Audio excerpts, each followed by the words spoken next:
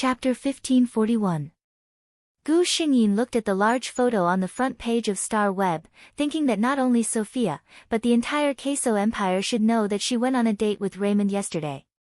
That photo was of her and Raymond at the plaza in the central city yesterday. After Prince Jonathan left, the two of them spent some time together there. That was probably when the photo was taken. In the large photo at the very top, the handsome man lowered his eyes and carefully held the eyes of the girl in his arms with an extremely cherishing gesture. Such a gesture made the cold atmosphere around him seem to have softened. And the petite girl was held in the man's arms. Only half of her delicate and fair side profile was revealed in the camera. Her beautiful facial contours and long golden fan-like eyelashes could be seen. It was clearly just a candid photo, but the atmosphere between the two of them was so harmonious and beautiful. Gu Xingyin looked at the photo with appreciation for a while and found that she was very satisfied. The photographer's skill was pretty good. She continued to scroll down and saw a few more photos. She raised her head slightly and reached out to touch Raymond's face. Raymond, who never allowed others to step into his territory, indulged the girl's behavior almost to the point of indulgence. There was also the way the two of them interlocked fingers, and the way Raymond personally bought a drink and handed it to her. Gu Xingyin looked and couldn't help but laugh. So this was how it was when she interacted with him. She continued to scroll down and saw the netizens' comments. Daylily, holy shit, it's blinding my dog eyes. This definitely isn't the Honorable Marshal Raymond I know. Blue, I agree with the previous poster. This definitely isn't the Honorable Marshal Raymond I know. Blue and white porcelain, this is the rumored tempered finger softness, right? It looks so blissful. The sofa is mine, so the Honorable Marshal also has such a gentle appearance. The interaction between the two is so warm. The Marshal really dotes on his wife. A cup of water is not water, although this photo is beautiful, the angle of the photo is bad. Can you let me see the Marshal's wife's complete appearance? Although it's only half of her face, I seem to see a peerless beauty. Lick screen a beauty in my arms, absolute beauty +1. Also, the person above, good luck to you. How dare you lick the beauty of the Marshal's wife? Scoundrels like us can only look up. A roll of toilet paper, admiring the beauty of the Marshal's wife. In addition, light a candle for the screen licking above. Ha ha ha ha. Gu Xingyin flipped through a few pages with great interest. As expected, Raymond's popularity was not just for show. The message had only been posted for less than half an hour, but there were already more than 100,000 comments. What kind of terrifying speed was this? No wonder he was called the nation's Prince Charming. Hey, Diana, are you still there? Sophia's voice came from the other end of the communicator. Gu Xingyin replied, yes, I'm reading the news you mentioned.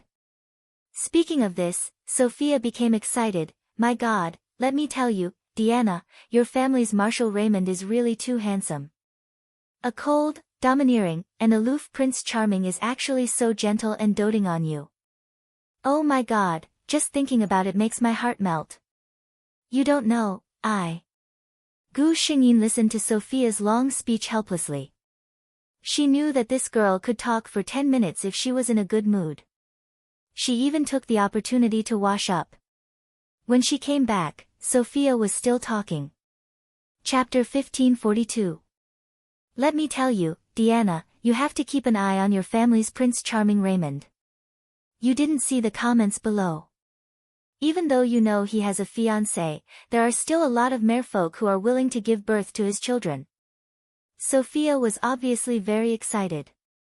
Gu Xingyin timely interrupted, don't worry, Sophia. I'm confident that he'll only love me.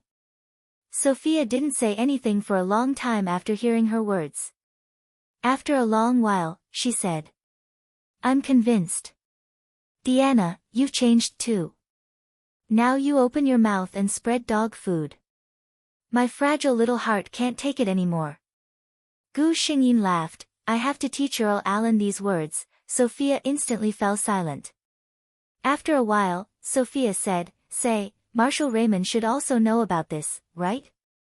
I wonder what his reaction will be if he finds out he's been photographed. Gu Xingyin thought to herself, he'll probably be very happy. She understood this man. He should be eager to announce their relationship to the entire empire in a high-profile manner, to tell everyone that she belonged to him. No matter how many worlds he had experienced, his possessiveness had never changed. Moreover, take today's photos as an example. Without Raymond's permission, the star web would never dare to put up their photos without his permission. It was just that she couldn't say these words to Sophia. She could only vaguely reply, I don't know. Sophia was obviously dissatisfied with this answer, but with her understanding of Gu Xingyin, she probably knew that she had just woken up. You're up and go eat early. See you at school this afternoon. The two of them were already adults. There was still one semester left in the Merfolk school.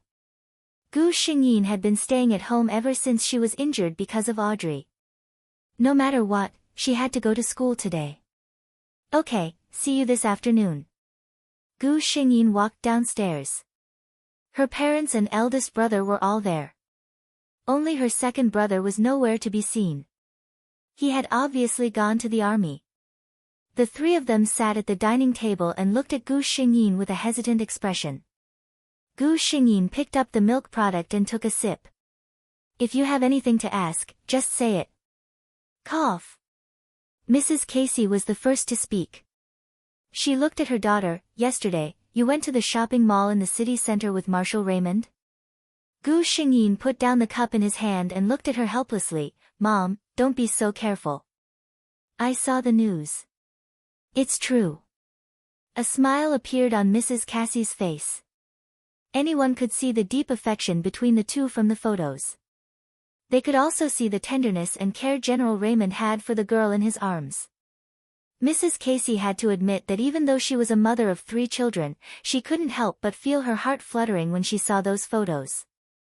She thought that at this moment, all the unmarried mermaids in the empire were probably wishing that she was the happy girl in Marshal Raymond's arms. Her impression of Marshal Raymond had also improved qualitatively in an instant. He had a good family background, he was capable, he was handsome, and he cherished Deanna so much. What was there to be picky about with such a son-in-law? Even the other 2 men in the family who were originally dissatisfied with Raymond were completely speechless. Chapter 1543. Mermaid School. A hover car stopped here. Today was the end of the school's monthly holiday. Naturally, many mermaids would be sent to school by their families. Uncle Jack was sitting in his small recliner, squinting his eyes leisurely in the sun. Suddenly, he noticed that the hairs on his body were standing on end. This was the sign of encountering a top expert. Uncle Jack pretended that nothing had happened and turned his head to take a look. However, this glance stunned him. Under an ordinary-looking hover car, the man who came out was a face that no one in the empire would be unfamiliar with. Raymond got out of the car and personally opened the door for Gu Xingyin. In fact, with current technology, the door could be opened automatically. But Raymond liked this kind of etiquette, which originated from the ancient Blue Star era. He felt that this could better reflect the importance he attached to his fiancée. Uncle Jack looked at the mermaid who came out of the car. Oh, it was Deanna, who often greeted him and loved to smile. Right, she seemed to be Marshal Raymond's fiancée. Old Jack continued to lie back, slowly thinking about the news he had seen a few days ago. It was said that the Raymond family had been preparing for a long time. They would wait until Deanna graduated, and then the two would get married. Due to the school rules of the mermaid school, Raymond did not enter the school. Old Jack could hear that he was telling the little mermaid something. Old Jack smiled knowingly. Young people, they had just been together, and it was inevitable that they would be reluctant to part. He could completely understand. Didn't he and the old woman go through the same thing in the past? Raymond finished what he was going to tell them. He leaned over and gently planted a kiss on Gu Xingyin's forehead. I'll pick you up at the end of the month. Since the news, the Leonard family had completely accepted this son-in-law, and Raymond had basically taken over the matter of picking up and sending Gu Xingyin. This could also be regarded as cultivating feelings. Then, old Jack heard the girl's cheerful voice, "Grandpa Jack, good afternoon." Old Jack smiled and waved at her, watching the girl's figure walk away. He inadvertently turned around and saw the marshal standing quietly at the school gate. His eyes were fixed on the white figure. It seemed that he would not leave until the person disappeared from his sight. Raymond seemed to have noticed old Jack's gaze as he glanced at him. He didn't say anything and only nodded slightly. Old Jack only grinned. A girl who was polite and kind would always have good luck. Old Jack mumbled to himself. Deanna and the marshal would be very happy. Time passed quickly. The days at the mermaid school were no different from usual. If there was a difference, it was that everyone knew that this was the last time they would be together. When the students met, they would smile at each other and occasionally have a meal together. Their relationship was much better than before. There were also some who were more mature and had already begun to learn how to socialize within the family. For example, Gu Xingyin, the wife of the future marshal, became the target that everyone wanted to curry favor with. Gu Xingyin felt a little sad about this change, but she knew that it was unavoidable. With her status, there was no need for her to consider so many things. It was better for them to continue their relationship as usual. For those who were only acquaintances, it was still better to be indifferent to them. Chapter 1544. The Mermaid School. The teachers watched as the students said goodbye to them one by one. They had been here for many years. After a while, they would have to go through such a farewell. It was a cycle. Although they were used to it, they still couldn't hide their sadness when it came to such a moment. After Gu Xingyin said goodbye to all her teachers, classmates, and friends, she walked to the man standing behind her. This day was the only time that outsiders were allowed to enter the school. The robots had already packed up everything and went home. Gu Xingyin only needed to leave with Raymond. Voices could be heard from behind him. Quite a few people had already recognized Redmond. Gu Xingyin couldn't help but sigh. With a fiancé like you, I really don't feel safe. I'm going to become the love rival of the whole empire. Raymond shook her hand, apparently amused by her words. He lowered his head, and his warm breath entered her ear. You have no love rival, Deanna. My heart will always beat for you. Gu Xingyin couldn't help but twitch her ears. She looked behind her and saw two mermaids looking at her with red faces. For a moment, she couldn't help but feel proud. So what if they were the love rivals of the empire? No matter how many people were jealous, they could only watch. Raymond looked at Gu Xingyin with a smile. She didn't hide her expression at all. He could easily see through her thoughts at the moment. It was obvious that her thoughts pleased him. The next step was to send Gu Xingyin home. When they got out of the car, Raymond suddenly grabbed Gu Xingyin's hand. Gu Xingyin looked at him with some confusion. Raymond looked at her deeply, his eyes full of joy. Deanna, my little mermaid. Very soon, you will become mine. Gu Xingyin knew what he meant.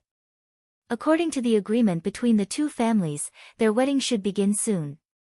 The Raymond family and the Leonard family. One had power, the other had money. The combination of these two families was the wedding of the century. The eager citizens of the empire finally saw the bride's full face on the live broadcast of the Star Web. As a result, the comments below changed from, "Lucky mermaid, Marshall, I'm willing to give birth to your child," to a large wave of, "Beautiful mermaids are all other people's, Marshall Raymond is so lucky, the angelic Marshall's wife." Interspersed with the comments. After the wedding, the live broadcast site actually received millions of comments.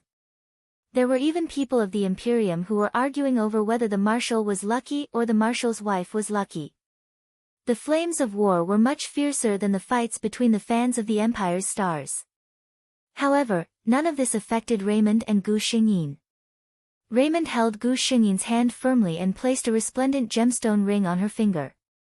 "I hope to use this ring to encircle you for the rest of your life," he said softly in her ear.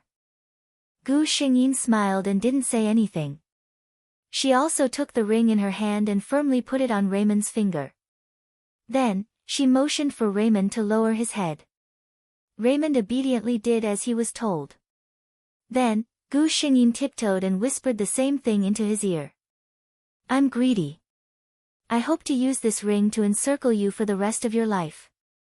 Chapter 1545. Ever since he was born, Dinok Raymond had been favored by the heavens. He was the heir of the Raymond family. His father was the leader of the Kaso Empire's military. His mother was from the richest family in the capital, the Leonard family. Needless to say, since Dinok was born, his physical attributes could be said to be perfect. Plus, he had inherited all the good points of his parents. Anyone who saw Dinok for the first time would say that he was like an angel from the ancient Blue Planet's records. But Dinok always had a little secret in his heart. He felt that his father didn't like him. Why? Every time his mother wanted to hug and kiss him, his father would stand up and sternly say, "The men of the Raymond family can't be coquettish. They can't be spoiled." Actually, he really liked his mother's soft and fragrant hugs. Little Dinok felt wronged. One day, he climbed up the fake mountain in the family's garden to think about life. Then, he accidentally fell asleep. He didn't know that his disappearance had turned the entire Raymond family upside down. He saw the family's servants looking for him in a hurry. And his father, who was always calm and indifferent, had a rare anxious expression on his face. He was worried about him. Dinok suddenly felt warm in his heart. Then, he climbed out of the fake mountain. If time could turn back, little Dinok swore that he would never climb out before his mother came home. Because when his worried father saw him, the anxiety on his face disappeared and was replaced with his usual coldness. The little guy instinctively felt that something was wrong and wanted to run. But how could he outrun his father? Dinok's butt blossomed. When Gu Xingyin came back at night, Dinok had already cried himself to sleep. In a daze, he seemed to hear his parents talking. "Such a small child, how could you be so cruel?" The gentle voice was his mother's, but it had a trace of complaint. Then, his father's voice sounded. It was different from the coldness of the day. When talking to his mother, his father's voice was always very gentle. "Diana, I can't be lax with Dinok. He is the eldest son of the Raymond family. In the future, he'll have to shoulder the entire Redmond family. He'll have to hold up the sky for his mother. He'll have to protect his younger siblings from the storm, and he'll also have to deal with the conflicts and threats from the outside world. If we spoil him now, we'll be harming him in the future." His mother's low voice could be heard. "I know, but such a small child. I feel uncomfortable just looking at him." Her father's calm voice seemed to be comforting her. "Our son can do it. Dinok is my pride and joy. He is also the child that I have poured my heart and soul into teaching. He has never let me down. He will be the strongest man in the empire in the future." Dinok didn't hear the rest of the sentence clearly as he fell asleep again. However, the stone that had been pressing down on his heart all this time suddenly disappeared. He was his father's pride and his mother's protection. So it wasn't that his father didn't like him. As Dinok fell into a deep slumber, he couldn't help but smile. He dreamed that he had become the most powerful man in the empire, even more powerful than his father. He would become the pillar of the Raymond family, just as his father had hoped. Chapter 1546. This was a story that couldn't be more ridiculous. The original owner, Zhong Yuji, lived in a very happy family. Her family was rich, but her parents' relationship was very good. They didn't have the disputes of other rich families. Zhong Yuji graduated from a famous university. She had a boyfriend with a good family background. Her boyfriend was very good to her. Zhong Yuji used herself as an example to tell others what it meant to be a winner in life. However, a car accident tore off all the concealment. Her mother's bones were not cold yet, and her father couldn't wait to bring a woman home. That woman also brought a daughter who was the same age as Zhong Yuji. And one. Zhong Yuji couldn't accept that her mother had just passed away for less than a month, and her father was preparing to remarry. She made a big fuss at home, but her father, who always loved her, scolded her. The woman who was brought home had a gentle temperament. She always stood softly by the side and never interfered in the matters between the father and daughter. And that An, like her mother, just stood on the side quietly. This attitude made her father feel that his daughter, who he had carefully raised, was actually so vulgar. This was not the biggest blow to Zhong Yuji. The most desperate thing was that once she woke up late and didn't go out. She just happened to hear her father and that woman talking. And Wen was the child of that woman and her father. What husband and wife love, the model of a rich family, it was all a joke. Her father, since they got married, loved someone else. He even had a child with another woman not long after he and her mother got married. She couldn't hold back and stood out to question them. In the end, her father only felt a little unnatural. After that, he said that he wanted An Wen to acknowledge her ancestors. He actually wanted to acknowledge that illegitimate daughter. No, perhaps in his heart, An Wen, this illegitimate daughter, was even more precious than his own daughter. Zhong Yuji ran out angrily. At this time, the only person she could think of was her boyfriend, Zhong Cheng. But when she drove to Zhong Cheng's apartment, what she saw was him hugging and kissing another woman. Gu Xingyin knew that woman. She was her good sister, An Wen.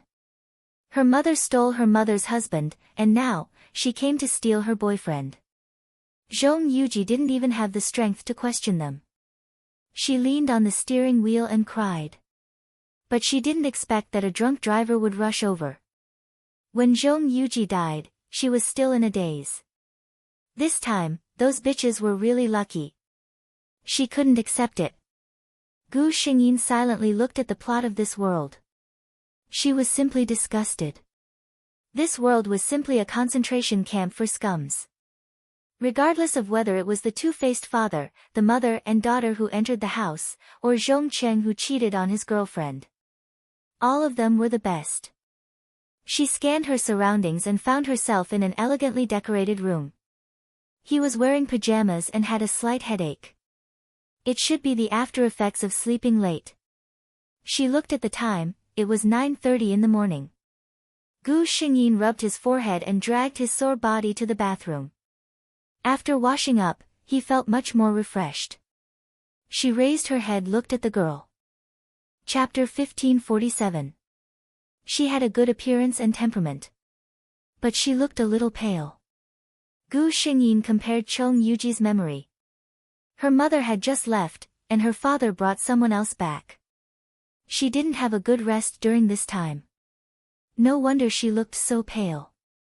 She tidied herself up, pushed the door open and walked out. Yen, you know that Rua just left. If I announce your and Wenwen's identity at this time, the woman standing in front of her father was obviously crying. But I followed you for no reason. I've been here for so many years. But what about Wenwen? She'll be laughed at by others. Gu Xingyin sneered in her heart. Now you know you'll be laughed at by others.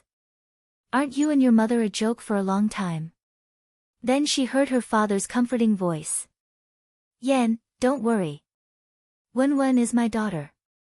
I won't let her be wronged. In the original plot, Zhong Yuji couldn't help but rush over to question the two when she heard this. But Gu Xingyin thought that Gu Xingyin was making a scene now. It was not a good thing for her. She recorded this quietly and then went back to her room. After a while, she walked out of the room again. This time, she saw the two people sitting on the sofa in the living room politely. Yuji, you didn't go out today? Father Chong asked. After graduation, Chong Yuji opened a fashion design studio with several of her friends. Usually, she would go there at this time. Gu Xingyin answered, I don't feel well. I won't go today. At this time, the woman sitting aside didn't speak. She called Yuji weakly. Gu Xingyin pretended she didn't hear it. She raised her wrist and looked at the watch. She said to Father Chong, I'll go out first. Father Chong didn't know what he wanted to prove in front of that woman. His face suddenly darkened. Your auntie An is greeting you. Chong Yuji, where's your upbringing? Gu Xingyin's face also turned cold. I don't remember my mother having any siblings. Where did this aunt come from? She tilted her head and looked at the woman sitting on the sofa who seemed to be at a loss. My mother hasn't even passed away for 100 days, and you can't wait to welcome such a person into the house. I don't care if you want to raise this plaything, but if you want me to treat it respectfully like an elder, no way. Her expression was filled with endless resentment. She's just a shameless woman. Who does she think she is? The blood drained from An Yan's face after hearing those words. In fact, she had seen Chong Yuji's mother many years ago. At that time, Chong Yuji's mother was still a high and mighty young lady. She lived wantonly and ostentatiously. When she saw Chong Yuji, she also looked at her with disdain. Now, more than 20 years had passed, and her daughter was still looking at her with the same gaze. Her fingernails dug into her palms as she told herself to endure. She had endured for more than 20 years. What did she rely on to stay with Chong Mingang all the time? Wasn't she gentle and considerate? Now she finally killed Chong Mingang's first wife. Wasn't she just a spoiled young lady in her 20s? She could still trample her under her feet. Chapter 1548. So she didn't say anything when she heard that. She just sat on the sofa with a pale face and cried silently. In Chong Mingang's eyes, this made his heart ache. In his heart, this woman had been a mistress for more than 20 years. Now that his wife had died, he wanted to take her back. What was wrong with that? Why did Yuji become like this? Didn't she understand his difficulties as a father at all? But Chong Mingang had never thought about how much he had done to his deceased wife and innocent daughter. How much he had gone overboard. He glared at Gu Xingyin and said, "What are you talking about? Why don't you apologize to Antian?" Gu Xingyin knew that Chong Mingang didn't dare to do anything to Zhong Yuji. Zhong Yuji's mother, Lu Qinghe, was the daughter of the Lu family. The Lu family was more powerful than the Chongming family in the capital. He couldn't wait to take An Yan and her daughter back after Lu Qinghe died. This already made the Lu family very unhappy. If there were rumors that he treated Zhong Yuji badly, the Lu family would make trouble. Gu Xingyin knew this, so she directly talked to An Yan. She just wanted to let this woman know that even if she married into the Zhong family, so what? She couldn't get what she shouldn't get. Gu Xingyin slowly tidied up her hair and said to her father, "Father, if you don't want me to say something worse, don't provoke me. I will never be able to live in peace with this woman." After saying that, she walked out of the door, completely ignoring how angry her father was behind her. To say something unfilial, that kind of man wouldn't shed a tear even if he was angered to death. After Gu Xingyin left, An Yan covered her mouth and burst into tears as if she could not hold it in any longer. Women like her knew what kind of crying could make a man pity her the most. Sure enough, her father quickly began to comfort her. "Ah, Yan, don't be sad. Yuji has been spoiled by me and her mother since she was young. She has a bad temper.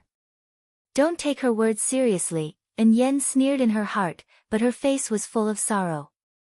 "I really didn't know. Yuji, she actually hates me so much. Otherwise, I'd just move back." Although she said this, she was certain that Chong Mingang would definitely not agree. If she really moved out, wouldn't it mean that he, the head of the family, actually compromised with his daughter? For a man like Chong Mingang who cared a lot about his reputation, this was absolutely intolerable. As expected, Chong Mingang immediately got angry. "Don't mention this again. Don't worry, Ah Yan, with me here, no one will dare to make you leave this house." And Yan was so touched that she snuggled into his arms. Gu Xingyin didn't even let the system monitor what happened after that. She didn't even need to think to know what the two of them would talk about. She didn't want the system to tell her anything to disgust her. She didn't go to her own fashion design studio. Instead, she drove to her boyfriend Zhong Cheng's apartment. Zhong Yuji and Zhong Cheng could be considered as close friends. They were recognized as a golden couple. In the eyes of outsiders, Zhong Cheng loved his girlfriend Zhong Yuji like a treasure. Like a treasure. He loved his girlfriend like a treasure, but in the blink of an eye, he was with another woman. Gu Xingyin sneered. And Wen was her mission target. But she never thought that this woman would be a threat to her. Because she still had a big secret in her hands. Chapter 1549. The big secret was that Wen wasn't Zhong Minggang's daughter at all. To be honest, Gu Xingyin was shocked when she knew about it. Zhong Minggang treated the mother and daughter as his treasures and was touched that Yen stayed outside for more than 20 years for him and raised his daughter alone. But he didn't know that Wen had already cheated on him more than 20 years ago. In the original plot, after Zhong Yuji died in a car accident, the Lu family couldn't take it anymore and directly went to question Zhong Minggang. At that time, they expressed their doubts about Wen's identity, and Zhong Minggang naturally denied it. But the Lu family had always been tough, and they directly dragged Wen to do a paternity test. The result was completely out of everyone's expectations, and Wen and Yen were not related. When Gu Xingyin saw this, she was even curious about the expression on Zhong Minggang's face at that time. She always thought that the lover who treated her with all his heart actually had an affair with someone else long ago, and even the child wasn't hers. Thinking of this, she couldn't help but laugh. No matter what, she was happy as long as this kind of person was unhappy. Soon, they arrived at Zhong Cheng's apartment. As a typical rich second generation, Zhong Cheng's apartment was located in a high-end residential area in the city. Gu Xingyin parked the car by the side and walked towards the destination. Before she arrived downstairs, she saw the young man and woman who were pulling each other. The two seemed to be arguing about something. The woman was more emotional, and the man was softly coaxing something. Anyone who saw it would think that this was a young couple who was at odds with each other, not a man with a fiancée and his fiancée's illegitimate sister. Gu Xingyin continued to walk forward as if she didn't see it. Zhong Cheng and Wen were both emotional and didn't notice her at all. When Gu Xingyin was almost beside the two of them, Wen said something and Zhong Cheng pulled her into his arms and kissed her passionately. Gu Xingyin saw this scene and stopped to think for a while. Fortunately, Zhong Cheng had always been the one who took the initiative in the relationship between Zhong Yuji and Zhong Cheng.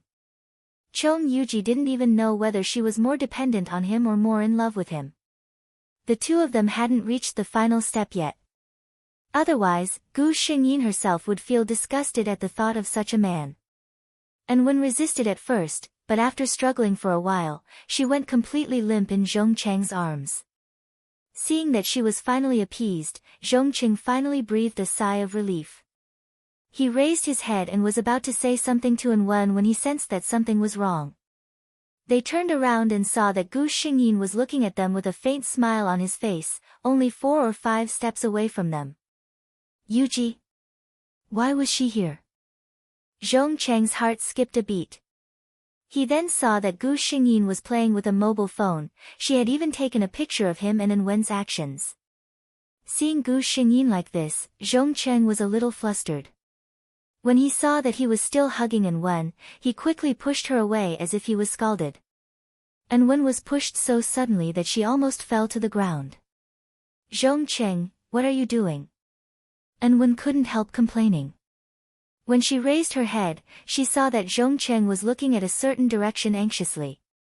She raised her head subconsciously and saw the woman she hated most in her life.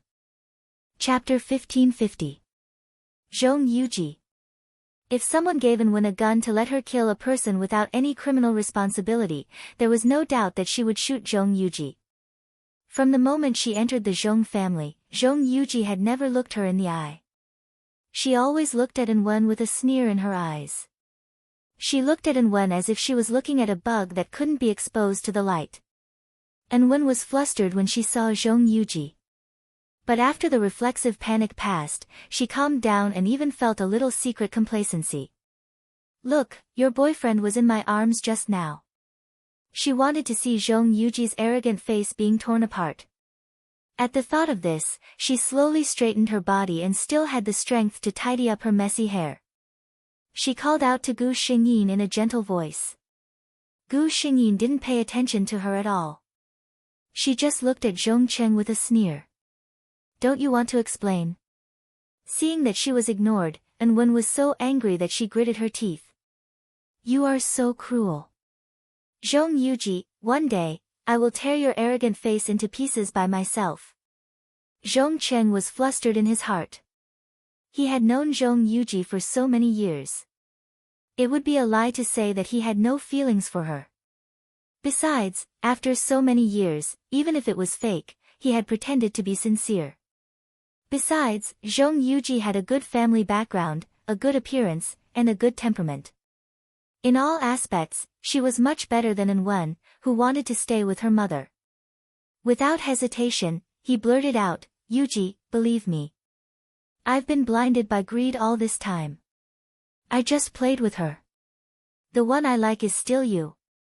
An Wen, who was also waiting for his answer, almost broke her teeth when she heard that. Played. It turned out that in Zhong Cheng's heart, those sweet words and intimate interactions were just for fun. Her eyes became cold. Sure enough, her mother was right. Men were all cheap bones. What they said could never be taken seriously. Her expression was noticed by Gu Xingyin, who noticed it from the corner of her eye. She looked at Zhong Cheng without batting an eyelid. Play. Hearing her tone, Zhong Cheng thought that she was still hesitating. At this moment, he only wanted to please Gu Xingyin and make her believe his words. It was not easy to find such a good girlfriend. Chong Yuji was Chong Minggang's only daughter. If there were no accidents in the future, the Chong family's business would be hers. Moreover, her grandfather was from the Lu family. If the Zhong family could get the support of the Lu family in the future, thinking about how the Chong family had grown in just a few decades, Zhong Cheng's heart burned with passion. He definitely had to coax Yuji. Thinking of this, Zhong Cheng hurriedly nodded, that's right, Yuji. You know that I've always only had you in my heart. I'm really just playing with her. Think about it. How can an unpresentable daughter of a mistress be compared to you? Gu Xingyin looked at An Wen's pale face with satisfaction. This feeling isn't bad, right? An Wen. The man who tried so hard to snatch from me only treated you as a plaything to play with. She was too lazy to tear it up herself, because she knew that someone would tear it up for her. Gu Xingyin, who had seen enough of the drama, withdrew her gaze and looked at Zhong Cheng, who was looking at her with expectation. Under Zhong Cheng's gaze, she said slowly, oh, you're just playing with her. What does that have to do with me? Chapter 1551. Gu Xingyin coldly looked at Zhong Cheng, who was looking at her in disbelief. She smiled coldly. Whether you really love her or play with her, what does it have to do with me? Zhong Cheng felt bad. He still wanted to say something to save the situation, but Gu Xingyin didn't want to give him another chance. Zhong Cheng, do you think that after I see this kind of thing, you can easily apologize and this matter will be over? Gu Xingyin stared at his face with sarcasm. Zhong Cheng, I'm not so cheap. After saying that, she turned around and looked at An Wen, who was standing aside obediently with her head down. This woman should be secretly happy when she heard what she said just now, right? Gu Xingyin looked at her impatiently. And you, An Wen. Your mother is shameless to be the third party in other people's marriage. As a daughter, you have got the essence of her and come to steal my boyfriend. She took 2 steps toward An Wen. Under her aggressive momentum, An Wen couldn't help but take 2 steps back. Gu Xingyin saw this and stopped. However, An Wen, do you really think that Zhong Cheng will marry you in the future after being with you? Don't be too naive. Sometimes, a person should know her own identity. What the Zhong family needs is a daughter-in-law who can help their family to a higher level, not a... Gu Xingyin looked at her from head to toe and smiled ambiguously. You don't even know your father, a burden. An Wen's face turned pale. She suddenly raised her head and stared at Gu Xingyin. She stared at her and said, shut up. Zhong Yuji, shut up. The problem of her birth had always been her pain. She didn't know who her father was since she was a child. When she was a child, she also asked her mother and even resented her. But no matter what, she couldn't escape that she was born out of wedlock and didn't even have a father. Seeing her like this, Gu Xingyin really didn't continue. She turned her head to look at Zhong Cheng, who was standing motionlessly at the side, and sneered, "Look, this is the man you found. Even if I trample you to death here, believe it or not, he won't have the guts to come out and stop me." And Wen's mouth moved, but she couldn't refute. Yes, if she had a conflict with Zhong Yuji now, according to what Zhong Qing said just now, it was hard to say who he would help. And Wen suddenly felt powerless. However, Gu Xingyin glanced at the two of them and said, "However, I'm in a good mood today. I wish you all the best. May you be infertile and have many children and grandchildren." After she finished speaking, she did not pay any attention to the two people behind her who were dumbstruck and resentful, and slowly left. No one noticed that in a car not far from here, someone had seen this scene from beginning to end. The man looked at the back of the leaving figure, and then looked at the two people who were standing there awkwardly. "I remember that second brother seems to have a cooperation with the Zhong family." His face was hidden in the shadow, so it couldn't be seen clearly. But judging from the voice, the owner of the voice was very young. Another person in the car answered, "Yes, third master." He didn't speak again, and the black car left quietly. And Wen took the lead to break the silence between the two people. She thought for a while and felt that since she had offended Zhong Yuji, she couldn't leave Zhong Qing behind. Chapter 1552. And Wen stammered as she looked at Zhong Cheng. Her eyes were filled with endless grievances. Zhong Cheng had been standing there in a daze. Only now did he come back to his senses. He looked at An Wen, who was approaching him, and he couldn't help but take 2 steps back. The way he looked at An Wen was as if he was looking at something dirty. "Don't come over." He looked at An Wen with disgust. "Tell me, did you do it on purpose? Did you deliberately approach me to destroy the relationship between Yuji and me?" Zhong Qing regretted it very much. If he had known earlier, he would have held back before An Wen approached him. No matter what, he couldn't cause any trouble before he got married. He knew about the Chong family. Of course, he also knew about An Wen's identity. Originally, he didn't like An Wen at all in his heart, but this woman was sensible and had a gentle personality. She could satisfy his masculine desires very well. In this aspect, Zhong Yuji, who had always grown up like a rich young lady, couldn't compare. Therefore, Zhong Qing thought that since Yuji didn't know, he would play with An Wen. When they were about to get married, he would break up with her. However, he didn't know that there was a kind of woman who couldn't be broken up with when you wanted to. Moreover, An Wen's purpose was not simply to be a mistress who couldn't see the light of day. An Wen looked at Zhong Cheng in disbelief. It was as if at this moment, she really saw Zhong Cheng's true colors. Although she had some thoughts of seducing this man to get close to him. However, this kind of thing couldn't be done with a slap. When nothing happened, he was obedient to her. However, when Zhong Yuji came, he threw all the responsibility to her. Listening to the meaning of Zhong Cheng's words, he wanted to cut ties with her. How could there be such a beautiful thing in the world? And when sneered in her heart, but on the surface, she pretended to be helpless.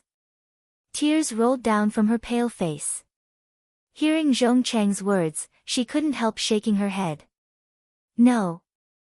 It's not like that. I've never thought of coming between you and elder sister Yuji." And Wen cried and said, "I know my identity and I know that it's impossible for me to marry you.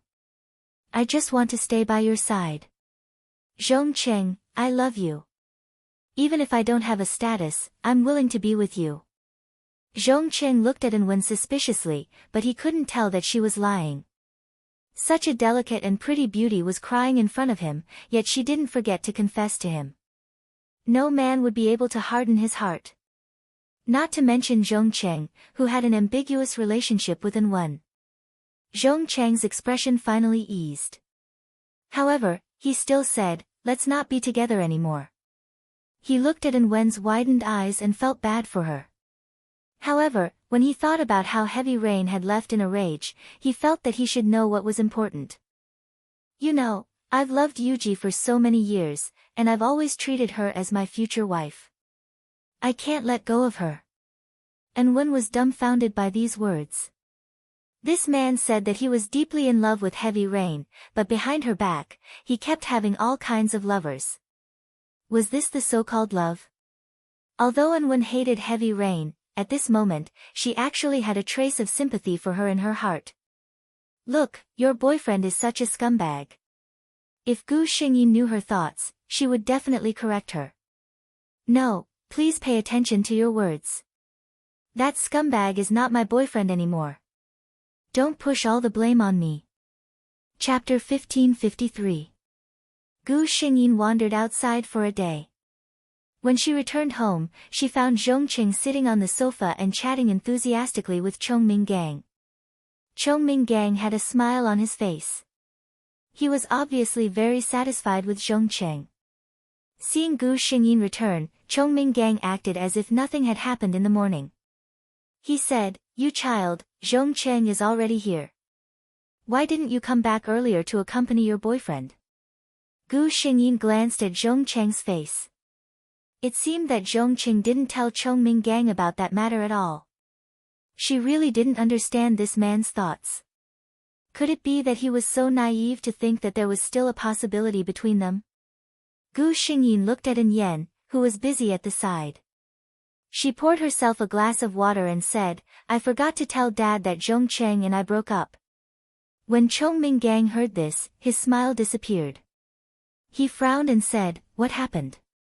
He turned to look at Zhongqing. Zhongqing's expression was a little awkward.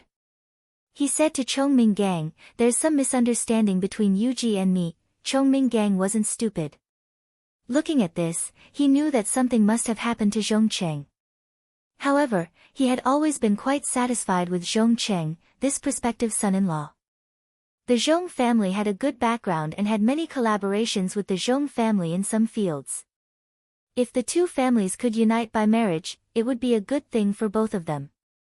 Gu Xingyin slowly sat down on another sofa. "Please pay attention to your words, Mr. Zhongqing. There's no misunderstanding between us. I saw it clearly with my own eyes." Chongming felt that his daughter's attitude was a little aggressive. He said unhappily, "Yuji, it's normal for young couples to have small problems. Look at Zhongqing's good attitude. You should try to talk to him. There's nothing that can't be solved." Gu Xingyin placed the cup in her hand heavily on the glass coffee table. She looked at Chongming with a mocking expression. "Father, aren't you going to ask me why I broke up with him? Or should I say that no matter what he did to me, as long as he is the young master of the Zhong family, I have to forgive him and then rob him of a happy marriage?" She finally knew that there were some people that you didn't have to give them any face at all. Otherwise, they would really be able to whitewash the situation and pretend that nothing had happened. Chongming felt that his daughter had been going overboard recently. In the past, Yuji was not so rebellious. His face darkened. "Is this how you talk to your father?" Unfortunately, Gu Xingyin was not afraid of him at all. She smiled and said, "Do you know what I saw when I went out to look for him today?" She reached out and pointed at Zhongqing. Zhongming looked at Zhongqing suspiciously. He still understood his daughter. If it wasn't something that she couldn't tolerate, her reaction wouldn't be so big. Gu Xingyin's tone was nonchalant. "My boyfriend and that woman, An Wen, are locked in a kiss." Zhongqing was completely embarrassed. He forced a smile and said, "Yuji, we don't have to do this here, please call me Miss Chong." Gu Xingyin interrupted him. "Don't make it seem like we're very familiar with each other." Chongming face also turned green and white. If it was an ordinary affair, it would be fine, but the object of the affair was An Wen. Chapter 1554. Chongming knew how much Gu Xingyin disliked the An family's mother and daughter. No wonder she had such a big reaction. This Zhongqing was really something. He clearly knew that An Wen was Yuji's sister in name, but he couldn't help but glare at Zhongqing. Zhongqing smiled bitterly. He knew that in this world, there was no father who could tolerate his daughter being treated like this. That was why he came early today, hoping to leave a good impression in Chongming's heart. However, if Gu Xingyin didn't cooperate, nothing could be discussed. Gu Xingyin felt that this man was really despicable. She had already said it so clearly, but Zhongchen could still act like this. This man, didn't he know how to write the word shame? Taking a step back, even if Zhongchen was shameless and dared to appear in the Zhong family, Gu Xingyin didn't have the time to waste on him. She stood up directly. I'll say it again. You and I are over. There's no possibility. Don't come to the Zhong family anymore. I feel disgusted just looking at you. Zhong Chang's expression became very ugly. He felt that he had already put down his face and dignity to beg Gu Xingyin for forgiveness.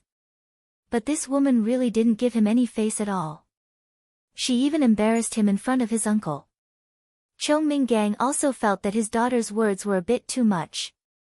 Yuji. He shouted her name loudly, indicating for Gu Xingyin to restrain herself. Gu Xingyin ignored him and turned to look at Zhongcheng. Do you find my words unpleasant? Then you have two choices. First, get lost from my side. I won't be able to see you, so I'll be in a good mood and won't scold you. Second, go find your gentle-and-win lover, right? For a woman like her, no matter what you do, she will still love you tenderly. She glanced at An Yen, who had been cleaning the stairs, and sneered. Mother and daughter are the same. They don't feel comfortable if they don't seduce other people's men. You. Chong Minggang was furious. He raised his hand high, as if he wanted to slap her. Gu Xingyin was not afraid at all. Father, you find my words unpleasant and want to teach me a lesson? I didn't say a single word of falsehood from beginning to end.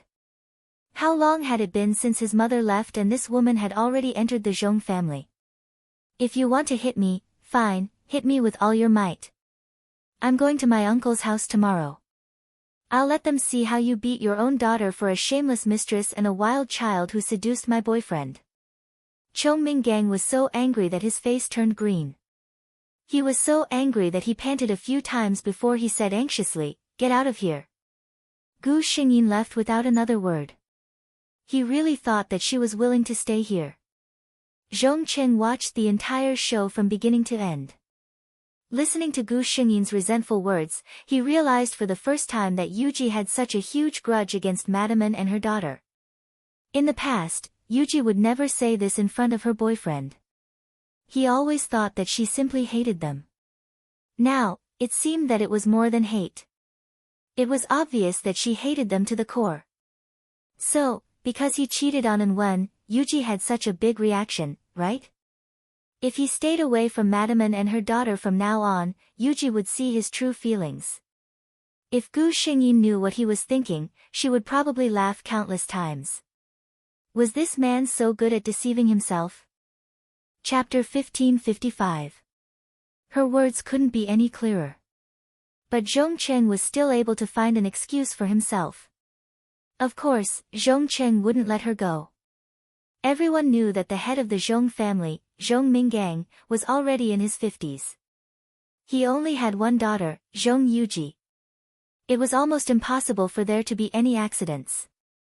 Everything in the Zhong family would be Zhong Yuji. If an ordinary person married her, they would have at least a few decades less to struggle.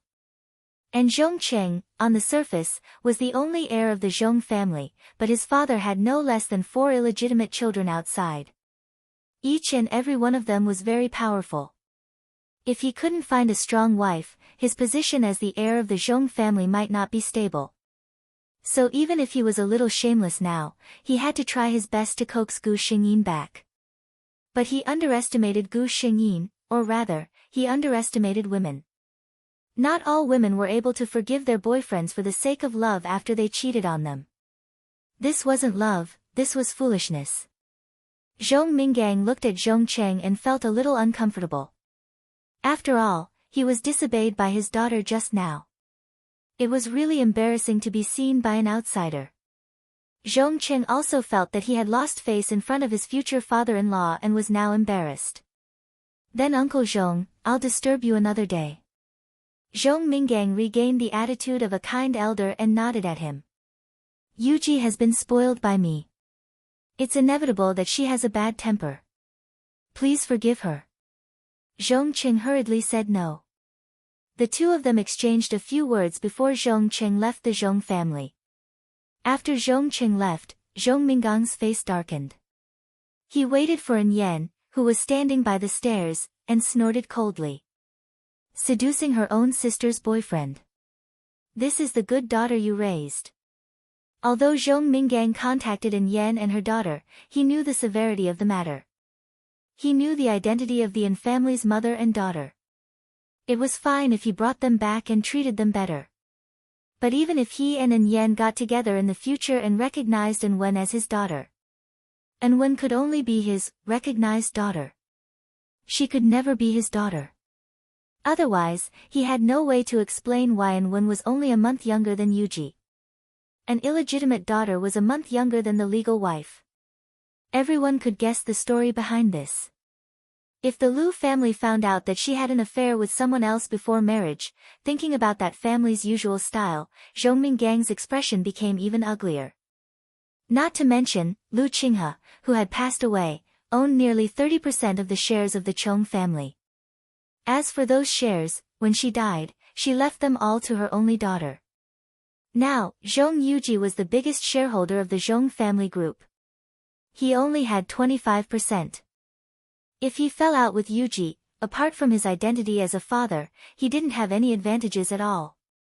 The more he thought about it, the more upset he felt. He couldn't do anything to Zhong Yuji, so he could only vent his dissatisfaction on An Yan. An Yan was now in her 40s, but she took good care of herself. All these years, Zhong Minggang had never mistreated her in terms of money, so she looked like she was in her 30s. When she heard Zhong Minggang's question, her heart ached. She was not without resentment. She followed Chong Minggang when she was young. At that time, this man had said that he needed the power of the Lu family, so he had to marry Lu Qinghe, but he still loved her. When everything stabilized, he would divorce Lu Qinghe and marry her. Because of this sentence, she had waited for him for more than 20 years. Chapter 1556. She had been with this man for more than 20 years without any status. She had been looked at strangely by the people around her. Her daughter had cried and asked her why she didn't have a father when she was young. She had endured it. She had endured for more than half of her life, and finally, Lu Qinghe had died. She thought that she had finally seen the light, but she didn't expect that she had entered the Zhong family. But as a mistress who couldn't be seen by others. Her Wenwen had also entered the Zhong family, but she couldn't become Zhong Minggang's daughter. If this was the only result, why did she wait for more than 20 years? To put it bluntly, after more than 20 years, no matter how deep the feelings were, they were almost gone now. What An Yan wanted now was not the illusory and unreliable love. What she wanted was real, something that could bring her status, and benefits. But if she was in such an awkward situation now, if something happened to Zhong Minggang in the future, the Zhong family's property would completely belong to Zhong Yuji alone.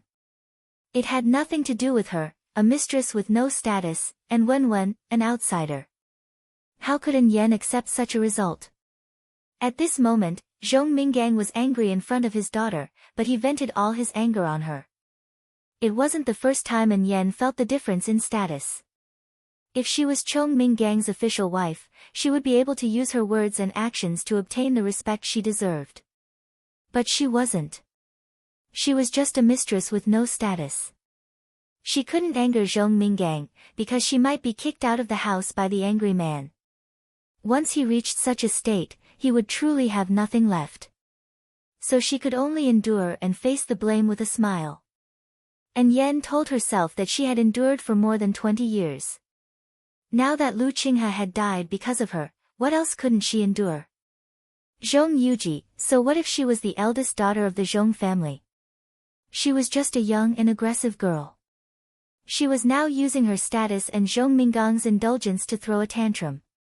When she became Zhong's wife, An Yan's eyes flashed with coldness.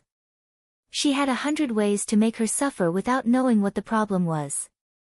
Seeing An Yan's submissive manner, Zhong Minggang also realized that his tone wasn't very good.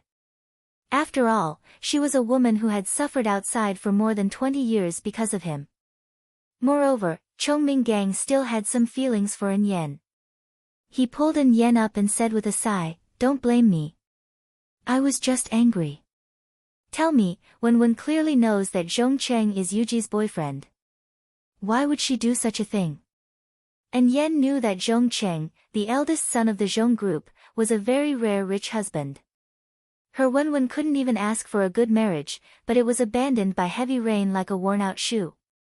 An Yan closed her eyes and leaned on Zhong Minggang. She said tentatively, "I think Mr. Zhong seems to like Wen.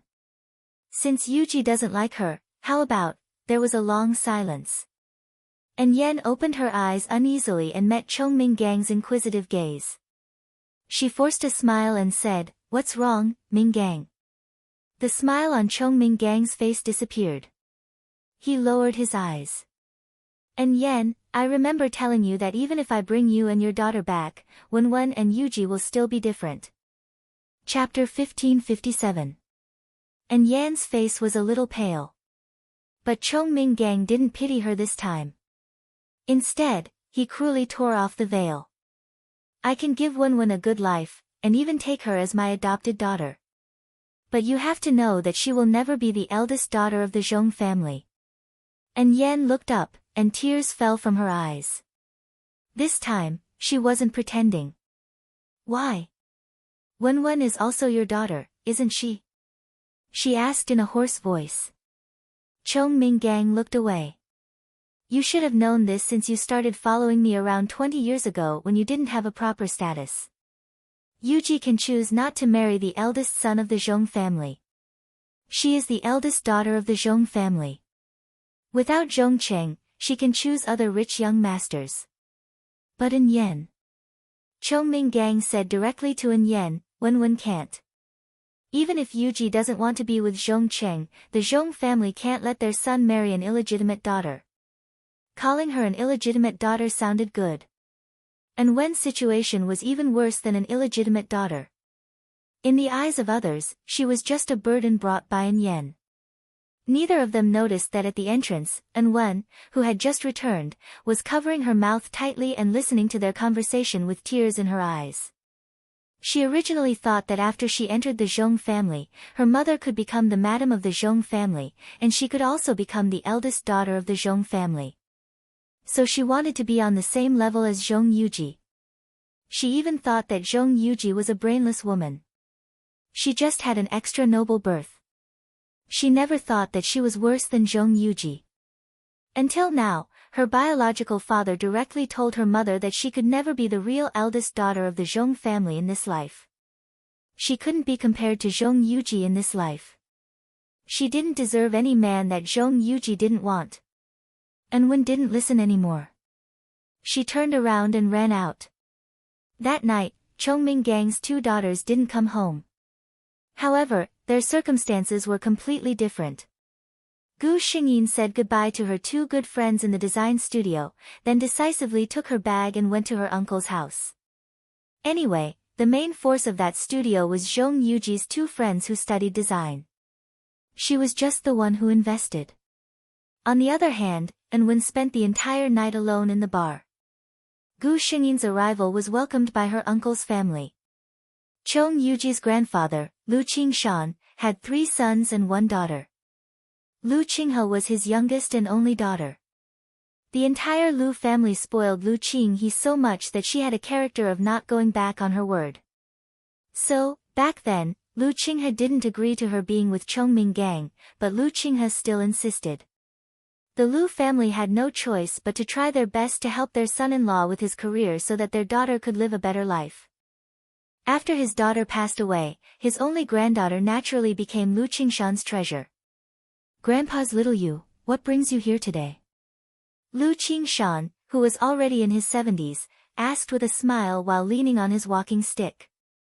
If it was the old Zhong Yuji, in order not to let grandpa and uncle's family worry about her, she would keep it to herself.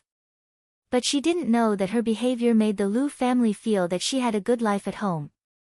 Although they were very dissatisfied with Chongming Gang, they couldn't say anything for the sake of their granddaughter. Gu Xingyin wasn't the kind of person who would suffer losses silently. Chapter 1558. If she didn't show it in front of her family members who really cared about her, who would know? Therefore, as soon as her grandfather asked this, Gu Xingyin's eyes immediately turned red. She didn't cry, but this forced appearance of wanting to cry made people feel even more sorry for her. In particular, the Lu family had always known that Zhong Yuji's character was very strong. They had never seen her cry more than a few times since she was a child. What's wrong with Yuji? Before Lu Qingshan could speak, his eldest daughter-in-law, Zhong Yuji's eldest aunt, asked very sadly. Speaking of the Lu family, it was strange. Lu Qingshan's 3 sons were all born with boys. In the 3rd generation, there was not a single girl. Other families were worried about not having a male heir, but their family was the only one who wanted to give birth to a female child. But it was a pity that Lu Qingshan had no hope of having a granddaughter. He could only wait and see if he could look forward to having a great-granddaughter. Lu Qinghe was very homesick. When she was alive, she would bring Zhong Yuji back to the Lu family almost every month. Zhong Yuji's uncles and aunts could be said to have watched her grow up, so naturally, they felt very sorry for her. Gu Xingyin listened to her eldest aunt's words, and her heart ached. She slowly told her what had happened during this period of time. In particular, she mentioned that she heard her father say that An-wen was her biological daughter, and that An-wen and her boyfriend, Zhong Sheng, were together. After hearing the last part, the faces of several people in the living room turned cold. It's simply too much. Lu Qingshan slammed his crutch on the ground twice. His gaze turned to Gu Xingyin's face, and his anger turned into heartache. You child, such a big thing. Why didn't you tell us? Zhong Yuji lowered her head and covered her face. I didn't know. I didn't want to trouble myself, and I didn't know what to do. Eldest aunt looked at her like this, and her heart ached. She walked over and gently hugged Gu Xingyin into her arms. Don't be sad. Uncle, auntie, and grandfather all love you dearly.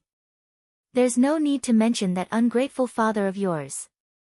Eldest aunt's family was in the military, so her words and actions were much more straightforward than the average person. Lu Qingshan looked at his granddaughter's lowered head and was silent for a moment. He looked at his eldest son who was also angry. Go, call your brothers back. He lived with his eldest son.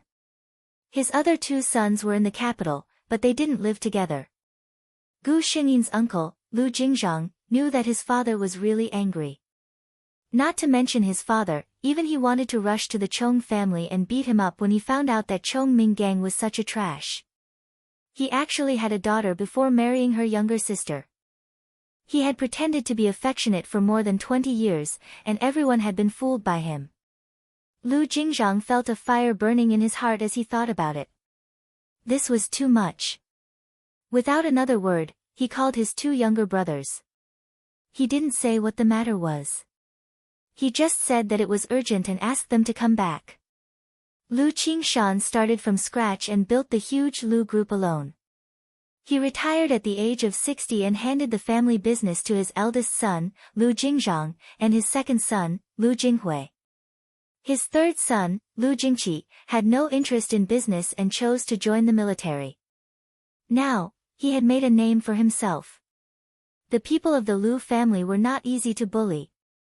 After receiving the call from their eldest brother, although they didn't know what had happened, the 2 brothers of the Lu family rushed back as soon as possible.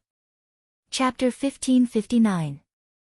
The 3 brothers of the Lu family each had their own prospects. They were not at all like those other families, who fought to the death for the sake of property. When Lu Jinghui and Lu Jingqi came, they brought their wives because they didn't know what was going on. The 2 brothers arrived almost at the same time. Big brother, what's the matter? Third brother Lu Jingqi was a straightforward person. He asked as soon as he came in. Lu Jingzhang didn't say anything. It was Gu Xingyin's first aunt who told him what happened just now. Outrageous. Lu Jingqi's face was livid. When little sister chose Chongming Gang, I didn't agree.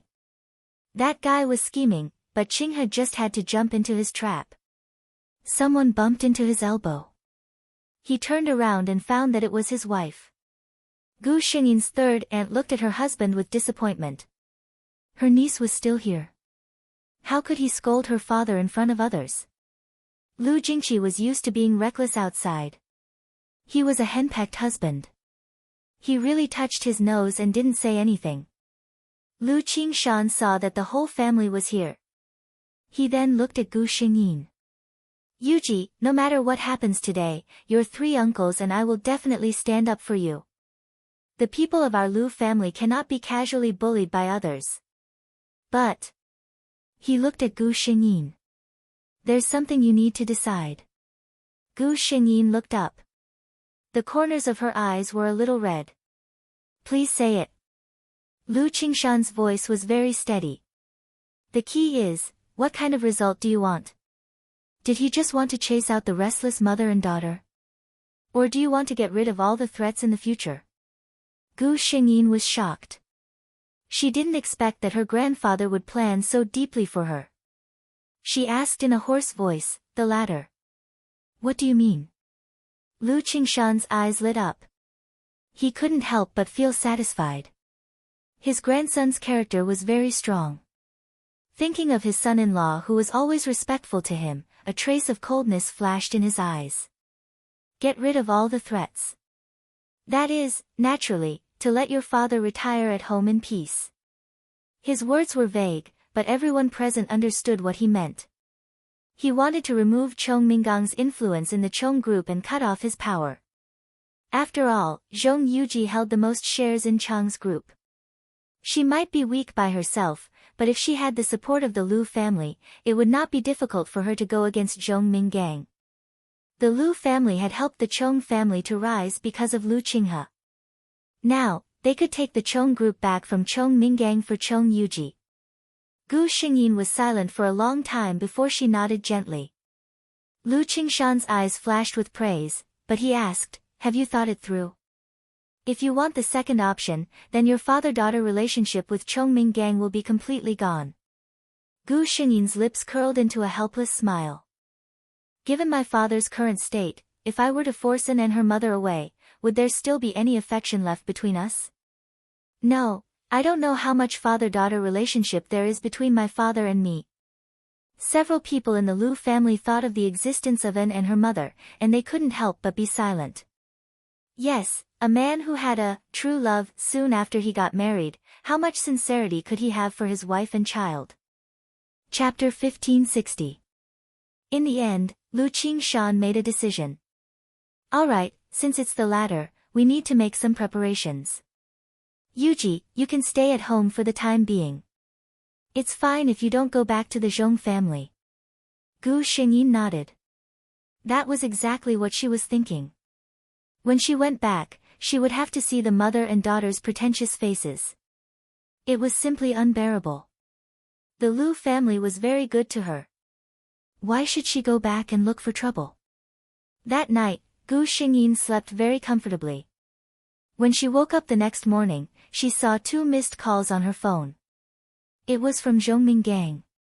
Gu Xingyin glanced at it casually and didn't plan to pick it up. But just as she was about to go out, her phone rang again. She picked it up. Hello. Zhong Minggang's angry voice came through. Where did you go? Why didn't you tell me you were coming back? Gu Xingyin sneered. Didn't you tell me to get lost? I'm at Grandpa's house now. I don't plan to go back for the time being. After saying that, she hung up and set the phone to silent mode. Zhong Minggang heard the busy tone on the other side and was so angry that he almost threw the phone in his hand. He looked at An on the sofa. This woman was drunk. Not only did she reek of alcohol, but her clothes were also torn. A string of red marks could be seen from her neck to her collarbone. One could imagine how intense the battle last night was. Zhong Minggang was about to go to work early in the morning when he saw An like this outside the door. God knows how much he wanted to throw this woman out in an instant. She went out alone in the middle of the night, drunk, and had a one-night stand with someone else. Was this something that his daughter could do? No girl with self-respect would do such a thing. Zhong Minggang immediately thought of his eldest daughter who also didn't come back for the night. He was more worried about this. And Wen was fine. She was an illegitimate daughter anyway. Not many people knew about it.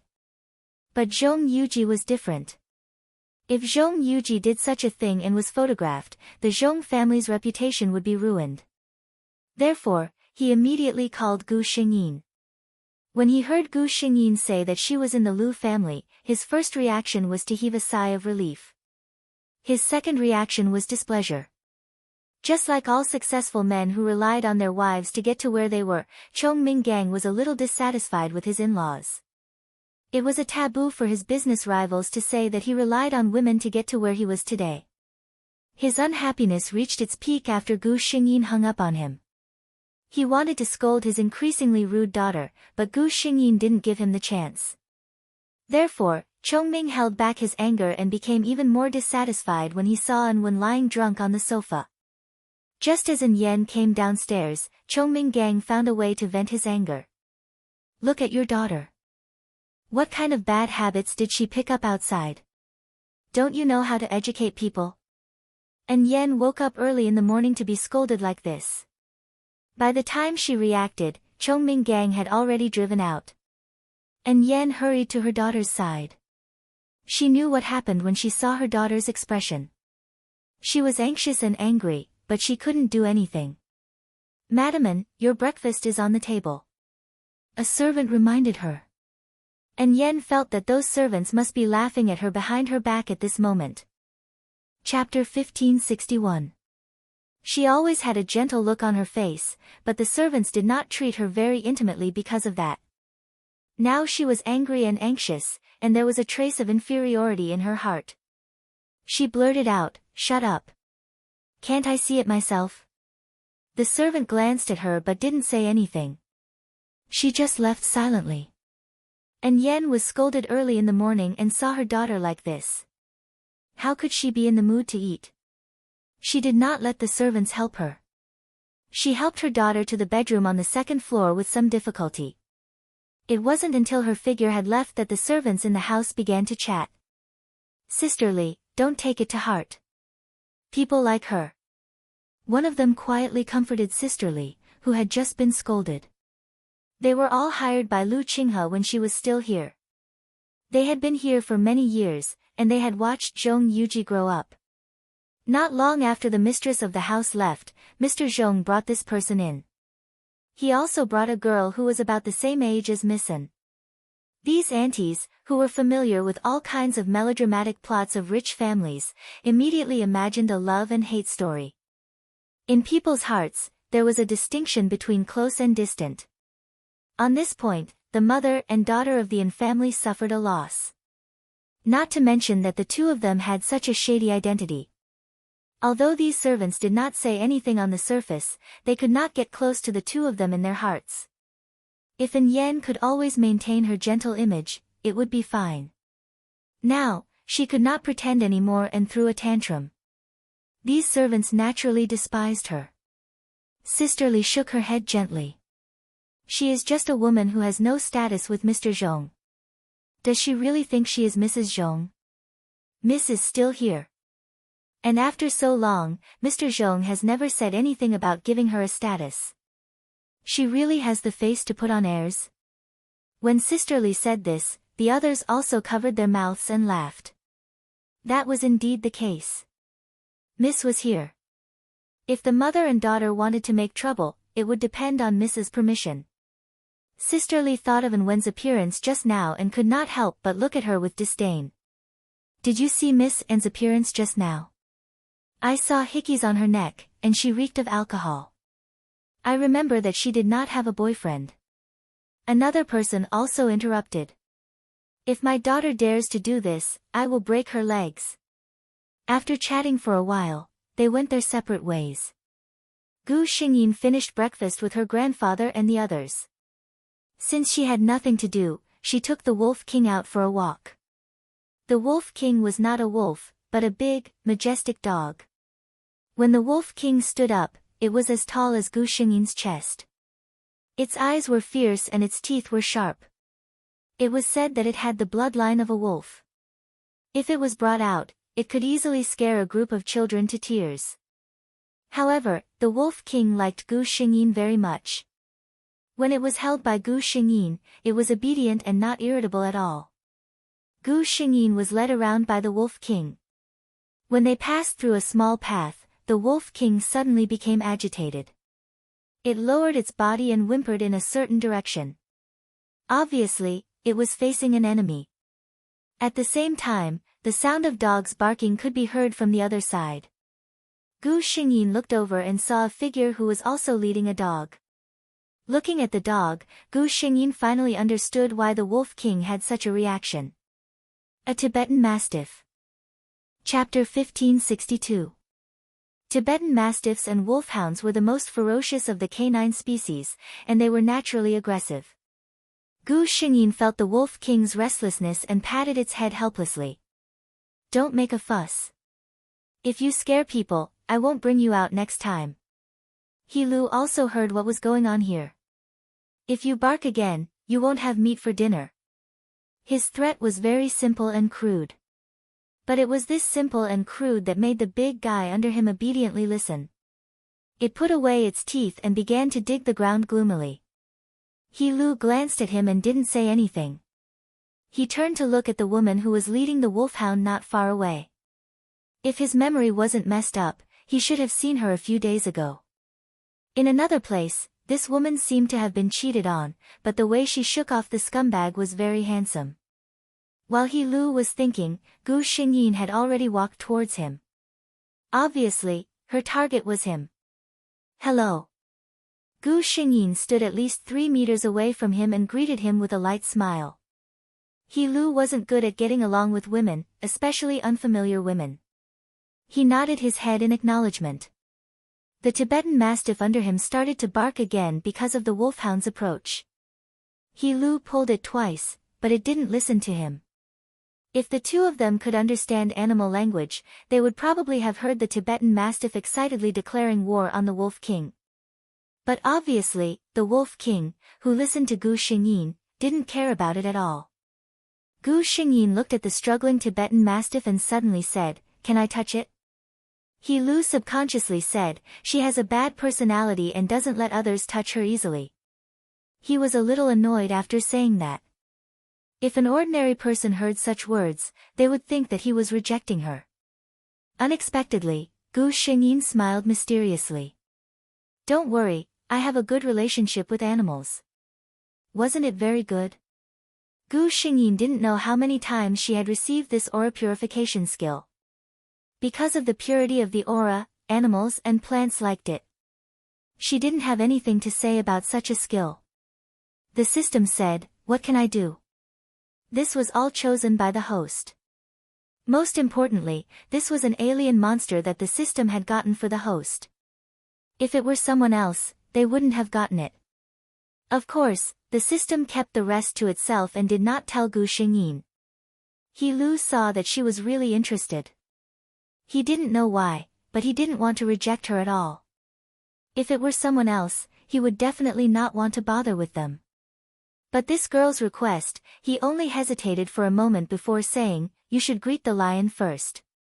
If it likes you, it will react." After saying this, even He Lu himself found it novel. He actually had the patience to instruct a stranger about such things. Gu Xingyin smiled and asked, "It's called a lion?" He Lu nodded. Gu Xingyin squatted down and waved at the lion lying on the ground. "Hello, lion." The lion looked at the human in front of it, opened its mouth and whimpered twice. Its claws also moved forward. Gu Xingyin laughed. "It seems to like me." He Lu felt that it was a little inconceivable. He knew the lion's temper best. It was extremely arrogant. Usually, even bathing and feeding it had to be done by itself. It wouldn't let the servants get close at all. It actually had a good impression of a stranger. Chapter 1563. He Lu became more curious about the girl who was squatting on the ground. When Gu Xingyin saw the lion's furry ears, she couldn't help but like it. She reached out and rubbed it. The lion, who had always been grumpy, was not angry. It still let her play with it. He Lu was very curious about all this. He looked at the Wolf King beside Gu Xingyin, who seemed a little unhappy about being ignored. He couldn't help but say, I rarely see girls like lions, which are more fierce dogs. In fact, he only knew a few cousins who liked cute pets like golden-haired teddy bears. Gu Xingyin shook her head and said, I didn't raise the Wolf King. I don't have time to take care of such a big one. She looked up and smiled at him. Maybe it's fate. Not only dogs, but animals also like me. He Lu looked at her smile and his heart skipped a beat. But he looked at the time and said regretfully, I have something to do, so I'll go home first. Gu Xingyin nodded and stood up. Goodbye. She didn't ask for any contact information. He Lu liked such a straightforward attitude the most. This time, he didn't know why, but he felt a little upset. Maybe it was because he hadn't been treated so coldly by a woman for a long time. He Lu shook his head with a smile. There was a serious goodbye in his ear. Goodbye, lion. The Tibetan Mastiff beside him heard the voice and turned around to smile at him. It seemed that it would abandon its master at any moment. He Lu turned around and saw the girl in white casual clothes opposite him waving at the Tibetan Mastiff with a smile, as if the lion could understand her. However, judging from the lion's reaction, it really seemed that it could understand her. He Lu turned around and left with the lion, who was still reluctant to part with him. Gu Xingyin continued to walk around with the Wolf King before returning home. Lu Qingshan was now idle at home. Every day, he played chess and planted flowers. Occasionally, he went out for a walk with his old friends. His life was very leisurely. Seeing Gu Xingyin coming back with the Wolf King, he couldn't bear to look at her. Yuji, you're such a delicate little girl. It's so nice to buy a kitten or a rabbit to raise, but you're holding the Wolf King. Ever since Lu Qingshan was young, he had always wanted a well-behaved, quiet, and delicate daughter. However, when Lu Qinghe was born, he was busy with his career. By the time her career had stabilized, her daughter had already been spoiled by her family. Not to mention being delicate and lovable, Lu Qinghe could even use a fulcrum to move the earth. Later, when his daughter failed, he placed his hopes on his granddaughter. In the end, looking at the wolfhound that was even taller than his granddaughter when it stood up, Lu Qingshan thought that he could only place his hopes on his great-granddaughter. Gu Xingyin smiled. I'm not raising it. I'm just going out for a walk with the Wolf King.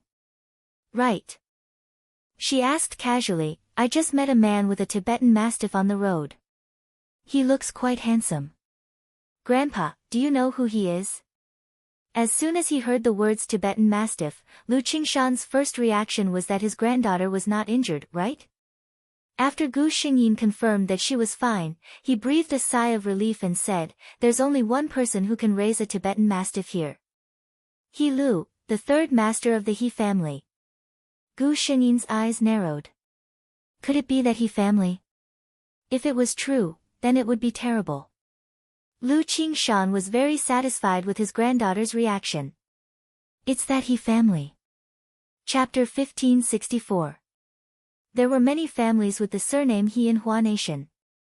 However, if one were to talk about the most famous He family, many people would know that the He family referred to the He family in the capital. The ancestors of the He family in the capital had followed Taizu to conquer the world and had made great achievements. Their descendants had also lived up to their name. The He family's main base was in the military. Coincidentally, there would be a genius in the military in every generation of the He family. No clan could guarantee that every generation of descendants would be outstanding, but for a clan like the He clan, as long as there were one or two outstanding descendants in every generation, with their foundation and connections, this clan would not fall. Moreover, there were more than one or two outstanding members in this generation of the He family. Apart from those with average talents, there were 3 masters in this generation of the He family. Although they were called masters, the oldest of the 3 was only in his 40s. The youngest, third master, was not even old enough to stand up. First master, He Ji, was a figure that could be seen almost every day on Hua Nation TV. He was the youngest minister in the country and had a bright future in the political arena. He even had a chance to compete for the highest position. Second master, He Chi, was a famous figure in Hua Nation and even the world. He owned a Huaxia corporation and had branches all over Asia, Africa, and Europe. He was on the top of the Forbes rich list every year. Third master, He Lu. He was the youngest person in the military to hold the rank of Major General in Hua Nation. He had been promoted to Major General at the age of 27. He had not relied on his family's influence, but on his own abilities. He had earned it step by step. Anyone with a discerning eye knew that He Lu's future would not stop there based on his age and family background. Therefore, some people said that even if the most prominent family in Hua Nation was not the He family at the moment, it would definitely be the He family in the future. The first and second master of the He family were already married. Third master, He Lu, was the only one left. Countless families in the capital wanted to be on good terms with him.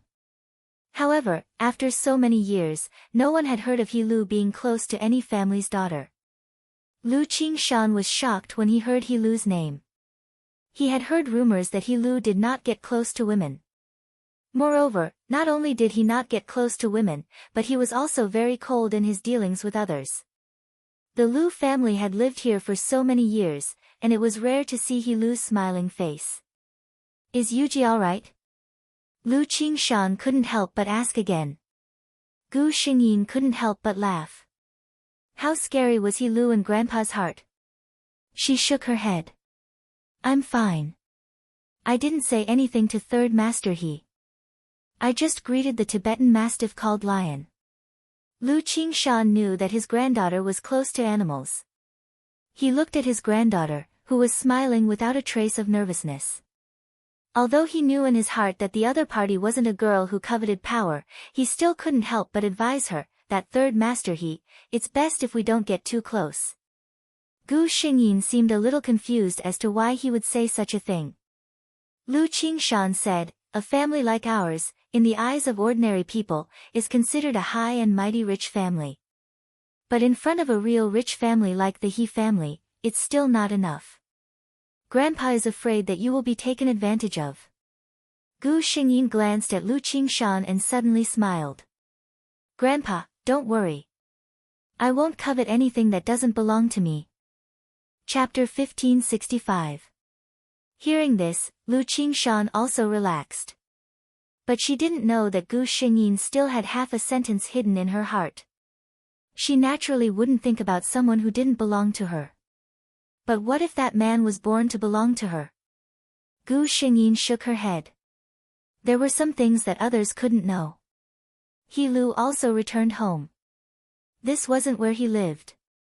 This was a rare vacation, so his second brother, who had already married, invited his younger brother to stay for a while.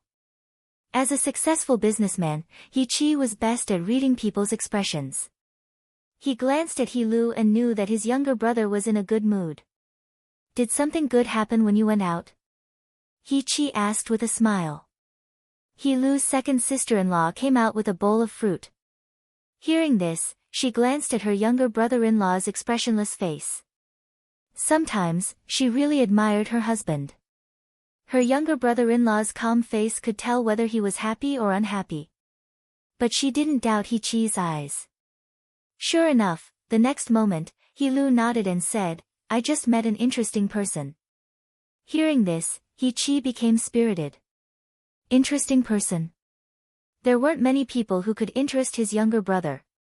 Man or woman? He Chi asked.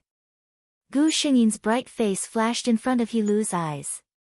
He said, woman. He Chi's eyes lit up. Speaking of which, the He family married late. His family wasn't particularly worried about He Lu not having a family even though he was almost 30 years old. Especially with He Lu's conditions. As long as he opened his mouth, who knew how many young ladies in the capital would fight to enter the He family. But the key point was, after so many years, he had never seen He-Lu treat anyone with a pleasant expression. Not to mention being interested, other than his family and friends from childhood, there wasn't even a girl who was slightly close to He-Lu. He-Chi even secretly thought that He-Lu didn't like boys, right?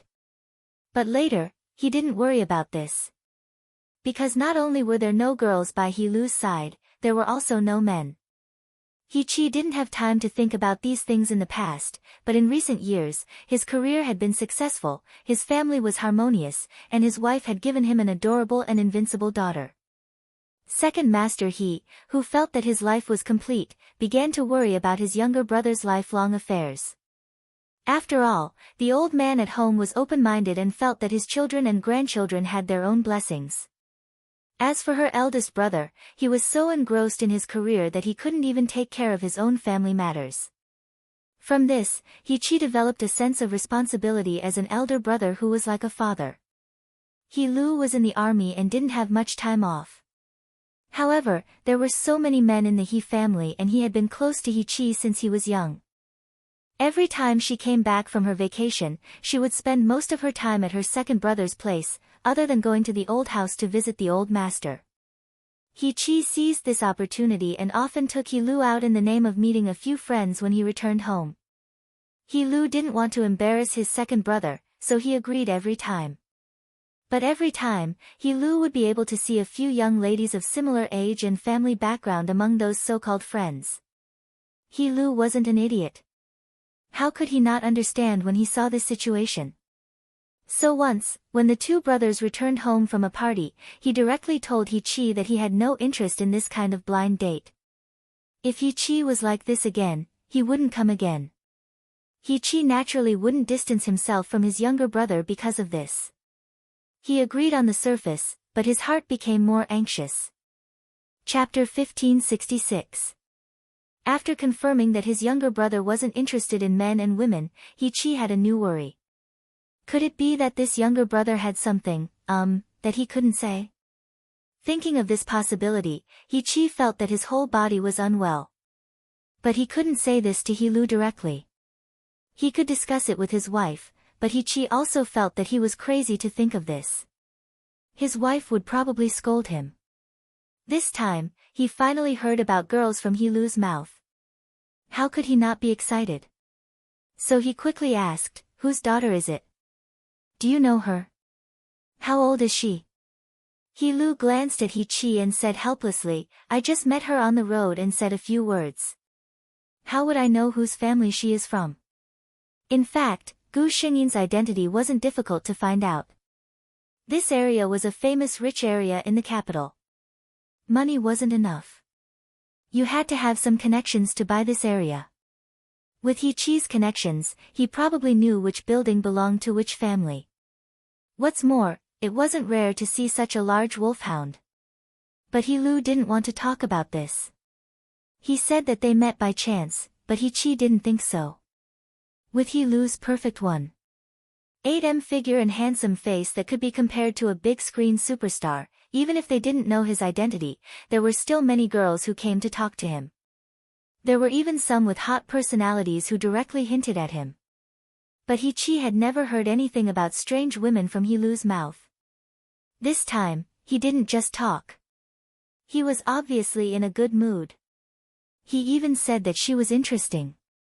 He-Chi, who was a playboy before marriage, said that a man's love for a woman often started from interest. Not to mention He-Lu, who was never interested in people. His eyes were burning. He wanted to know more about it, but He-Lu wasn't willing to cooperate. He also knew what He-Chi was thinking. In his heart, there was only helplessness. "I say, brother, I really don't have any interest in dating or marriage. Don't be so surprised." At this time, He-Lu didn't think that he would be slapped in the face so quickly. He-Chi saw that He-Lu didn't speak and understood his brother's character. If he didn't want to say it, no one could pry it out of his mouth. But even if He-Lu didn't say anything, it didn't mean that He-Chi didn't know. This time, it was rare for He-Lu to have a long vacation. The next day, he was called out to a gathering by his best friends who had grown up with him. He also found someone to find out who the girl he met at Lu was. So it's the granddaughter of the Lu clan and the daughter of the Zhong clan. Both families were well known in the capital. He knew Gu Xingyin's identity at a glance. This information was very detailed. It even found out that the Zhong family and the Zhong family had always intended to form a marriage alliance. Naturally, it also dug out the Zhong family's dirty secrets. However, He's focus was not on this. He looked at the information that showed that Zhong Yuji's boyfriend was Zhong Cheng. Just a few days ago, the two of them broke up. Just a few days ago, Lu told He that he would terminate his cooperation with the Zhong family. The cooperation between He and the Zhong family was just a small project. There were many competing companies, and all of them were about the same. He had chosen the Zhong family at random. Of course, he didn't mind this kind of thing. What he was more curious about was why Lu, who had never cared about these things, would suddenly say this. Chapter 1567. He had asked this question before, but how did Lu answer? It seemed like he just mentioned it casually, and He didn't care. But now, it was different. Looking at the information about Zhong Cheng's cheating sister, He immediately thought of his younger brother's anger for a woman. He looked and couldn't help but laugh. You still said that you met by chance. Brat, I can't beat you in a fight, but in terms of love, 10 of you, Lu, can't compare to me. He looked carefully at Gu Xingyin's information again. Her family background is good, and her character is not stained. She is a good match for third brother. Gu Xingyin still didn't know that she had been labeled as a future sister-in-law in the He family's second master's heart. Her life in the Lu family was very comfortable. Even the air was much fresher without the extreme father and White Lotus. But she wasn't in a hurry, but Zhong Minggang was. It was a lie to say that he didn't have feelings for Zhong Yuji. After all, she was the daughter he doted on for more than 20 years. After a long time, he could even have feelings for an animal, let alone a human. Even though Gu Xingyin said that Zhong Minggang was a scumbag of a father, it couldn't be denied that Zhong Yuji received a lot of love from her father in the first 20 years of her life. But this kind of love was limited. When Zhong Minggang doted on Zhong Yuji, he took out the same amount of fatherly love, even more, to dote on an illegitimate daughter that was born outside. Zhong Minggang felt that his eldest daughter, Zhong Yuji, was born to be the high and mighty eldest daughter of the Zhong family. She had him, her mother, and her grandfather's family to dote on her. She didn't lack anything. But his youngest daughter, Anwen, was different. She needed more love from her father. It was fine if she didn't know about this kind of thing, but Gu Xingyin knew it clearly. Especially, Gu Xingyin, who had read the plot, knew that every time Zhong Minggang went on a business trip, he brought her those small gifts. They weren't unique. He didn't forget to give his sister the same gift every time. It wasn't just that. Zhong Minggang was an extremely selfish person. It could be seen from the fact that he chose Lu Qinghe for power and wealth even though he clearly had true love, but he couldn't let go of true love and let An Yen follow him for the rest of his life without any title or share. The person he loved the most was still himself. Just like now, he called Gu Xingyin several times in a row, not because he missed his daughter very much, but because he was worried that his daughter would be closer to the Lu family. Towards this powerful Yu clan, Zhong Minggang's heart had always been fearful and dissatisfied. The Lu family's way of doing things was too tough. He felt that he had been living under the shadow of the Lu family for many years. However, his daughter was very close to the Lu family. This was what Zhong Minggang was most worried about. His daughter Zhong Yuji held 30% of the shares of the Zhong family. Such a huge share. If Zhong Yuji turned against him, he would not be able to take advantage of it. If it was just his daughter alone, he wouldn't be worried at all.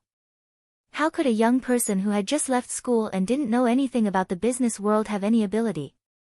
He was worried that the Lu family would interfere. Zhong Minggang always felt that the Lu family had always been coveting the Zhong group.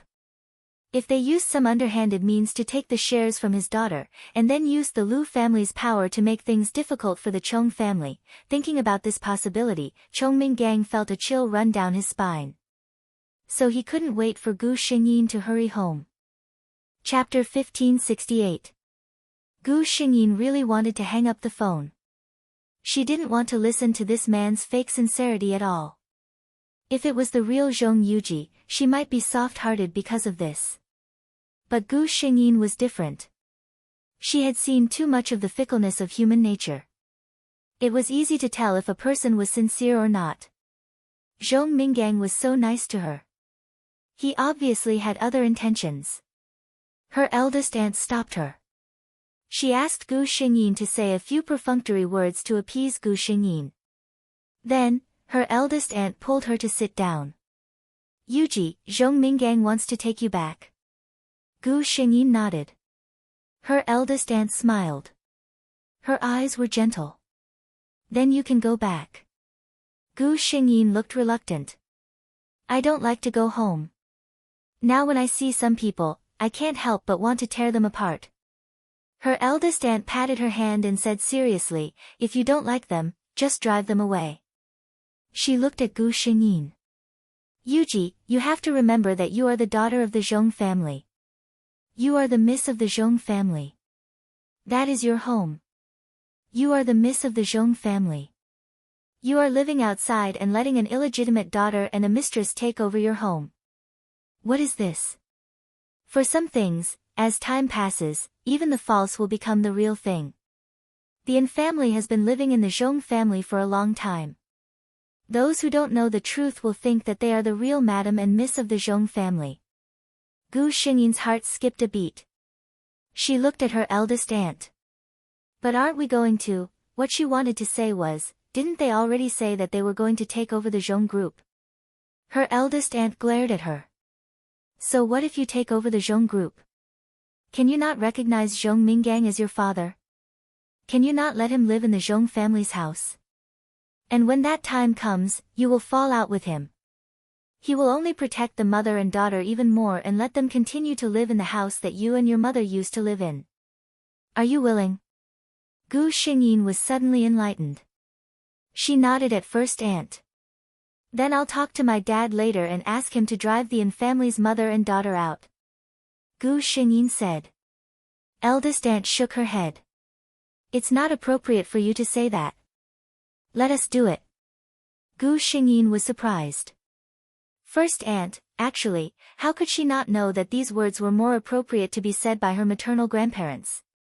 It was just that this kind of thing was definitely a thankless task to offend someone. The Lu family treated her very well, so how could she have the nerve to ask? She shook her head. This matter is too troublesome. It's better if I do it myself, eldest aunt interrupted her. You're being so estranged. Are you not going to treat us as family? In my opinion, there's no need to offend anyone. Ever since that bastard Zhong Minggang did such a wicked thing, our Lu family no longer has any friendship with him, only hatred. Since we're already enemies, there's no need to talk about offending them. As for the Yin family's mother and daughter, eldest aunt's face was full of disdain. Our Lu family, do you think we're afraid of these two trash who live by seducing men? Eldest aunt was also a swift and decisive person. If she said she would do it, she would do it. She immediately called Zhong Minggang. The meaning behind her words was very obvious. You want Yuji to go back? Fine. Chase that restless mother and daughter out. Zhong Minggang was immediately furious. The Lu family was really too arrogant. Lu Qinghe was already dead, but they still wanted to interfere in his private affairs. He asked Gu Xingyin to answer the phone, but his daughter's phone was always busy, and the Lu family did not relent. This kind of situation made Zhong Minggang even more certain of his guess. The Lu family must have a conspiracy to detain Yuji. Chapter 1569. He didn't even think that the Lu family kept their daughter because they liked Gu Xingyin. He even thought that the Lu family was using this opportunity to put their daughter under house arrest. As for what they wanted to do after putting their daughter under house arrest, the more he thought about it, the more Chongming Gang felt that his guess was right. The Liu family was definitely ambitious. But to chase An and her daughter out, Chongming Gang couldn't bear to do that. Not bearing to do that was only one aspect. More importantly, it was about a man's pride. What right did the Liu family have to order him around? Gu Xingyin listened from the side. It seemed that Chongming Gang wasn't willing to compromise. Eldest aunt's expression was getting worse. Gu Xingyin's eldest aunt really didn't understand Chongming Gang. She was just a mistress. Was she more important than her own daughter? Even though she knew that Chongming Gang was a scumbag, eldest aunt still felt her heart ache when she really met him. At this moment, she saw Gu Xingyin secretly mouthing, "Let him do a paternity test with An." Eldest aunt narrowed her eyes. Although she didn't know what Gu Xingyin meant, she immediately changed her words. "It's fine if you don't chase them out for now. Take that cheap daughter of yours to do a paternity test. Bring the results to the Liu family." After saying this, eldest aunt didn't seem to want to hear Chongming Gang's voice anymore. She hung up the phone with a bang. She asked Gu Xingyin, "Why did you suddenly think of this?" After all, she was someone who had experienced many things. After she asked, eldest aunt reacted. "That An is your father's daughter." She thought about that daughter's age and compared it to Chongming Gang. Her face darkened even more. If it was true, then Chongming Gang was really a scumbag. Gu Xingyin knew that An wasn't, but she couldn't say this to eldest aunt. So she just shook her head and said that she didn't know either. But looking at her father's attitude towards An, she felt that he treated her better than he did her. It was as if he was compensating her. That was all he needed to say. Sure enough, eldest aunt was so angry that she wanted to discuss it with her father-in-law and husband, but Gu Xingyin stopped her. "There's still no news about it. Why don't we wait for my dad to come back with the results?" Eldest aunt thought about it and agreed. She patted Gu Xingyin's hand and said, "Yuji is so thoughtful. Eldest aunt is so angry." At the other side. Just as Chongming thought about the Liu family's words, he fell into deep thought. Could it be that the Liu family was suspicious of Anwen's identity when they said they wanted to do a paternity test? No, no way. She couldn't let them know that Anwen was her child. If that was the case, she would be the one in the wrong if she had already had an affair when she first got married. But if he didn't take it out, he would seem guilty. Halcyon thought for a moment, then called an old friend of his. A paternity test wasn't completely real, was it? Chongming Gang didn't tell An Yen and his daughter about this, afraid that they would think too much. The next day, when he went to work, he took a few strands of Anwen's hair and went to his old friend's place. "Help me do a paternity test." I might have to trouble you to help me change it." "Okay." After Chongming Gang sent the thing over, his heart calmed down. As long as he took this to the Liu family, no matter how suspicious the Liu family was, they wouldn't say anything, right? Chapter 1570. Gu Xingyi naturally paid attention to Chongming Gang's actions. Of course, Anwen's actions were also under her control. She saw Chongming Gang calling an old acquaintance and making an appointment with him to help her fake it. When she saw this, she almost laughed out loud. She didn't know how interesting her scumbag father's expression would be at that time. As for Anwen, her life was very carefree. Her life wasn't bad before. After all, Chongming Gang would give An Yen a sum of money regularly. It was more than enough to support the mother and daughter. But there was still a big difference between living a good life and being rich. At least in Anwen's opinion, compared to now, the life she lived before wasn't called living, but survival. Now, she could go to all the big brands and swipe her card. She didn't even need to look at the price. If it was before, she had to save money to buy a 4-figure dress. And Yen wasn't as happy as her daughter. She even often advised her daughter, "You should restrain yourself. Now, nothing is settled. The Chong family only has Chong Yuji. We have to leave a good impression in front of your father." And Wen didn't care about this at all. In her heart, now that Chung Yuji was forced out of the Chung family by them, they were the mistresses of the Chung family. What else did they have to worry about? But she didn't know if Yan's worry was really unnecessary. Chung Mingang was originally a little dissatisfied with this daughter because of the one-night stand in the bar. And during this period, Wen's crazy shopping behavior made him a little dissatisfied. It wasn't that he was in the mood for the money that was spent. He could still afford such expenses. He just felt that Wen's behavior was like a nouveau riche. She didn't have the temperament of a rich girl at all. After all, she was raised by Yan, a woman who didn't know much. Whether it was vision or temperament, she wasn't very good. There was a gap only when there was a comparison. Thinking about it this way, although Yuji was spoiled and had a bad temper, at least she wouldn't be embarrassed when brought out. Chung Mingang had a rare trace of satisfaction with Chung Yuji. Because he got in through the back door, the test results came out quickly. He was in a meeting when he received the call from his old friend. Because he didn't take it seriously, he casually said that he would come back at night and treat him to dinner. After work, Chongming drove to his old friend's private hospital. In the end, when the other party handed over the report, he casually glanced at it and smiled. "You know me well, kid. I didn't even tell you how to change it, and you changed it for me." The results of this report clearly showed that there was no parent-child relationship between the two. Chung Mingang was still thinking that his old friend was really good at saving him a lot of time. He had to give him a big red packet later. Hearing this, his old friend was stunned. "I haven't changed it for you yet. You didn't tell me how to deal with it, so I don't dare to change the test results without your permission." After he said this, he didn't hear any response from his old friend. Thinking carefully, he suddenly realized the meaning behind his words. If he remembered correctly, one of the parties involved in the paternity test was his old friend himself, the doctor, who had seen a lot of feuds between rich and powerful families, immediately thought of a possibility. He raised his head to look at Zhong Mingang. As expected, at this moment, Chung Mingang's face was as black as the bottom of a pot. Chapter 1571. Chung Mingang's hand gripped the report tightly, almost twisting the thin piece of paper out of shape. His voice sounded like it was coming out of his mouth, word by word. "You're saying that you haven't made any changes to this report?" The doctor looked at him and knew what was going on. He felt a bit of sympathy for his old friend, but he still said what needed to be said. "Yes, this is the correct result."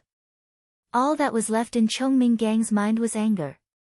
He raised his head and looked at his old friend. "I'm sorry, old Yang.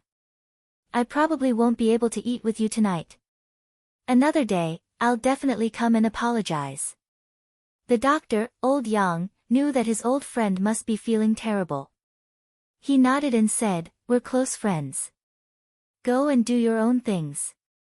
Chung Mingang wasn't in the mood to talk to him. He stepped on the accelerator and rushed home. Dinner was already prepared at home. And Yan and Wen were waiting for Chung Mingang to come back to eat. Chung Mingang returned home angrily. He didn't forget to ask all the servants to leave. The servants at home were all old. They knew that something big had happened. They just needed to work hard and get paid. Of course, they had to stay as far away from this kind of thing as possible. After everyone left, Chung Mingang walked into the dining room. And Yan also felt that the atmosphere was a bit off. And Wen, on the other hand, unconsciously acted coquettishly towards Chung Mingang. "Dad, you're finally back. I'm starving. I've been waiting for you to come back to eat." When he brought the An family's mother and daughter in, Chung Mingang said that he would treat An Wen as his own daughter in the future. He wanted An Wen to call him Dad. This was originally a polite sentence, but An Wen took it seriously. From that day on, she kept calling him Dad. She even called him Yuji, her biological daughter. This was actually a bit inappropriate, but Chung Mingang thought that since she was his daughter, it didn't matter if she called him that. However, An Wen's call of Dad sounded like mockery to Chung Mingang's ears. He, Chung Mingang, had been smart all his life. He was actually played like this. Shut up. Who's your dad? I'm not your dad. Chong Ming-gang, who hadn't cursed in many years, couldn't help but curse. And Wen was dumbfounded by this scolding. Chong Ming-gang had always felt that he owed her. After such a long time, he hadn't even said a single harsh word to her. Even if he was dissatisfied with what had happened at the bar last time, he had only kept it in his heart. When had he ever spoken so harshly to her? The more Wen thought about it, the more aggrieved she felt. Her eyes turned red and tears fell. And Yen felt her heart ache as she watched from the side. She had been protecting her daughter all these years. Her only daughter was her lifeblood. She treasured her a lot. How could she not feel heartache when she saw her like this? Immediately, her eyes turned red as well. And Yen wiped her tears and looked at Chong Ming-gang with a pale face. I know you might not be happy outside, but you can't take it out on a child. I know that I'm useless. I'm just an unpresentable mistress. I'm not your legitimate wife, and I can't help you much in your career. So, if you're unhappy, take it out on me. Don't take it out on Wen, Ming-gang. And Yen had always been the most familiar with this tactic of retreating to advance and softening her attacks. She also knew that Chong Ming-gang liked this tactic the most. Chapter 1572. If it was any other time, Chong Ming-gang would not be able to hold on for more than a few minutes, then he would walk up and comfort her. But this time, he did not. And Yen cried for a while. Seeing that Chong Ming-gang did not react at all, she looked up at him in confusion. Chong Ming-gang was looking at her with a face full of mockery and even hatred. Seeing this woman act so well, Chong Ming-gang felt that he was the stupidest idiot in the world in the past. If he wasn't stupid, how could he be a cuckold and be a father for more than 20 years? He looked at Yen in front of him. This woman, for so many years, had relied on this look to force herself to put on an act in front of him, to gain his pity. And he himself actually believed it. Probably because his expression was too scary, and Yen felt a trace of uneasiness. She even forgot to cry and whispered, Chong Ming-gang, what's wrong with you today? What's wrong? Chong Ming-gang laughed coldly, and threw the thing in his hand towards Yen on the same day. And Yen panicked. She slowly stood up and picked up the thing on the ground. At first glance, she saw the words, paternity test, and her heart felt empty. She continued to read. When she saw the words, not related by blood, at the end, she felt all the energy in her body being sucked out. No wonder. No wonder Chong Ming-gang had such a reaction. She forced herself to hold on to the dining table to prevent herself from falling. She looked at Chong Ming-gang and wondered how she could find an excuse to cover up this matter. She slowly pursed her lips. Chong Ming-gang, this can't be true. Wen is definitely your child. It's true. There must be a problem with the results. Meeting Chong Ming-gang's mocking eyes, she took back the words that she did not believe. Chong Ming-gang sneered. Go on, go on. I just want to know, in front of this truth, what can you do? Make excuses for yourself. And Wen was already stunned by this unexpected development. What did father mean just now? She was not the daughter of the Chong family. How was that possible? Didn't mother tell her that she was the daughter of the Chong family? How could she not be the daughter of the Chong family? And Wen looked at her mother with hopeful eyes. No matter when, his mother would always be able to solve everything perfectly. This time, it would definitely be the same, right? Meeting her daughter's gaze, Yen closed her eyes. Ming-gang, you'd rather believe this cold test result than believe in our years of relationship, right?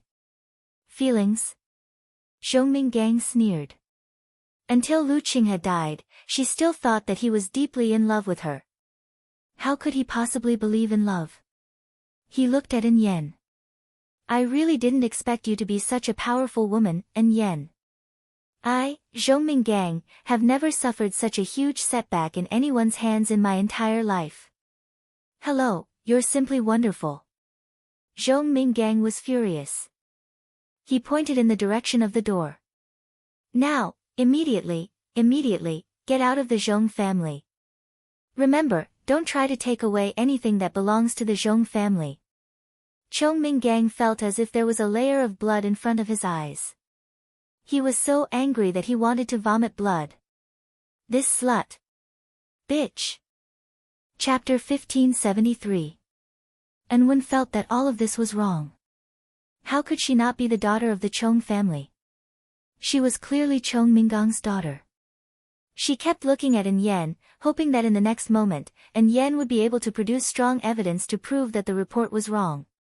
However, An Yen remained silent. Even she felt guilty. She could not find a strong enough reason to refute this paternity test. Chong Minggang saw that the two of them were not moving and said eerily, "Do you want me to get someone to chase you out?" An Yen, since we've known each other for more than 20 years, this is the last bit of face I'm giving you. In 10 minutes, if I see you still here, I'll get someone to throw your things and your people out. An Yen looked at Chong Minggang. Her voice was filled with a sadness that shocked even herself.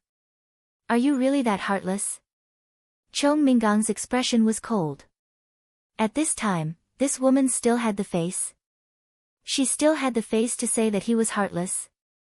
He did not want to communicate with this woman any longer. I said, get lost. At this moment, An Wen suddenly pounced forward and hugged Chong Minggang's arm. Father, I don't believe it. This can't be true. I'm your daughter. How can I not be your daughter?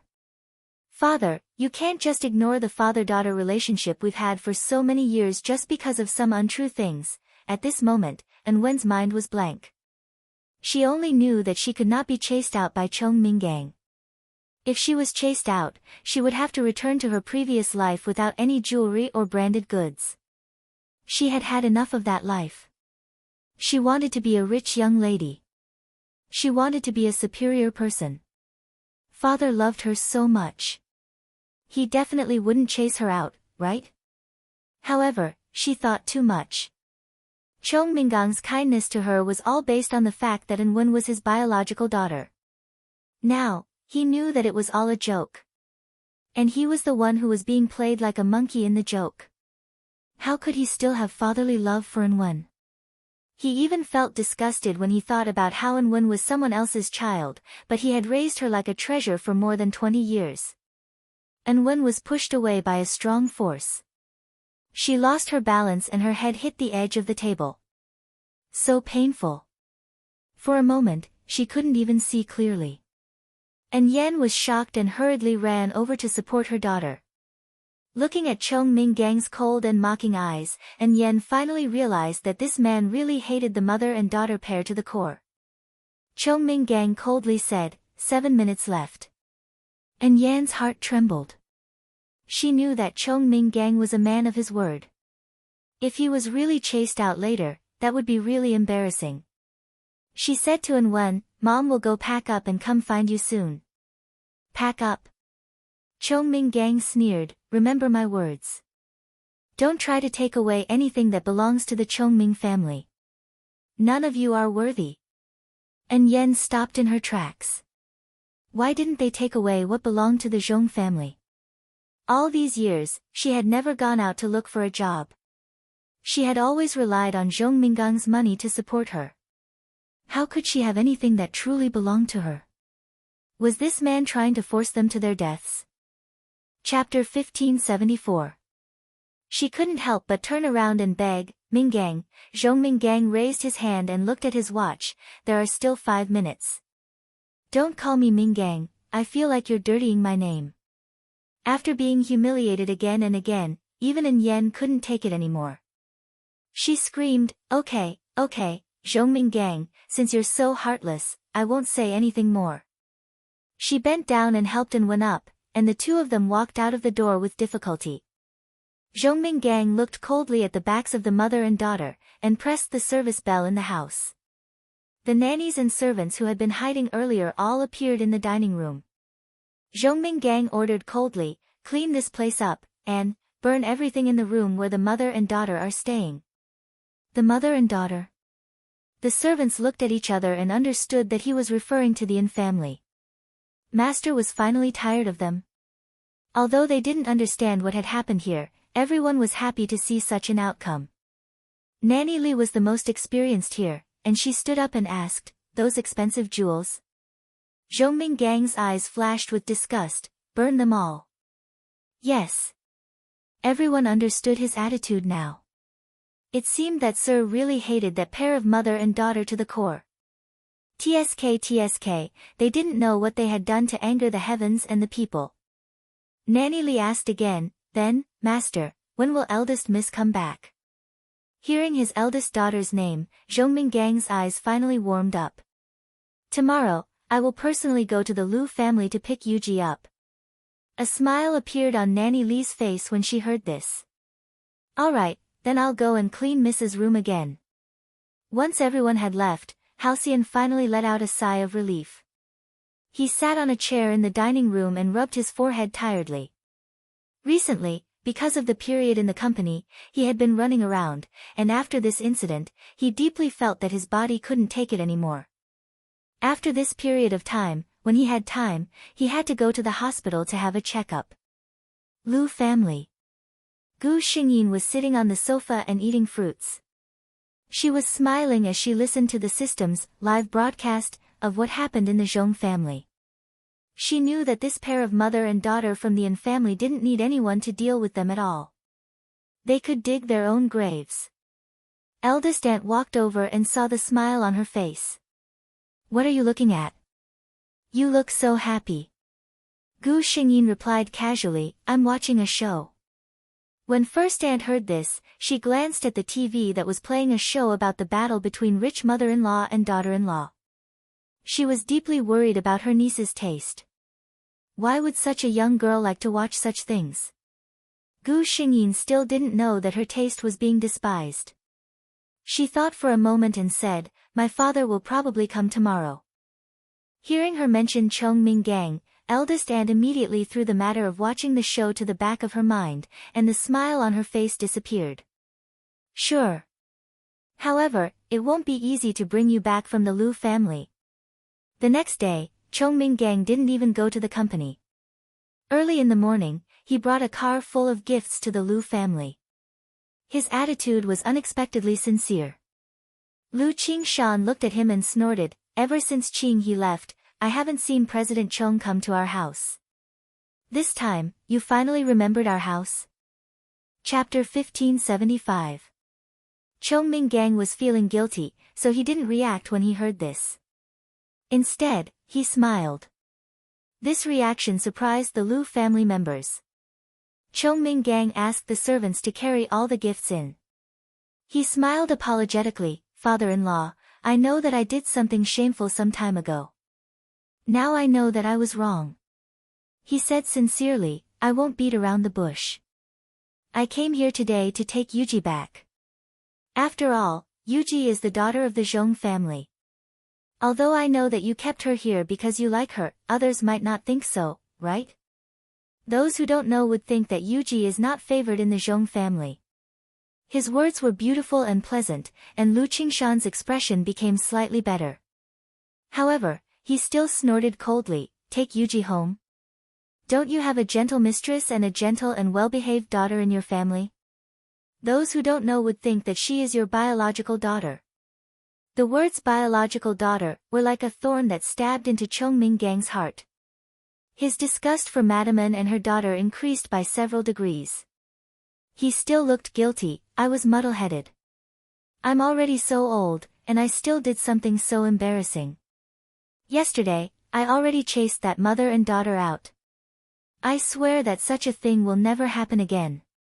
Chased out? The Lu family didn't expect this. In addition, Zhongming Gang took out the paternity test. "This is the paternity test I did a few days ago. I didn't do anything to hurt Qing He before marriage." Seeing this, Lu Qingshan's expression relaxed slightly. He nodded at Zhongming Gang, and his tone softened a lot. "You are thoughtful." Gu Xingyin sneered at the side. She thought that Zhongming Gang was a flexible person. Last night, he was so angry because of this thing. This was the proof of his humiliation. However, today, he could use it as a reason to show his loyalty to the Yu family. It was no wonder that such a tolerant person could be successful in the business world. At this time, Lu Qingshan looked at Gu Xingyin. Yuji is also an adult. She has her own ideas.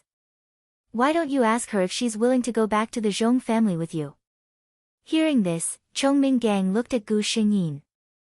As long as the Yu clan did not obstruct them, he still had a high chance of persuading his daughter. Just as he thought, Gu Xingyin did not even resist and agreed to go home with him. Chongming Gang finally relaxed. He felt that he had finally convinced the Yu clan. However, he didn't know that this was the Yu clan's original intention. On the way home, Gu Xingyin sat in the front passenger seat and deliberately provoked Chongming Gang. "Dad, did you really send those two people away?" The last thing Chongming Gang wanted was for someone to mention the An family's mother and daughter. However, he urgently needed to ease his relationship with his daughter. At this moment, he could only try his best to suppress the disgust in his heart. "Father has chased them out. Don't worry, Yuji, no one will make you unhappy anymore." Gu Xingyin smiled and nodded. Chongming Gang only thought that she was happy. He didn't know that Gu Xingyin was thinking, "No one will make me unhappy, but soon, there will be many things that will make you unhappy." Chapter 1576. Chongming Gang patiently tried to ease their relationship for a few days. On the third day, he finally couldn't take it anymore. That day, when they were having dinner, he couldn't help but ask, "Yuji, the Chong group has a big project plan in the next 2 days. All the major shareholders need to vote together. Do you have time to go to the company?" He was really afraid that his daughter would say, "Just let uncle go." Fortunately, she didn't. Gu Xingyin just nodded casually. "No problem." Chongming let out a sigh of relief. He seemed to be advising and warning his daughter at the same time. "Yuji, the 30% shares in your hands are very important. You can't sell it to anyone. Do you understand? If anyone wants to buy it, you have to tell me." It finally came. Gu Xingyin put down the bowl in her hand and wiped her mouth with a wet tissue. "Dad, don't worry. I know what's important and what's not." Chongming Gang nodded with relief and said casually, "If you think it's troublesome, I can manage it for you." "It's not a problem." Gu Xingyin rolled her eyes in her heart. She thought that Chongming Gang would at least say something in exchange, but from his tone, it seemed like he wanted to take her shares for free without offering anything. And under the name of managing it for her? Did he think Chongming Yuji was a fool? She immediately smiled. "It's not troublesome. Anyway, I'm just a leisurely shareholder. I just get dividends and do nothing, right?" Seeing that she didn't answer, Chongming Gang wasn't thick-skinned enough to continue asking. This conversation was left unsettled. Gu Xingyin felt that she should check the calendar before going out today. At noon, she was disgusted by Chongming Gang. Not long after she went out, she met Zhong Cheng on the road. This person was holding a bouquet of delicate red roses in his hand and directly blocked her on the road. "Yuji, I love you. After such a long time, your anger should have subsided. Can you forgive me?" Zhong Cheng's face was full of affection. He directly confessed to Gu Xingyin on the streets. This guy looked like a dog, drove a luxury car worth millions, and was even holding a bouquet of red roses in his hand. It was obvious that he was about to stir up trouble, and he quickly attracted the attention of most of the passers-by. Especially when some passers-by recognized that this tall, rich, and handsome man was the young master of the Zhong family. As soon as these words came out, the passers-by who didn't know were even more enlightened. "Oh, he really is a tall, rich, and handsome man." Such a scene was probably one of the most romantic scenes in the hearts of most little girls who were filled with fantasies. However, as one of the parties involved, Gu Xingyin said that she only had one word in her heart, "motherfucker," but she didn't know if she should say it. If she had Zhong Cheng in her heart, then so be it. At most, it would be a high-profile public display of affection. It was nothing. However, the problem was that this man had been caught cheating on her not long ago. She had already made it clear that the two of them were finished. How could he be so shameless as to do such a thing? Gu Xingyin was sick of it. There were already many spectators gathered by the side, and some people had already started to jeer for Gu Xingyin to agree. These people didn't even know what was going on. They were only there to watch the show. Zhong Cheng had deliberately chosen this kind of place. He was also a little scheming. Most girls were thin-skinned. Under such circumstances, with the crowd jeering, it was easy for them to agree. Chapter 1577. However, Gu Xingyin was not an ordinary young girl. She was not willing to give Zhong Cheng face. She looked at Zhong Cheng coldly. I thought we had made it very clear. Zhong Cheng, it's over between you and me. Zhong Cheng did not take this sentence to heart. He still looked at Gu Xingyin affectionately. I know that you are angry with me. I have been regretting it all this time. I really know that I was wrong. Please give me another chance. Yuji, give me another chance. Let's get married right away, okay? As he said this, he actually took out an exquisite box from his pocket. He changed from repentance to a proposal. This scene made the eyes of the passers-by turn red. Originally, Zhong Cheng's appearance was the kind that could easily arouse people's good feelings. In addition, he was the son of a rich family. Many passers-by felt that it was really rare for such a tall, rich, and handsome man to do this for a girl. There were young people in the crowd shouting, "Say yes, marry him," and so on. When Lu drove past here, he was attracted by this place. He had never cared about this kind of bustle. However, when he passed by, an auntie who was watching the show in the innermost part seemed to have something to do. She answered the phone and struggled to squeeze out a gap in the crowd. Just at this moment, Lu saw Gu Xingyin in the middle of the crowd clearly. It seemed that she was the heroine of the bustle. The crowd squeezed forward again. Lu frowned. After a few seconds of silence, he decisively found an empty spot. After parking the car, he walked toward the crowd. In the crowd, Gu Xingyin listened to the jeering of the people around and did not panic at all.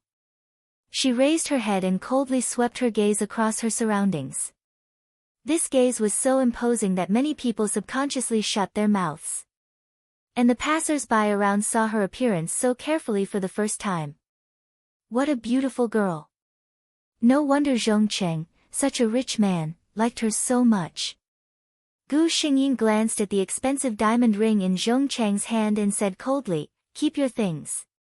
Zhong Cheng, when you cheated on me, I made it clear that we were finished. I don't believe you, and I'm not interested. Don't insult me with marriage. If I marry someone like you, I'll feel disgusted for the rest of my life. Cheating. The passers-by finally understood why this girl had not relented. He actually had such a criminal record. Many of the passers-by who were clamoring for Gu Xingyin to agree shut their mouths. Of course, there were also some people who felt that as a man, how could there be a time when he did not cheat? It was already good enough that he could admit his mistakes and change. Zhong Cheng seemed to be able to sense that there were many unreadable gazes around him. He did not expect that Gu Xingyin would not give him any face and expose his shortcomings in public. Looking at this, she really had no intention of reconciling with him. He gritted his teeth and looked at Gu Xingyin. We really don't have any chance.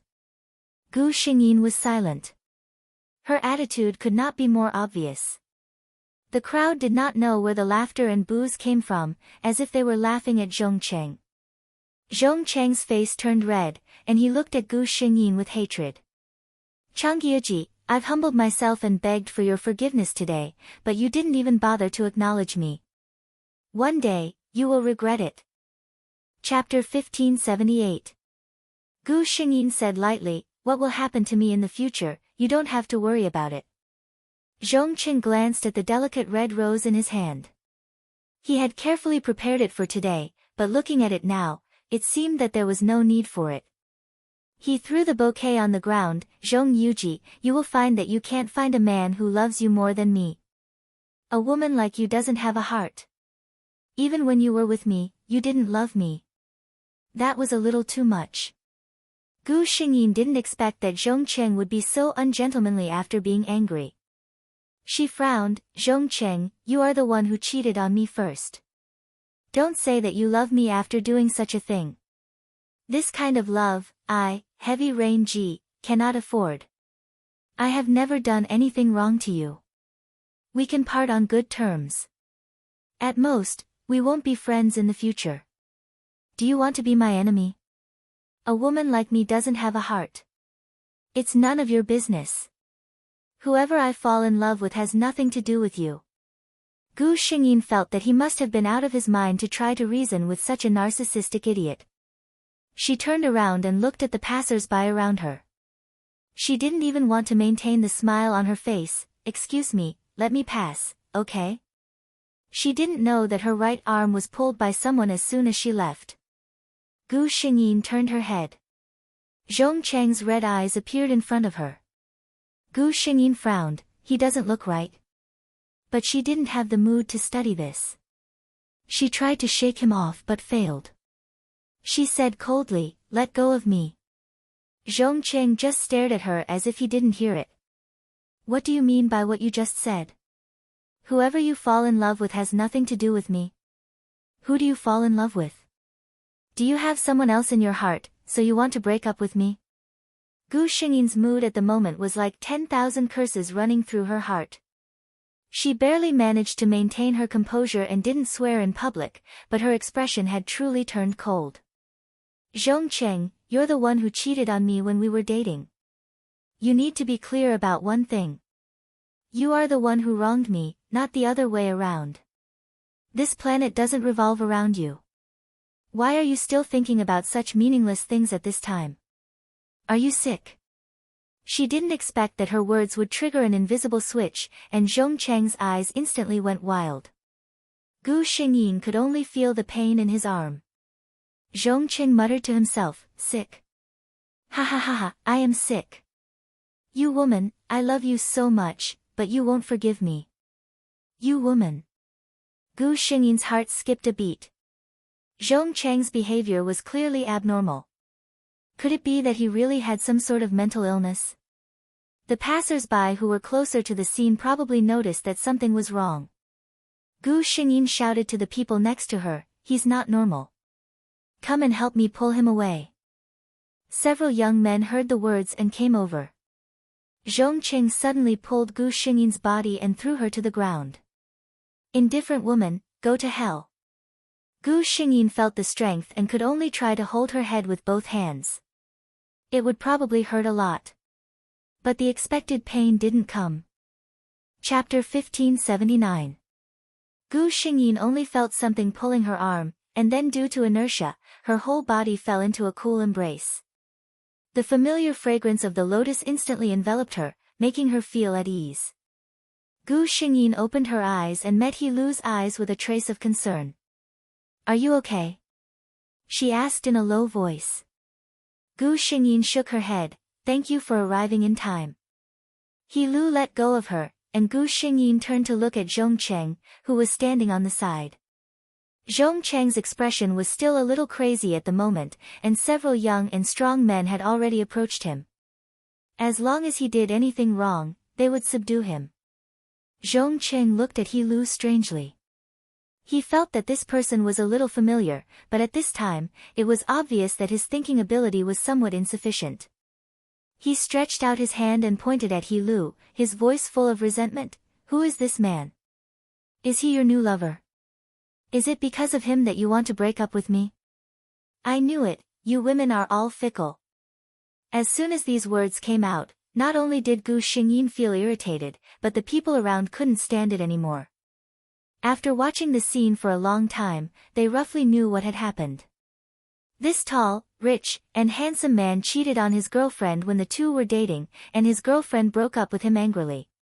As a result, after the breakup, he realized that his girlfriend was his true love, and carefully prepared a gift and a proposal to get back together. This kind of trick was not unfamiliar, and it was normal for his girlfriend to be unwilling to forgive him. After all, there was a first time for everything, and no one could say for sure who the great young Master Zhong would like next time. Originally, it was fine to part on good terms, but with Zhong Cheng's conditions, how could he worry about no beauties coming to him? This matter was originally Zhong Cheng's unsightly behavior, and later he even wanted to use violence, which was even more low class. Anyone who saw this would feel that Zhong Cheng was pestering her and was unwilling to let her go. Especially now, Zhong Cheng directly scolded her in anger, and he didn't just scold one person, but all the women. At this time, even the women who had felt pity for him when they saw his sad appearance felt that he deserved it. This was the best time to see a person's true thoughts. If this was how young Master Zhong viewed women, then what he said about his deep love for his girlfriend was most likely an exaggeration.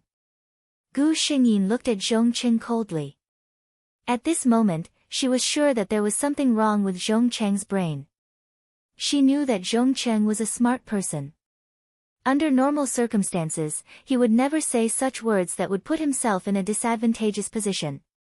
And from Zhong Cheng's appearance, it was very obvious that he had been provoked and suddenly had a relapse. Gu Xingyin did not know what illness he had, but she knew that it was best to calm him down as soon as possible and not continue to be agitated. However, who was Zhong Cheng? Why should she, Gu Xingyin, empathize with him? If it was an innocent person, Gu Xingyin wouldn't have minded lending a helping hand. But, if it was Zhong Cheng, the more he could not be provoked, the more Gu Xingyin wanted to provoke him. She glanced sideways at He Lu and suddenly said, "Please do me a favor." He Lu heard this and lowered his head to look at her. "How?" Gu Xingyin smiled. "Later, just don't expose me."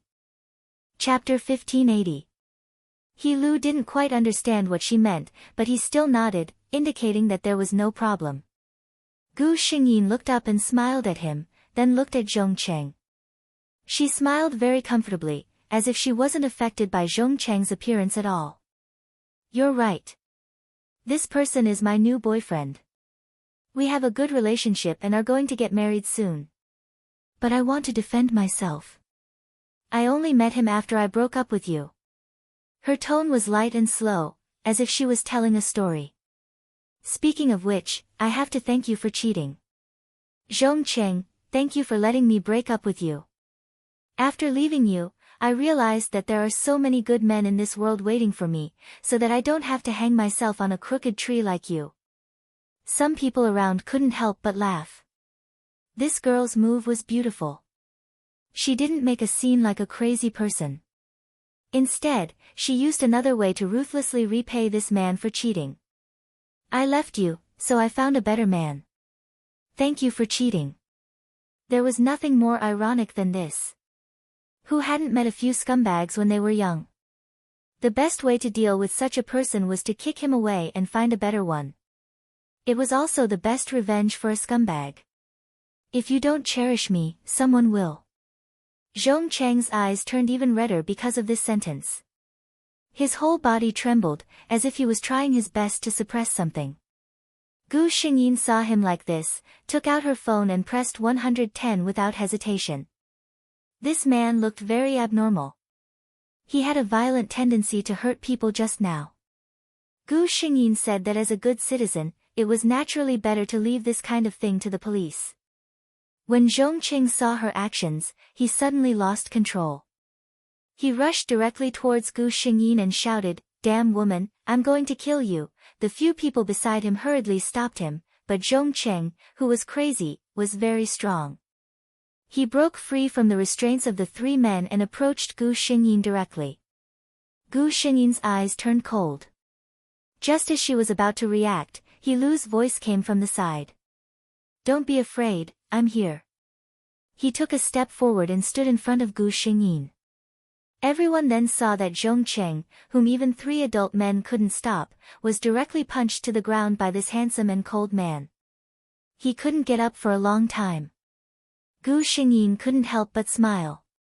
How could she forget that He Lu was a major general in the military? With him here, Zhong Cheng really couldn't stir up much trouble.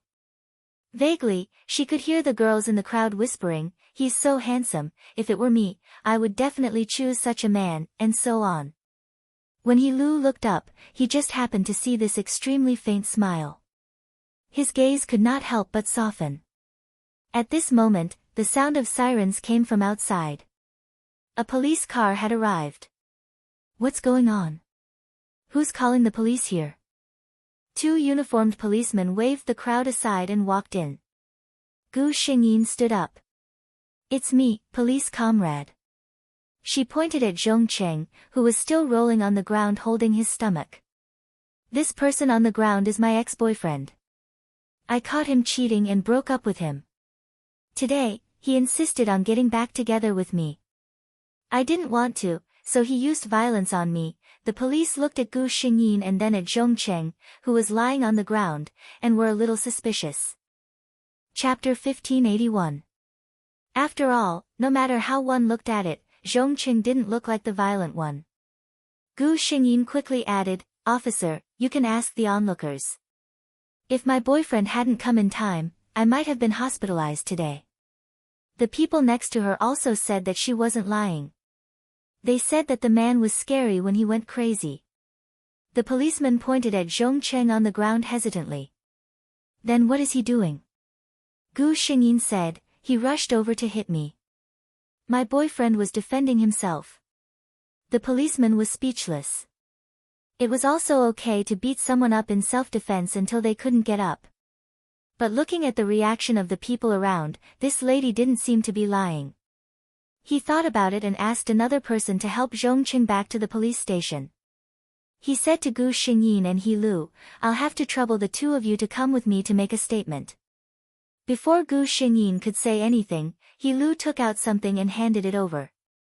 "My girlfriend was quite frightened today. She doesn't want to see that person again. Can I go with you?" The policeman took the small notebook in confusion. When he looked at it, his hand trembled and he almost dropped it on the ground. This, his attitude instantly became respectful, and he politely handed the item back with both hands. "How can we trouble you? This young lady seems to have suffered quite a shock. It would be better for you to accompany her to the hospital for a checkup. When it's convenient for you to make a statement, you can make it up." The policeman didn't expect that a casual relationship dispute would involve such a big shot. If he really took the man in for a statement, the chief would probably let him go tomorrow. Lu wasn't surprised by this result. He put away the notebook and nodded. "Okay, I'll make it up another day. Now, take her to the hospital first." The policeman watched them leave with a very friendly attitude. The onlookers had been watching a good show. In the end, the policeman's attitude added a layer of mystery to this big show. This lady's boyfriend was not only handsome and good at fighting, but the key was that he seemed to have a strong background. Lu and Gu Xingyin walked for a while until they were far away from that place. No one followed them. Gu Xingyin exhaled and pressed her forehead. She raised her head and smiled at the man who was a head taller than her. "Thank you so much for today." Lu shook his head. "It's nothing." Gu Xingyin thought for a moment and said, "You've helped me so much, but I still don't know your name." She took the lead and stretched out her hand. "My surname is Chong Yuji." The heaviness of overlapping, the rain of clouds dissipating and rain clearing. Lu looked at the fair palm in front of him and slowly placed his hand on it. He gently held the hand that was very slender compared to his own. "I'm Lu, he as in celebration, Lu as in higher level." When he let go, Lu subconsciously twisted his fingers, and a trace of reluctance flashed through his heart. Gu Xingyin looked at the time. She had been delayed for so long. She suggested, "It's getting late. As a thank you, I'll treat you to dinner." Lu was surprised. "Don't you need to go home for dinner?" Gu Xingyin shook her head and asked, "Do you have an appointment?" Lu shook his head. Gu Xingyin laughed. "That's good. I know a very good seafood restaurant. Let's go." Lu followed her silently and took out his mobile phone to send a message to Lu, "I have something to do tonight. I won't go home for dinner. Don't wait. Chapter 1582. He-chi, who had just returned home from work, saw the text message and scolded with a smile. This kid specially asked his sister-in-law to cook his favorite dishes, and now he's telling me that he's not going home to eat. He-lu didn't care what his second brother was thinking. The place Gu Xingyin recommended was very good, and the two of them ate happily. After dinner, He-lu sent Gu Xingyin back. There was soothing music playing in the car. Coupled with the fact that they had just finished eating, Gu Xingyin felt drowsy. He-lu suddenly asked, "When are we going to get the marriage certificate?" Gu Xingyin was startled awake by this sentence. She quickly sat up straight and looked at He-lu. "What did you just say?" He-lu saw Gu Xingyin's expression in the rearview mirror. Her eyes were wide open, and her mouth was slightly open in surprise, revealing a hidden bright red tip of her tongue. She looked like a frightened rabbit. It was inexplicably delicious. He repeated his words calmly. "I said, when are we going to get the marriage certificate?" Gu Xingyin was still a little dazed. Obviously, she couldn't keep up with his rhythm. He-lu kindly reminded her. "You said this afternoon that we were about to get married." "Gu Xingyin," she said with some difficulty, "that. Didn't you say it to anger Zhongcheng?" He-lu, "So?" Gu Xingyin smiled. "So, you can't take it seriously, right?" The car suddenly braked and stopped. He-lu turned his head and looked at Gu Xingyin intently. Gu Xingyin was a little scared by such a gaze. He-lu looked at her nervous appearance and felt funny in his heart. Did he look so scary? But on the surface, he still looked expressionless. "Do you know who I am?" Gu Xingyin nodded. The daughter of the Zhong family wasn't an idiot. Coupled with the police's reaction earlier, there was a problem if she said that she didn't know. He-lu was very satisfied with this answer. He continued, "Since you know who I am, then you must have some understanding of my character. You should also know that I, He-lu, have never said anything false." Gu Xingyin almost instantly understood what he meant. So what he meant was that even if the two of them were pretending at the beginning, since both of them said such words, the fake had to become true. Gu Xingyin blinked and blinked again, trying his best to calm himself down. But it was no use. She said carefully, "But for things like marriage, it's better for both of us. There is no emotional foundation." Although she was happy to do so, she still had to say what she needed to say because of Chong Yuji's identity. He-lu frowned. "Who said there is no emotional foundation?" "Gu Xingyin." He-lu unfastened his seatbelt with one hand and turned to look at Gu Xingyin. "You don't think that I'm the kind of person who will be kind enough to save a random person I see on the road, do you?" Gu Xingyin. So I have feelings for you," He-lu said. "As for you." He looked at Gu Xingyin and suddenly bent down. The space in the car was small. When he was so close, Gu Xingyin only felt that her whole breath was filled with He-lu's smell. That light and distant lotus smell was a smell that belonged only to her. Chapter 1583. She couldn't help blushing. Gu Xingyin didn't need to look to know that she must be blushing at this moment. He-lu was very satisfied with her reaction. He said, "Look, you blushed when you were in contact with me like this. You were nervous. It means that you still have feelings for me." Gu Xingyin, did that count? She forced herself to say, "No matter who it is, it's impossible for him not to have feelings for me." After she finished speaking, she felt that the charming atmosphere around her suddenly became cold. Although He-lu's expression didn't change at all, Gu Xingyin knew that this man was unhappy. He-lu didn't step back. On the contrary, he moved closer again, and they could smell each other's breath. He-lu's low voice sounded in the car, "Do you feel disgusted that I'm so close to you first?" Gu Xingyin didn't say anything, but her face turned redder. This reaction obviously pleased He-lu. He moved closer again. This time, he touched Gu Xingyin's lips firmly. His lips and tongue didn't go deep. Instead, he gently sucked Gu Xingyin's lower lip. There was no extra movement, but there was a hint of affection lingering around the two of them. He Lu looked at Gu Xingyin like this. He let go of her lips. Do you feel disgusted that I'm like this? Gu Xingyin closed her eyes. She already knew what He Lu meant. He was forcing her to admit that he was different to her. Her body and her reaction couldn't lie.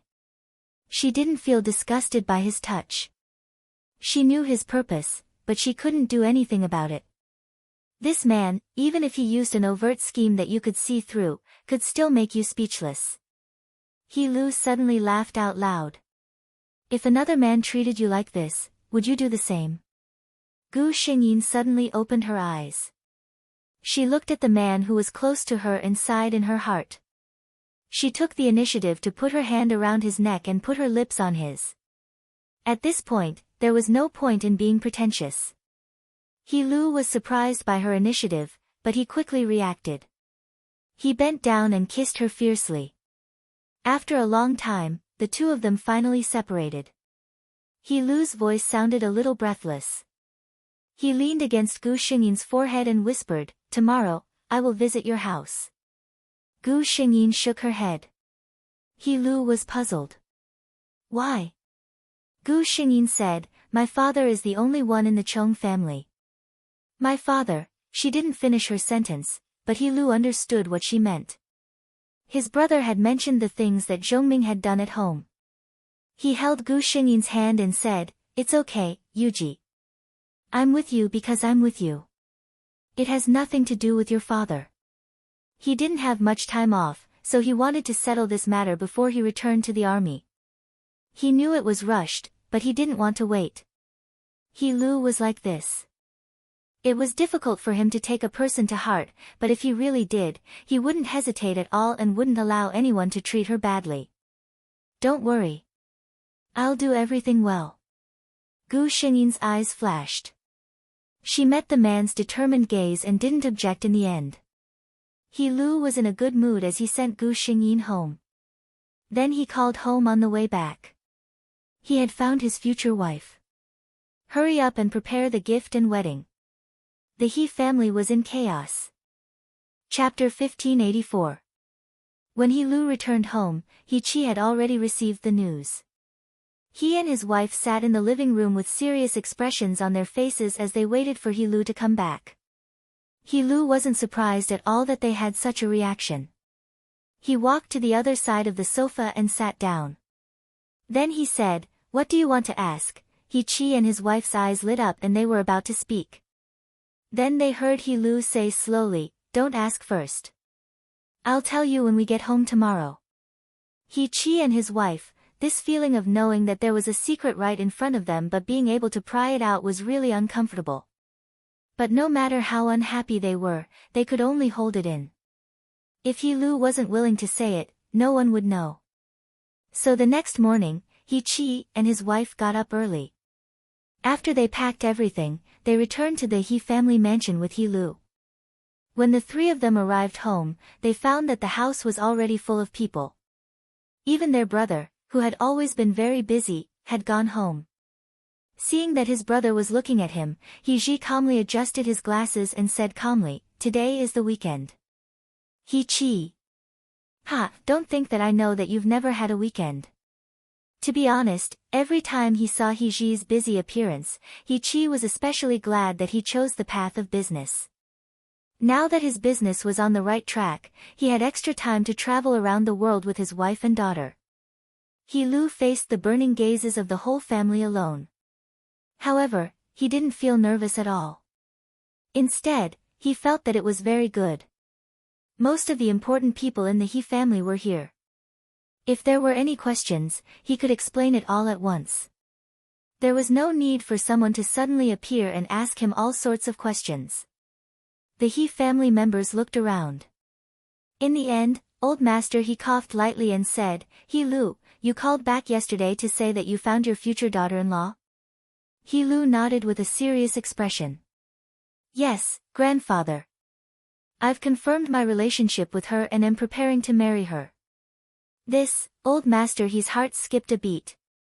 He asked, "Which family is she from?" He Lu said, Lu Qingshan's granddaughter, Zhong Minggang's daughter. Old master he didn't know much about the business world, so he turned to He Qi. He Qi roughly explained the background of the Lu family and the Zhong family. Old master he nodded. Her family background can be considered clean.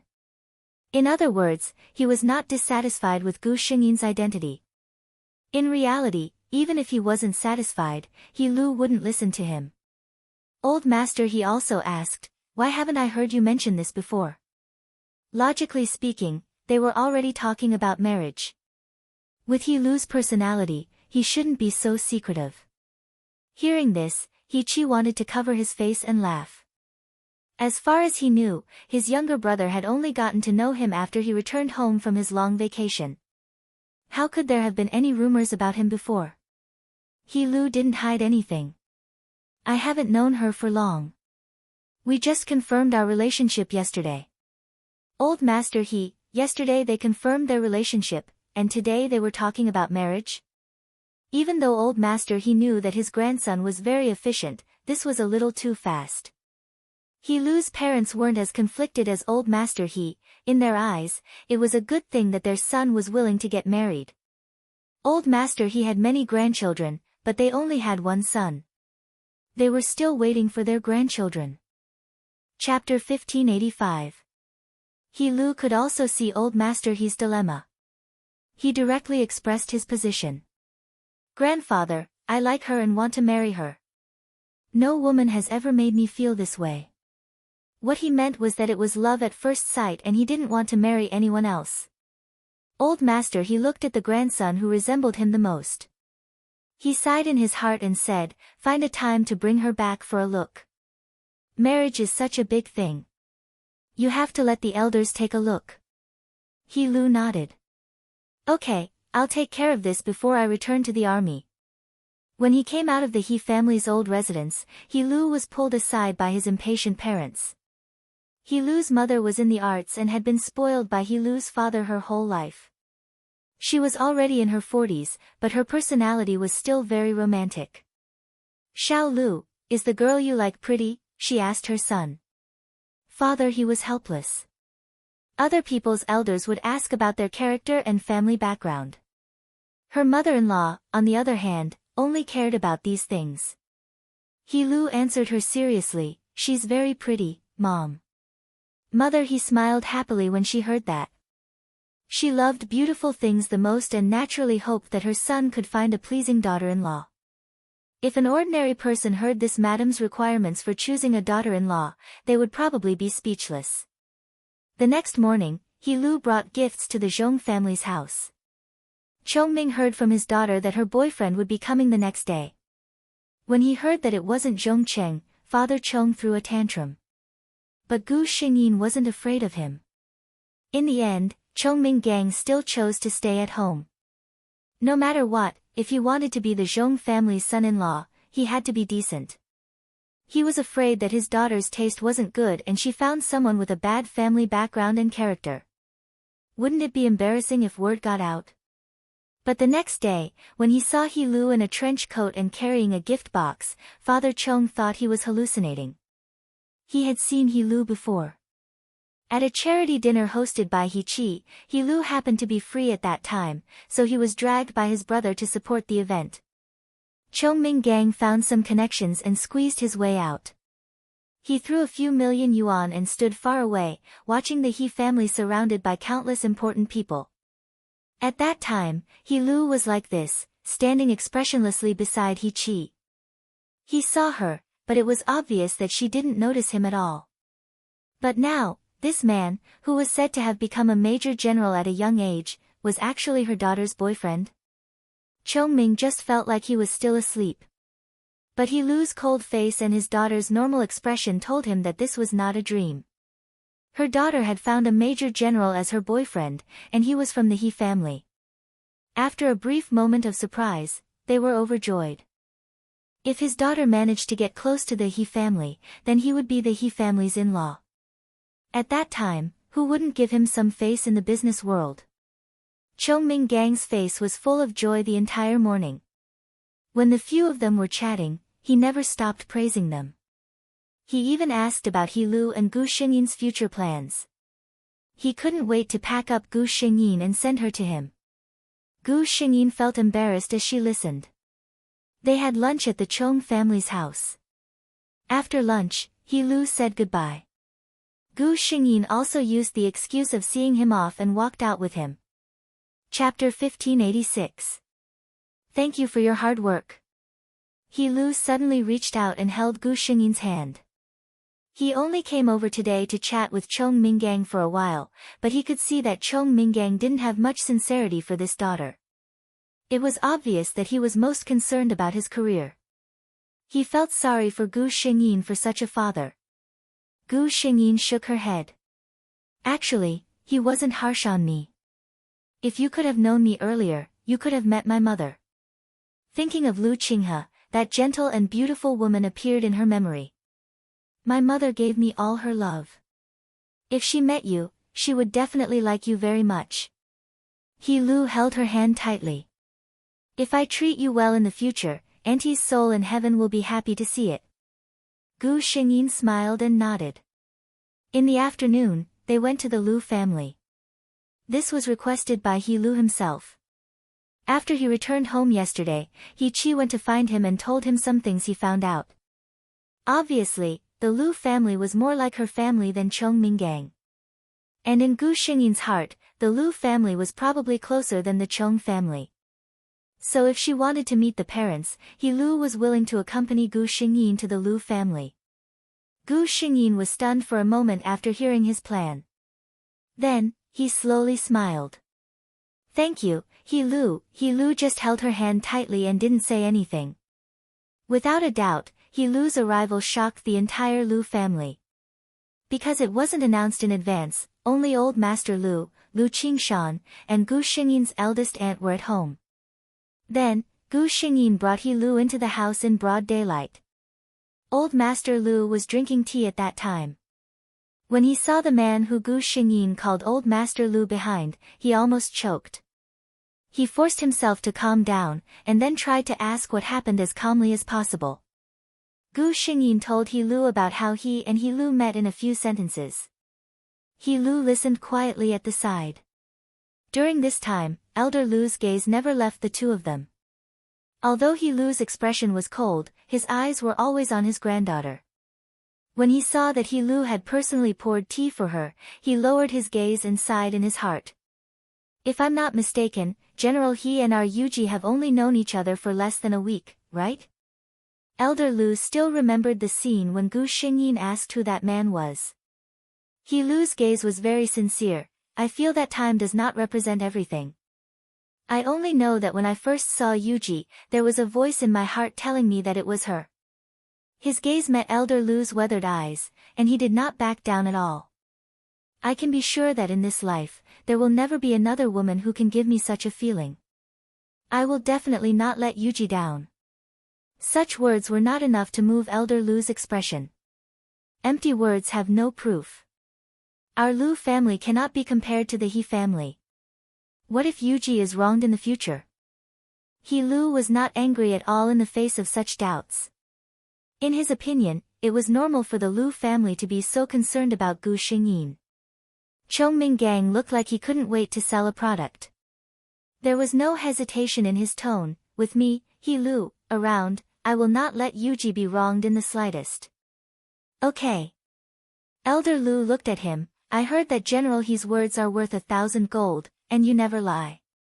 I hope you can really do it. Chapter 1587. At first, the atmosphere between Elder Lu and He Lu was still a little tense. Gu Xingyin was worried that the two of them would argue. She didn't expect that the more they talked, the more they got along, and the more the smile on her grandfather's face became. When he heard He Lu say that he knew how to play chess, Elder Lu's eyes lit up. General He, are you willing to play a few rounds with me? He Lu said, Elder Lu, just call me He Lu, otherwise, Xiao He and Xiao Lu are fine too. When he said this, it meant that he really treated Elder Lu as an elder. One had to know that he didn't say such things in front of Chong Minggang. Elder Lu laughed. Then I'll be thick-skinned and call you Xiao He. If you don't mind, you can call me Grandpa Lu. After all, the relationship between the two of them hadn't been officially established yet, and they didn't know what the He family's attitude was. Elder Lu couldn't let people call him Grandpa directly. He Lu nodded slightly and called, Grandpa Lu. Elder Lu was in a good mood when he heard this. He invited He Lu into the study to play chess. He turned around and called Gu Xingyin's first aunt, saying that Yuji had brought her boyfriend over. He asked second brother and third brother to bring their wives over to meet him. When the two of them entered the study, first aunt gave Gu Xingyin a thumbs up. Gu Xingyin lowered her head slightly and smiled as if she was embarrassed. When it was almost dinner time, the Lu family came over one after another. When they heard that Gu Xingyin's boyfriend was playing chess with Elder Lu in the study, they were all surprised. One had to know that Elder Lu's study was very precious. If it wasn't someone who had really gained his approval, he wouldn't let them in easily. It seems that Yuji's boyfriend has really caught father's eye, second aunt said with a smile. They still didn't know He Lu's identity. When He Lu accompanied Elder Lu downstairs, the three brothers of the Lu family were all stunned. Fortunately, the three of them weren't inexperienced. Although they were surprised, they maintained their poise and greeted He Lu with a smile. It was a sumptuous dinner, and they had a good time. When Gu Xingyin sent He Lu home, he held Gu Xingyin's hand. Your family is very good. Gu Xingyin couldn't help but nod when she thought of the Lu family who treated her like a treasure. He Lu thought for a moment and said, I'll pick you up tomorrow. Gu Xingyin was puzzled. What are you doing? He Lu's face was calm. Meet my parents and grandfather.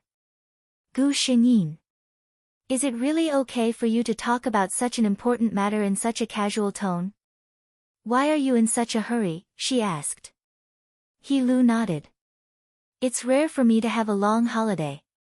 I'll be returning to the army in 5 days. Before I go back, I want to settle things with you. He was always greedy and wanted to settle down early. In this way, everyone would know that this girl belonged to He Lu and no one would dare to have any ideas about her. Those who wanted to bully her would think twice before making a move to see if they could withstand He Lu's wrath. Gu Xingyin raised her head and looked at He Lu. The wind at night was a little strong, but he stood there like a barrier that would never fall. He blocked all the wind and noise outside and couldn't touch her at all. She nodded. Okay. Chapter 1588. After Gu Xingyin sent He Lu off and returned to the Lu family, she was immediately interrogated by her curious uncles and aunts. She sighed and simply explained how she and He Lu met, knew each other, and then got together. Of course, the part in the car was too embarrassing, so she glossed over it a little. That's it? Third aunt was a little surprised. Gu Xingyin nodded innocently. Second aunt, who had a fiery temper, was also in disbelief. So, the two of you have only known each other for less than 2 weeks and you're already talking about marriage? Gu Xingyin nodded again. Everyone in the Lu family was speechless. It was simply the most standard of a flash marriage. But when they saw how Gu Xingyin and He Lu interacted with each other, they felt that there was a tacit understanding between them. They didn't seem like a young couple who had just confirmed their relationship. Maybe, it's really fate. First aunt concluded. Gu Xingyin stayed at the Lu family's house that night. Chongming had just called to ask, but Gu Xingyin casually found an excuse to dismiss him. When they found out that Gu Xingyin was going to the He family's house tomorrow, the aunts were very concerned about this matter. Actually, if the other party was from an ordinary family, they wouldn't be so worried. It was because the He family's status was too high that they were nervous for Gu Xingyin. They were afraid that she wouldn't do well and would be looked down upon. Actually, Gu Xingyin wasn't that nervous. She was probably the calmest one out of them all. After all, she had experienced all sorts of things. It wasn't easy for her to be nervous again. She had even met so many gods. Really, meeting her boyfriend's parents wasn't a big deal. The next day, when He Lu came to pick her up, he specially told her not to be nervous. Gu Xingyin smiled and said that she really wasn't nervous. Just as she had expected, the He family was a century-old family. They actually had a good upbringing and wouldn't make things difficult for a junior. She felt quite relaxed. After she left, Old Master He and He Lu's parents thought highly of her. Old Master He, calm in the face of change, dignified and generous. She's a good match. This was a normal evaluation from an elder. He Lu's father, she's a good girl. Her family background, personality, and style of conversation are all outstanding. This was an affirmation from her boyfriend's father. He Lu's mother, I like this daughter-in-law. She's very pretty. This was the highest compliment a granny could give her. In short, there were no problems. Both parties had a good relationship, and their families were satisfied. To He Lu, it meant that they could get their marriage certificate. He and Gu Xingyin had agreed that the wedding would be held after his next wedding leave, but they could get the marriage certificate first. Gu Xingyin was helpless against the man's persistence. However, she still agreed to his request very indulgently. When they came out of the Civil Affairs Bureau, Gu Xingyin was a little surprised. This was the first time she had gotten a marriage certificate without even going through a proposal. Now that he thought about it, it was a little novel. The two of them did not tell anyone about the marriage certificate. This was also what He Lu said. He was afraid that people would look down on Gu Xingyin because of this, because there was no wedding. Wait for me to go to the military and submit the application immediately. Yuji. He lowered his head and kissed her forehead gently. When I come back, I'll hold a grand wedding for you and let everyone know that you're my wife. Okay. Chapter 1589. After the two registered their marriage, He Lu accompanied Gu Xingyin to the mall. He didn't usually come to places like this, but he knew that girls usually liked places like this. Gu Xingyin wasn't very passionate about this, but she saw He Lu's intentions and didn't reject him. Coincidentally, she saw a familiar face in the mall. An. She was still dressed in branded clothes and was holding a friend's arm. The two of them were carrying a few big shopping bags and were chatting with smiles on their faces. Gu Xingyin even heard the girl beside An say enviously, An, you're so rich now. The daughters of rich families are indeed different. Any piece of clothing here is worth 2 months of my salary. Gu Xingyin stopped in her tracks and stood there with a faint smile. An listened to the compliments of the girl beside her proudly. She liked this feeling. Then, she raised her head and saw Gu Xingyin looking at her. Anwen's heart skipped a beat. The girl beside her was still chattering. Anwen felt embarrassed and quickly patted her hand. Stop talking. The girl was still a little confused. Following Anwen's gaze, she saw Gu Xingyin and He Lu not far in front of them. With just one glance, her eyes revealed a look of amazement. This pair of man and woman, if placed in a crowd, would definitely be a very eye-catching existence. If the two of them stood together, they would be even more eye-catching. There were even passers-by who secretly looked around, suspecting that it was just two celebrities taking photos on the street. Wen, who is this? The girl secretly tugged at the corner of Anwen's shirt. Anwen looked at Gu Xingyin a little unnaturally. The eldest daughter of the Chong family. The girl's eyes lit up. The eldest daughter of the Chong family, then isn't that your... Anwen's hand pinched her arm hard and the girl instantly stopped talking. Anwen was actually quite embarrassed. She had pretended to be the daughter of a wealthy family and flaunted her wealth in front of her friends, but in the end, she was caught red-handed by someone who knew the truth. What Anwen was most afraid of was being found out by Gu Xingyin. After all, she knew very well that she had no status in front of Gu Xingyin. She was afraid that Gu Xingyin would expose her on the spot.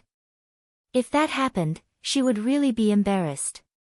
In the end, Gu Xingyin's eyes slowly fell on her, and then swept down. She looked at the pile of luxury brands and did not say anything. She turned her head to He Lu and said, "Let's go." He Lu didn't know who Anwen was, but he could see that Gu Xingyin didn't like her. Hearing Gu Xingyin's words, he nodded and left with Gu Xingyin. From the beginning to the end, Gu Xingyin had no intention of talking to An. An stood where she was and watched the two of them walk past as if they didn't exist. Her friend whispered, "Isn't the eldest daughter of the Chong family your sister? Why is she ignoring us?" An forced a smile and said, "She has always been arrogant and has never treated me as a sister." Her friend said, "Oh," to show that she understood. Immediately, her attention turned to another matter. "Is the man beside your sister her boyfriend? He's so handsome." And Wen was a little absent-minded. "Maybe." On the other side, He Lu looked at Gu Xingyin and asked, "That girl just now, is she someone you know?" Chapter 1590. Although this was a family scandal, Gu Xingyin felt that there was nothing that couldn't be said. She briefly told He Lu about Ensure and her daughter. "That girl just now was the cheap sister that lived in my house for a while." He Lu's face darkened. The matter between Zhongming Gang and Madame N and her daughter was not a secret in the capital circle. Many people secretly laughed at Zhongming Gang for being devoted his whole life. In the end, when his wife died, he showed his true colors. He Lu of course didn't know about this, but Chi did. Especially after knowing that the eldest daughter of the Zhong family might become his future sister-in-law, he told He Lu everything he knew about the Zhong family. If it was someone unrelated to him, He Lu naturally wouldn't spend any effort on it. But when the pitiful daughter in the story became the person he cherished, He Lu said in a low voice, "So after that woman was kicked out of the Zhong family, she still flaunted her identity as the daughter of the Zhong family. Why didn't you expose her?" Gu Xingyin shook her head. "In a place like the business center, there are too many familiar people. If I quarreled with her, no matter what the result was, it would be a loss of face for the Zhong family." She said, "The An family's mother and daughter were kicked out of the Zhong family, but I saw today that An Wen is clearly living the life of a young lady. People like them don't need others to do anything, they can just kill themselves." Gu Xingyin wasn't wrong at all. An Yan and An Wen were kicked out of the Zhong family by the furious Chongming Gang. Other than the clothes on their body and their own documents, they didn't take anything out. And in the past few years, they didn't save a single cent of the money that Chongming Gang gave them.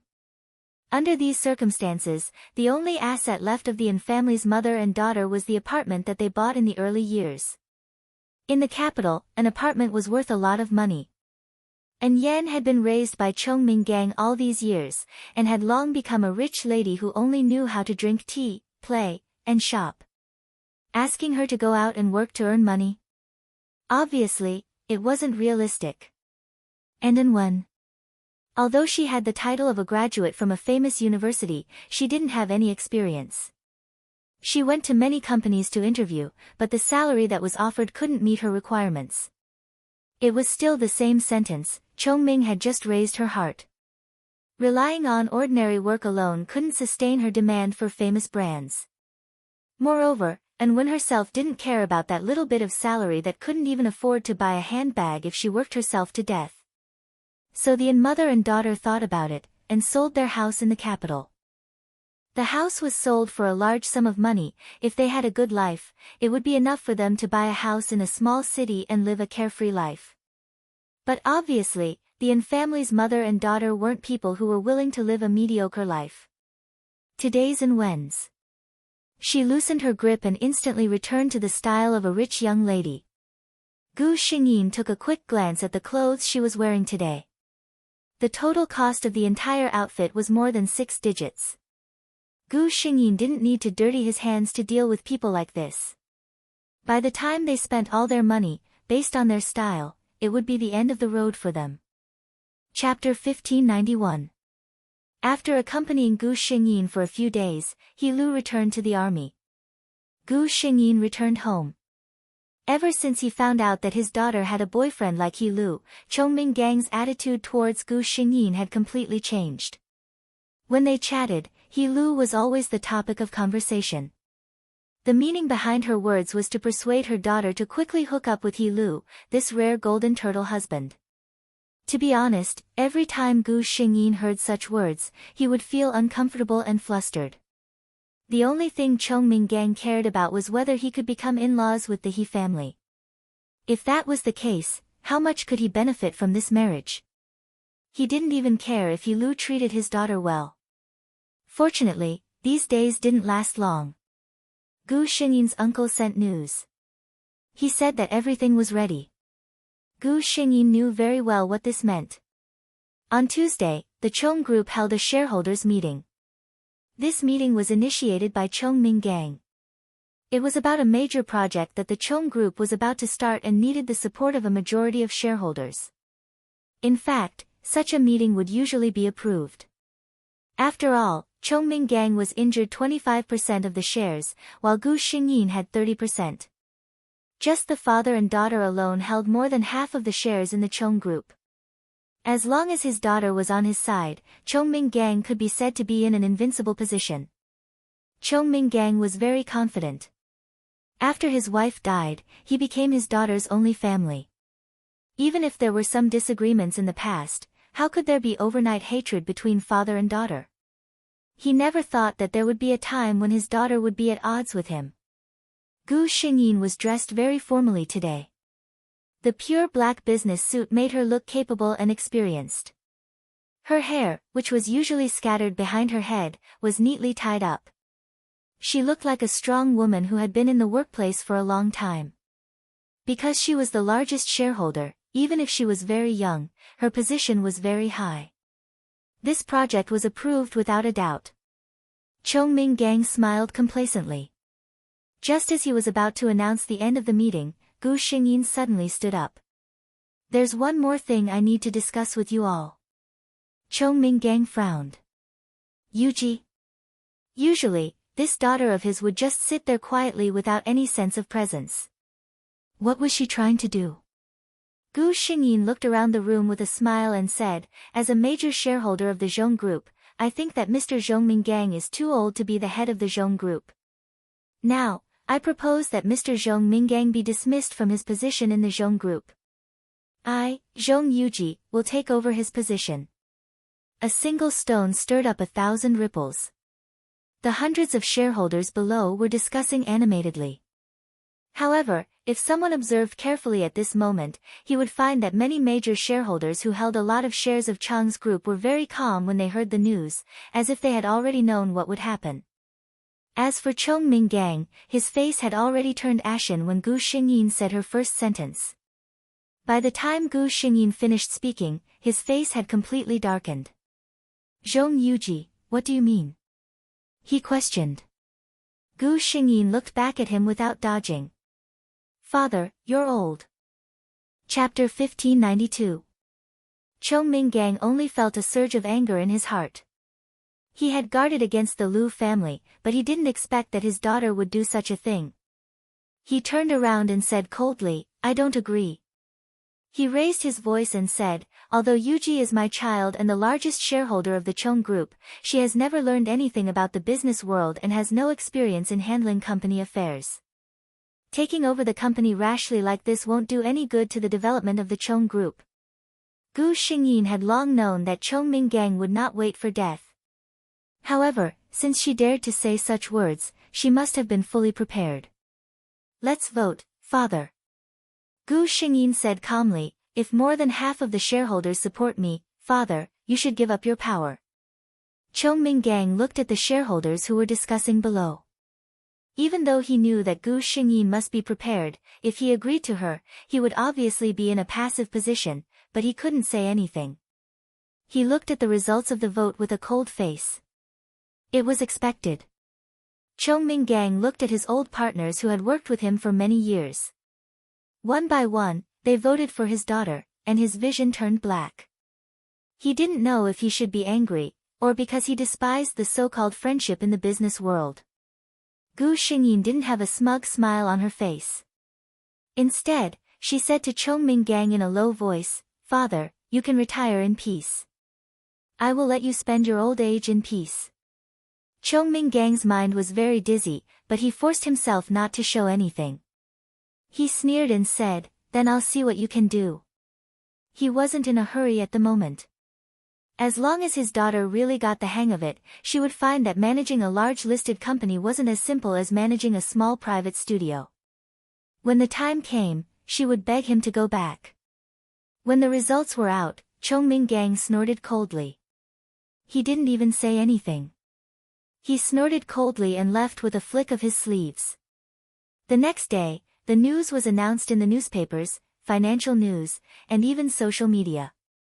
The Chong group has changed. The young chairman has become the new leader.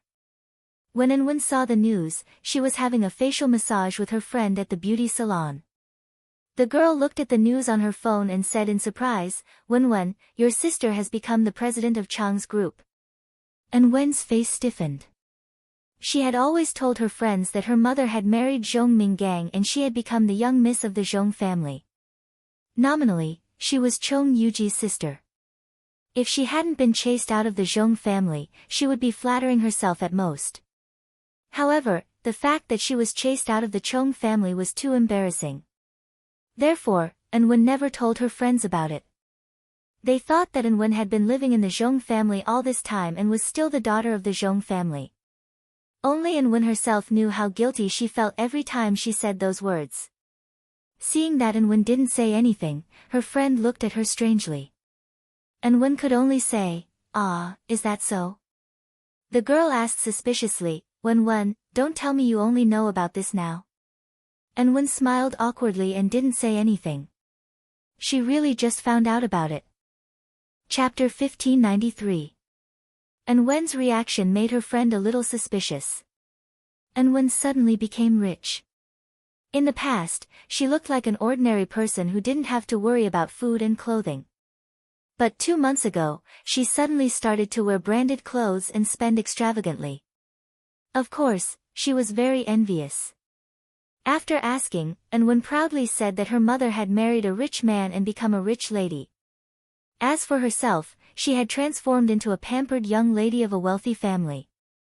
When she saw An-Wen's appearance, she also had doubts.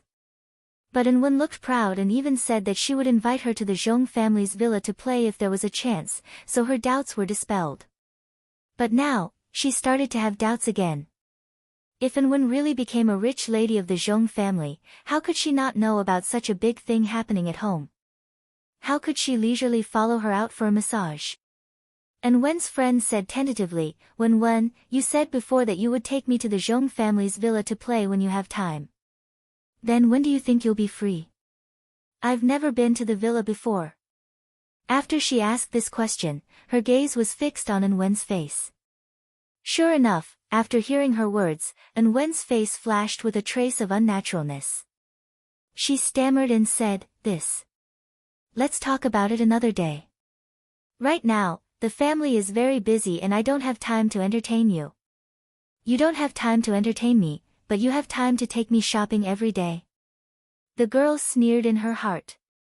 She and An-Wen were just ordinary friends. After An-Wen suddenly became rich, she found a few opportunities to get close to her and slowly became good friends with her. She originally wanted to get close to An-Wen because she saw that An-Wen had become rich and wanted to use her to get to know a few rich young masters. But now, it seemed that things weren't as simple as An-Wen said. At least, her identity as a rich lady was very problematic. The girl didn't say anything and continued to talk to An-Wen with a smile. But when An-Wen invited her to have dinner together, she smiled and refused. Seeing An-Wen take a taxi and leave, the girl was even more certain of her guess in her heart. If she really became a rich lady, would she not even have a car? The girl called another friend of hers. Since she wanted to hook up with a rich second generation, she would naturally know a few like-minded friends. Among them, there would even be some who had already succeeded. The person she was asking was one of her sisters who had successfully become the temporary girlfriend of a rich second-generation heir. Hearing her asking about the Chong family, the other party was obviously surprised. "Why are you asking about the Chong family?" The woman still casually found a reason. "I saw the news today and it seems that he's quite rich. I want to know more." The young lady seemed to have misunderstood her meaning, thinking that she had set her sights on the Zhong family, so she smiled and said, "You'd better not have any ideas about the Zhong family. Madame Zhong just passed away a few months ago. The position of the legal wife is still there, but the Chong group is now in the hands of the eldest daughter of the Chong family. It's not a good choice. And Wen's friend pretended to be confused and asked, the eldest daughter of the Zhong family is in charge. Didn't the Chong family have any sons? Only one daughter. Yes, Mrs. Chong only gave birth to a daughter and no son. Speaking of which, there was a joke in the Chong family some time ago. And Wen's friend hurriedly asked, what joke? The person on the other end said, it seems that not long after Madame Chong passed away, Chairman Chong brought a mother and daughter back. He said that he met his true love, but who doesn't know that they are probably his mistresses? Chapter 1594. And Wen perked up when she heard this. Because when she heard this, she could connect the dots with An Wen's sudden wealth. Could it be that An Wen was telling the truth? She was suddenly glad that she didn't confront An Wen rashly today. Otherwise, she might have offended her. The other side continued. They brought her back to the Zhong family's mansion. It seems like they really love her. That daughter seems to be about the same age as the eldest daughter of the Zhong family. I heard that they dote on her a lot. The eldest daughter of the Zhong family was so angry that she made a scene at home many times. She was so angry that she even went to her grandfather's house. You know the Liu family, right? They are a first-class wealthy family, and Wen's friend listened patiently. She didn't have the heart to listen to the Liu and Li families. She only cared about the mother and daughter. Hearing that the sisters seemed to be running further and further away, she had no choice but to pull the topic back. So, the mother and daughter successfully moved into the Zhong family? Aren't they too lucky? As soon as she finished speaking, she heard the sisters sneer. Successfully moved in. Dream on. Do you really think it's so easy to move into a wealthy family? Moreover, she's old and has a child. The mother and daughter were in the limelight for less than 2 months, right? They were kicked out by the Zhong family. I heard that they didn't take anything with them when they left. And Wen's friend didn't listen to the rest of the words. Right now, she was only thinking that An Wen was really lying to her. She was clearly kicked out of the Zhong family, but she was still pretending to be a rich young lady and lying to her. She told the sisters that she had something urgent to attend to. After hanging up, she called An Wen. Not long after An Wen arrived home, An Yen went out to play cards. She ordered a Western meal alone and waited for it to be delivered. Hello, Lily, what's the matter? An Wen asked. The other side sneered. An Wen, I really misjudged you. You were kicked out of the Zhong family a long time ago. Why are you still pretending to be a rich young lady in front of me? An Wen's heart skipped a beat. How did she know? Before she could react, the other side had already started scolding her. I say, why are you always so hesitant when talking about the Zhong family? If you don't have money, then don't have money. Why are you pretending? No matter how beautiful a pheasant is, she can't become a phoenix. You still have the nerve to say that you want to take me to the Zhong family. Aren't you afraid that the wind sprains your tongue? I really misjudged you. You were kicked out, shamelessly. And Wen couldn't help but hang up the phone. She threw the phone she had just bought onto the floor and sat on the sofa in a daze for a long time. Then, she hugged the pillow and began to cry. Half of it was because he felt embarrassed, and the other half felt that he was unlucky. It would be great if she was the real young Mississippi. Then, she would be able to live the life of an upper-class person with a clear conscience, and not rely on deceiving others and puffing herself up at her own cost. She missed the days when she was in the Zhong family. Every day, she had an endless amount of money to spend and an endless supply of branded goods. As she thought about it, she began to resent her mother again. Since she had already climbed up a big tree like Zhongming Gang, why did she have to find another man because she couldn't bear the loneliness? It was one thing for her to be unable to bear the loneliness, but she had carelessly left behind a seed. If she had been a little more careful, or a little more loyal, would she be Zhongming Gang's biological daughter? Zhongming Gang's biological daughter, thinking of Chong Yuji's arrogant look, she was both envious and jealous. She was even more disgusted with her mother and Yen. Chapter 1595. And Yan returned home with her makeup on. She saw her daughter sitting on the sofa with red and swollen eyes. It was obvious that she had been crying. She hurriedly walked over with heartache. "Ah, Wen, what's wrong?" She walked to her side and sat down. Just as she was about to touch her, Wen avoided her with a look of disgust. And Yan was stunned. Wen, what's wrong with you?" And Wen looked up at the woman in front of her. She was in her 50s and had taken good care of herself. Her skin was still fair and delicate, but it couldn't hide the fine lines at the corners of her eyes and lips. Her eyes were very young, which could only be seen if she hadn't experienced the hardships of life. And Wen used to be very proud of her mother's youth and beauty. She was prettier than her classmates' parents. But now, looking at Yan like this, she was very annoyed. She said in a sharp tone, "As a woman who is about to enter old age, you dress up so beautifully every day. Are you going to seduce another rich man?" And Yan's gaze trembled. She looked at the daughter in her hands and couldn't seem to imagine that she would say such things to her. Actually, Wen regretted saying it. But that bit of regret couldn't compare to the resentment in her heart. She continued, "Do you know? Today, I was pointed at my nose and scolded. They said that I was chased out, that I was a poor woman who pretended to be a rich man's daughter. They said that I was a wild chicken who pretended to be a phoenix." The more she spoke, the more agitated she became. The tears that she had finally stopped came out again. And Wen almost cried. "Why can't I be Chong Mingang's daughter?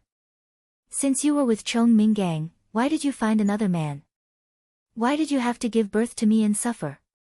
Why do I have to suffer such humiliation when others are high and mighty while I'm just a wild child without a father?" And Yan felt her vision turn black. When she gave birth to Wen, she didn't deny that she wanted to use the child to force Chong Mingang. But after all, Wen was her flesh and blood. She really loved Wen. She spent most of the money Chong Mingang gave her on Wen. She sent her to a high-tuition private school, sent her to learn piano and dance, and took her on a trip every year. She was almost careful, trying her best to let her daughter enjoy everything that normal people of her age could enjoy. She had never known that her daughter had always thought this way. The daughter that she had carefully held in the palm of her hand actually viewed her mother in such a manner. And Yan's good mood disappeared without a trace. She didn't even have the chance to tell Wen that she had put in a lot of effort to go out today. She had given a generous gift to a madam and helped Wen get an easy and decent job. A fierce argument broke out between the mother and daughter. On the same day, Wen took her mother's card and withdrew most of the money from it. She bought a plane ticket and flew to another city. By the time Yan found out, she couldn't even get through to her daughter's phone, and Wen had thrown her phone away. Gu Xingyin and the system looked on silently. She felt that she had great foresight, she didn't need to do anything at all. And Wen and Yan, this mother and daughter pair, could make their originally good lives a mess. Chapter 1596. Gu Xingyin's days were divided between the company and her family. Chong Mingang had been waiting for his daughter to ask him for help when she was flustered. However, it turned out that he was thinking too much. A few days ago, Gu Xingyin found it a little difficult because she was unfamiliar with the company. However, she quickly grasped all the resources of the Chong Group. Her decisiveness and unique vision in the business world attracted the attention of some of the older generations. Some of the shareholders of the Chong Group had initially expressed their support for her because of the Lu family. But now, they had to admit that even Gu Xingyin had the ability and charisma to convince people. She was neither arrogant nor rash. Although she was young, Gu Xingyin's ability to make big decisions made many old foxes in the business world admire her. The Lu family was worried that their granddaughter couldn't handle the situation and was ready to save the situation at any time. However, after seeing Gu Xingyin's performance, they felt that their worries were unnecessary. Lu Qingshan, on the other hand, had a gratified look on his face. Since Yuji has such a strong ability, this old man can rest assured. Indeed, a strong family background could only make others envious. However, Her own ability could make others believe in her. His granddaughter was like this now. No matter what happened in the future, she wouldn't have a bad life. As the daughter-in-law of their family, the Chong family naturally paid attention to her. Gu Xingyin had made a lot of movements during this period. The He family obviously knew about it. Old Master He expressed his admiration for Gu Xingyin's business methods. I thought she was a dignified and generous person. I didn't expect her to be so decisive when it comes to important matters. I was wrong. Although he said that, everyone could see the admiration in his eyes. He Chi was even more straightforward.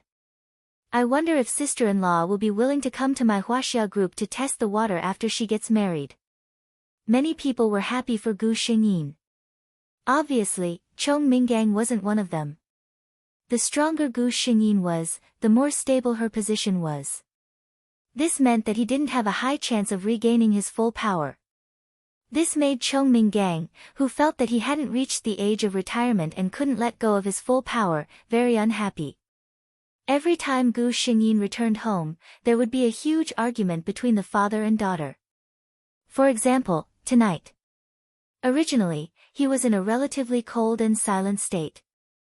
Suddenly, Chong Minggang put down his chopsticks and laughed coldly. I didn't expect my good daughter Yuji to be so powerful. Gu Xingyin slowly swallowed the food in her mouth before replying, it's all thanks to father's teachings. She was not afraid of Chong Minggang at all.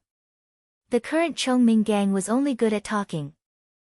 When it came to arguing, Gu Xingyin believed that she would not lose to anyone. As expected, Zhong Minggang was choked quite badly. He snorted coldly. I just didn't expect that my meticulous upbringing would raise an ingrate. Gu Xingyin put down the chopsticks in her hand. After being disturbed like this, she could forget about having any appetite. She had already bought an apartment near the company. It was time to have a showdown with Chong Minggang. Gu Xingyin looked at Chong Minggang quietly. Father, don't say things like ingrate. You know best what you've done all these years. She began to tell him everything one by one. Chapter 1597. Chong Minggang had an affair with An Yen before he married her mother.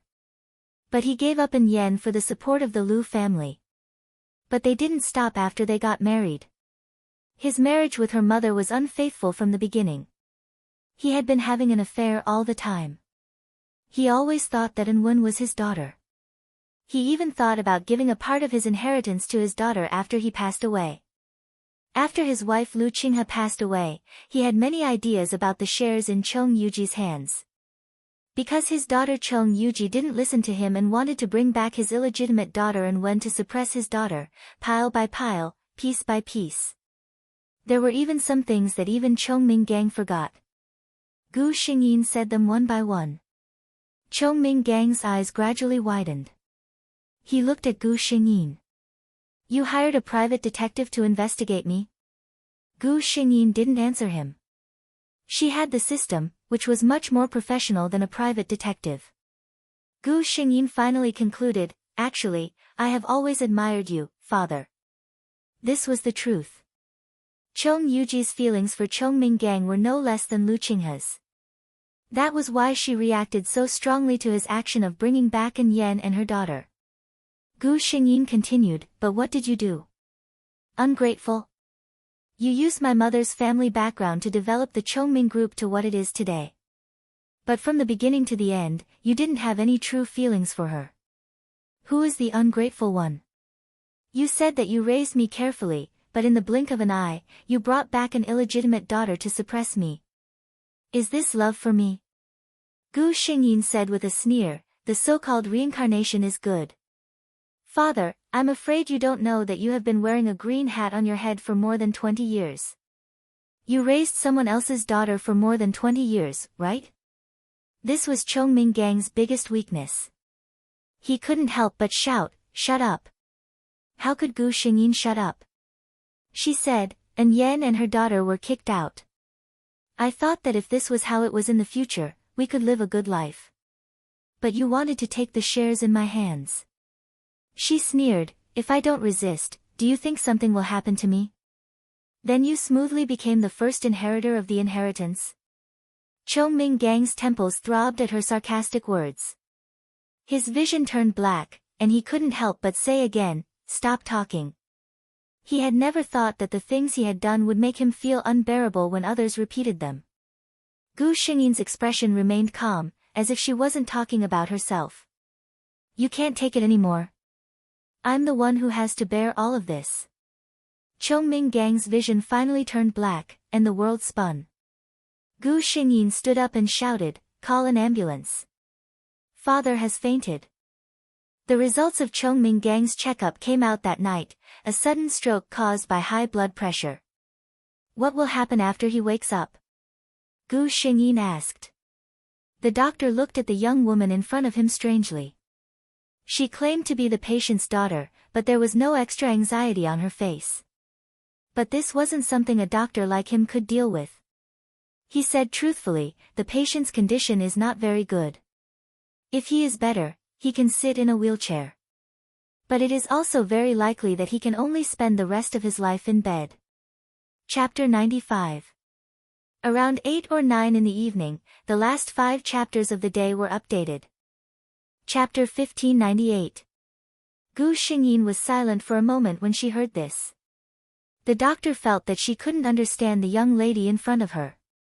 She stood there with her head slightly lowered. She was expressionless before, but now, with the pale light of the hospital corridor shining on the top of her head, there was a feeling of extreme sadness. This was Zhong Yuji's body, feeling sad for her father. No matter how many bad things he had done to her, for Zhong Yuji, he was still the father who held her high and rode a horse when she was young. She said in a low voice, "Please do your best and use the best medicine to make him better." The doctor nodded. He had heard too many such words. Every family member hoped that their loved ones could be well. But the final result was not something that could be decided by people. Gu Xingyin saw that Zhong Minggang was pushed into the ward. She felt a little stuffy, so she went outside to get some fresh air. As soon as she got some fresh air, she met an acquaintance. Zhong Cheng's stepmother, the second wife of the chairman of the Zhong family. When Mrs. Zhong saw Gu Xingyin, she was a little surprised, but after being stunned for a moment, she put on a smile on her face. "Yuji." "Ah, no, I should call you Chairman Zhong now." Gu Xingyin didn't have a good impression of this woman, but she didn't hate her either. She nodded lightly, "Mrs. Zhong." Mrs. Zhong didn't care that she was too cold at all. She asked with concern, "Chairman Zhong, you came to the hospital." Gu Xingyin said, "Something happened to my father's health." Mrs. Zhong understood. She didn't say anything more. If it was said that the new chairman of the Zhong group had any relationship with her father, Mrs. Zhong definitely wouldn't believe it. If they really had a good relationship, would they use almost coercion to force him to step down? However, since ancient times, the winner was king and the loser was in the wrong. Gu Xingyin succeeded in taking the position and showed that her ability was not inferior to her father's or even slightly better. No one would say anything more. Mrs. Zhong said, "I'm here this time for our Zhong Cheng." When she said this, there wasn't any sadness on her face, only a little bit of emotion. This was one of the things that Gu Xingyin admired about this woman. She was not Zhong Cheng's biological mother, so she had never been close to her stepson. However, he had never treated him unfairly. Mrs. Zhong knew that in a wealthy family like the Zhong family, if she pretended to be protective of her stepson, not only would it be a thankless task, but many people would also suspect her motives. Therefore, from the very beginning, she had made her attitude very clear. She did not want to get close to him, and she did not treat him coldly. All these years, she and Zhong Cheng had always had an indifferent relationship, but it was also because of this that Zhong Cheng's father had always trusted her and doted on her daughter very much. When Mrs. Zhong spoke, she deliberately glanced at Gu Xingyin. When she saw that there was no expression on her face, she was relieved. Zhong Cheng has some mental problems. Originally, he was fine, but he might have been stimulated earlier and suddenly erupted. Now, the situation is not very good. When Mrs. Zhong said this, her gaze was fixed on Gu Xingyin. After all, she knew that Zhong Cheng's great stimulation had something to do with Gu Xingyin. When Zhong Cheng's father heard the news, he was so angry that he threatened to seek justice from the Zhong family. However, he was persuaded by Mrs. Zhong. Mrs. Zhong, who knew the whole story, felt that this matter had nothing to do with them. Chapter 1599. Mrs. Zhong even thought that Zhong Yuji, Zhong Cheng's ex-girlfriend, was a victim in this matter. However, Mr. Zhong, who was wholeheartedly attached to his son, had obviously lost his mind. He wanted to find trouble with the Zhong family. In the end, it was Mrs. Zhong who found out the identity of the man who injured Zhong Cheng, which made Mr. Zhong give up the idea. The He family was not someone the Zhong family could afford to offend. Even if the Zhong family gave up the plan to fight with the Zhong family, Mr. Zhong would still treat the Zhong family coldly whenever he saw them. He was different from her husband. Mrs. Zhong did not have much feelings for Zhong Cheng. In this matter, she did not have any ill feelings for the Zhong family. Therefore, she did not mind forming a good relationship with Gu Xingyin in private. If Zhong Cheng's mental state could not recover, then he would definitely not be able to inherit the company in the future. Under such circumstances, her daughter, as the only legitimate heir of the Zhong family, would naturally be able to fight for more benefits. Gu Xingyin was a little interested in what she said. What happened to Zhong Cheng? Mrs. Zhong looked around and made sure that no one was around. Then, she slowly said, Zhong Cheng's mother, as you know, divorced my husband by agreement. That woman. Her private life is a little indecent. When Mrs. Zhong said this, her expression was a little strange. Zhong Cheng's mother's matter was considered a big deal in the capital back then. She and Mr. Zhong's family were connected by marriage. Of course, they had no feelings for each other. After giving birth to an heir, they lived separately. It was not a serious matter for both sides to have a lover. Many wealthy families lived like this. However, this Mrs. Zhong was too strange. She had many strange hobbies. For example, she kept many lovers and played with them. She even recorded them with a camera as a memento. Then, once, when Zhong Cheng was only 8 years old, he accidentally saw these things when he went to his mother's villa to play. At that time, no one noticed the change in him. It was not until later, when Zhong Cheng began to be afraid of women and hated the touch of all women, that Mr. Zhong realized that something was wrong. He hired a psychiatrist for his son. After 2 years, the knot in Zhong Cheng's heart was untied. However, it was only a temporary solution. Zhong Cheng had been receiving treatment from a psychiatrist in private. It wasn't until he became an adult that he looked no different from a normal person. As a stepmother, Mrs. Zhong knew about these things, but she had to pretend that she didn't know anything. Originally, if Zhong Cheng was lucky, this symptom might not recur for the rest of his life. But it was clear that the experience of breaking up with Gu Xingyin had somehow triggered him. Gu Xingyin, hearing Mrs. Zhong's words, Gu Xingyin was speechless. To be honest, Zhong Yuji didn't do anything that would cause Zhong Cheng's mental illness. It was normal for Zhong Cheng to be dumped. Now that he was in trouble, what did it have to do with her? Mrs. Zhong looked at her and quickly said, Of course, we all know that Zhong Cheng's illness has nothing to do with you, Director Zhong. It's just a coincidence. Gu Xingyin looked at Mrs. Zhong and smiled. Thank you for your understanding, Mrs. Zhong. This woman was a rare understanding person.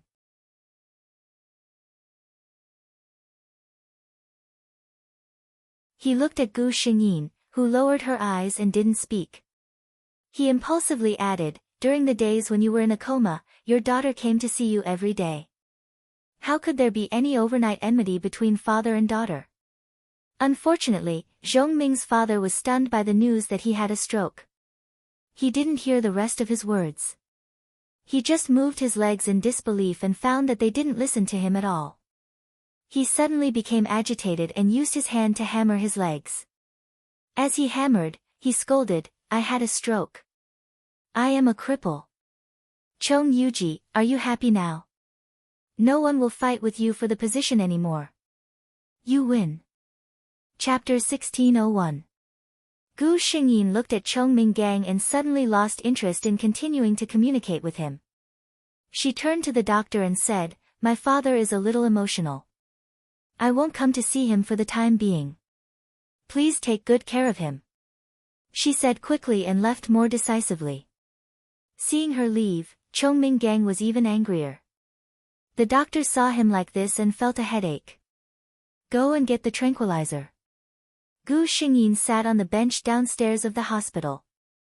Speaking of which, her mission in this world was basically completed. All the people who had hurt Zhong Yuji didn't get a good result. And then her daughter left the family with nothing. Zhong Cheng's mental illness acted up. Chong Minggang had a stroke and was paralyzed. She silently looked at the people coming and going at the entrance of the hospital and suddenly had a feeling of losing her target. Then, she felt a shadow pressing down on her head. There was a clear and distant lotus fragrance enveloping her. He Lu sat down beside her. "What are you thinking about? Why are you so fascinated?" He Lu reached out and held one of her hands tightly with his warm and broad palm. However, he slightly pressed his fingers and interlocked their fingers. Actually, what he didn't say was that her expression just now looked as if she had completely emptied her mind. He was a little flustered. Gu Xingyin's hand was held and a warm touch passed from her palm to her heart. The sudden melancholy and confusion just now disappeared without a trace. Her heart suddenly calmed down.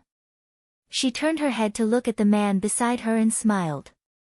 "I miss you." Hearing this, He Lu smiled. He was the kind of man who rarely smiled, but he looked very good when he smiled. Then, He Lu was at the entrance of the hospital where people came and went. He didn't care about the eyes of others and gently kissed Gu Xingyin. This kiss was very light. He Lu simply sucked Gu Xingyin's lips and stepped back. "You looked very sad just now," He Lu said. Gu Xingyin was confused. "Did I?" Seeing her like this, He Lu was a little relieved. He asked, "How is uncle?" He asked Chong Minggang. Gu Xingyin said, "He had a stroke. He might be paralyzed." He Lu asked, "Should I go see him?" He was asking about Gu Xingyin. Knowing her relationship with his father, he respected Gu Xingyin's opinion on this matter. Gu Xingyin hesitated for a moment and refused. "I was just chased out by him. He's a little agitated, so it's better not to agitate him." He Lu stopped talking. The two sat for a while before Gu Xingyin asked, "Why did you suddenly come back?" He Lu remembered the purpose of his visit today. He looked at Gu Xingyin and said, "Because I've applied for marriage leave." At this moment, he lowered his head to look at Gu Xingyin. At the same time, Gu Xingyin also raised her head to look at him. Their eyes met. Gu Xingyin was the first to look away. "So?" He Lu seemed to chuckle. He said, "So, we can prepare for the wedding, Mrs. He."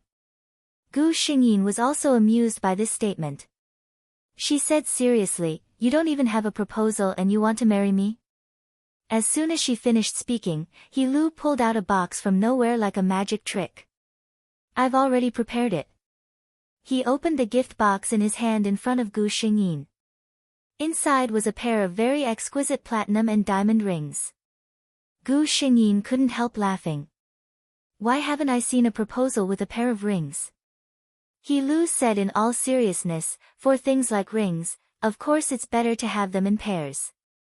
Chapter 1602. Gu Xingyin was speechless at such a unique proposal. Well, she actually quite liked it. He Lu picked up the smaller ring. "Come on, reach out your hand." Gu Xingyin obediently reached out her hand. "Wait a minute." She saw something engraved on the inside of the ring. She picked it up and took a closer look. A small Lu was quietly sitting there. Gu Xingyin looked at He Lu and smiled. "Why didn't you tell me?" He Lu's ears were a little red. "There's nothing to say." Gu Xingyin's face showed a smile. She obediently let He Lu put the ring on her finger. After putting it on, she also picked up another ring and put it on He Lu's finger carefully. On the ring belonging to He Lu, Gu Xingyin also saw a small U in the inner circle. He Lu held her hand, and they quietly leaned against each other. After a long time, He Lu said, "We are already preparing at home. Yuji, are you ready?" No one answered. He Lu looked sideways and found that the person beside him had already fallen asleep on his shoulder. There was a yellowish sunlight shining on her face through the shadow of the tree. He Lu saw the blue shadow under Gu Xingyin's eyes. Gu Xingyin didn't have an easy time these days. She had to deal with the company's affairs during the day and come to the hospital after work. Usually, it was close to midnight when she returned home. Then she took a shower and washed up, which took a lot of time. And she had to get up early the next day. She hadn't had a good rest for a long time. He Lu looked at her quietly until that small piece of mischievous sunlight moved to her eyes. He reached out his hand and gently stopped it. When Gu Xingyin woke up, she found that she was in a strange place. The decoration style of the room was very simple and neat. Everything was placed in its proper position. Obviously, the owner of this room was a very self-disciplined man. Gu Xingyin subconsciously raised her watch to check the time, only to find that her wrist was empty. She looked around and found it on the bedside table. 6:30 p.m. She thought about it. When she met He Lu at the hospital, it was 4:30 in the afternoon. She actually slept for 2 hours. Most importantly, she was brought all the way to the bed, but she didn't wake up at all. However, the feeling of having a good sleep was indeed comfortable. Gu Xingyin got up and opened the door. An enticing aroma of food floated out from the kitchen. Just then, He Lu walked into the restaurant with a plate of food. When he saw Gu Xingyin, he smiled. "I was just about to wake you up." Gu Xingyin looked at He Lu. His sleeves are rolled up high, revealing his muscular forearms. He's wearing a dark blue apron, which softens his temperament.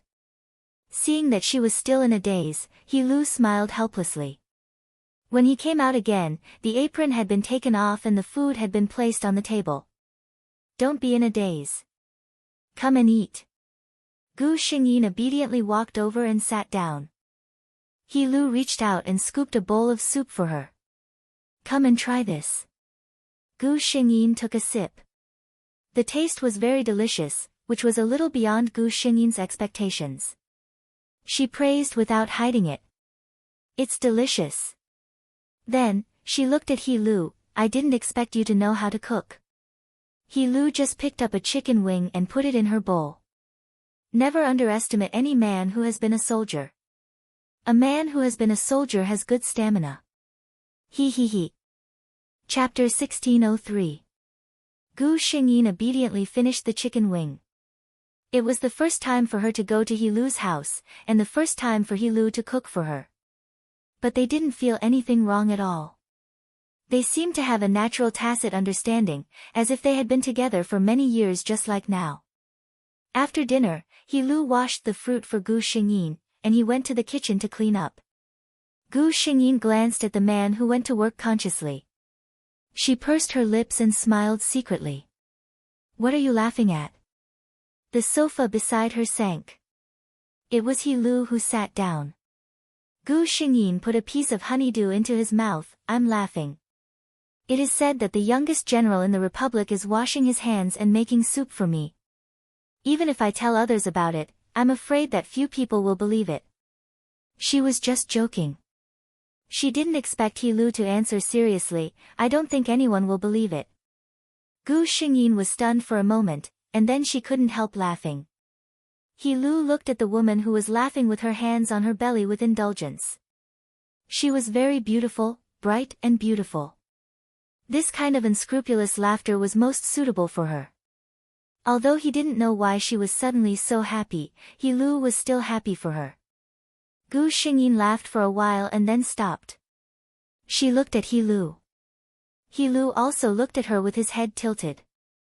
She said softly, "Thank you, He Lu." He Lu's eyes paused.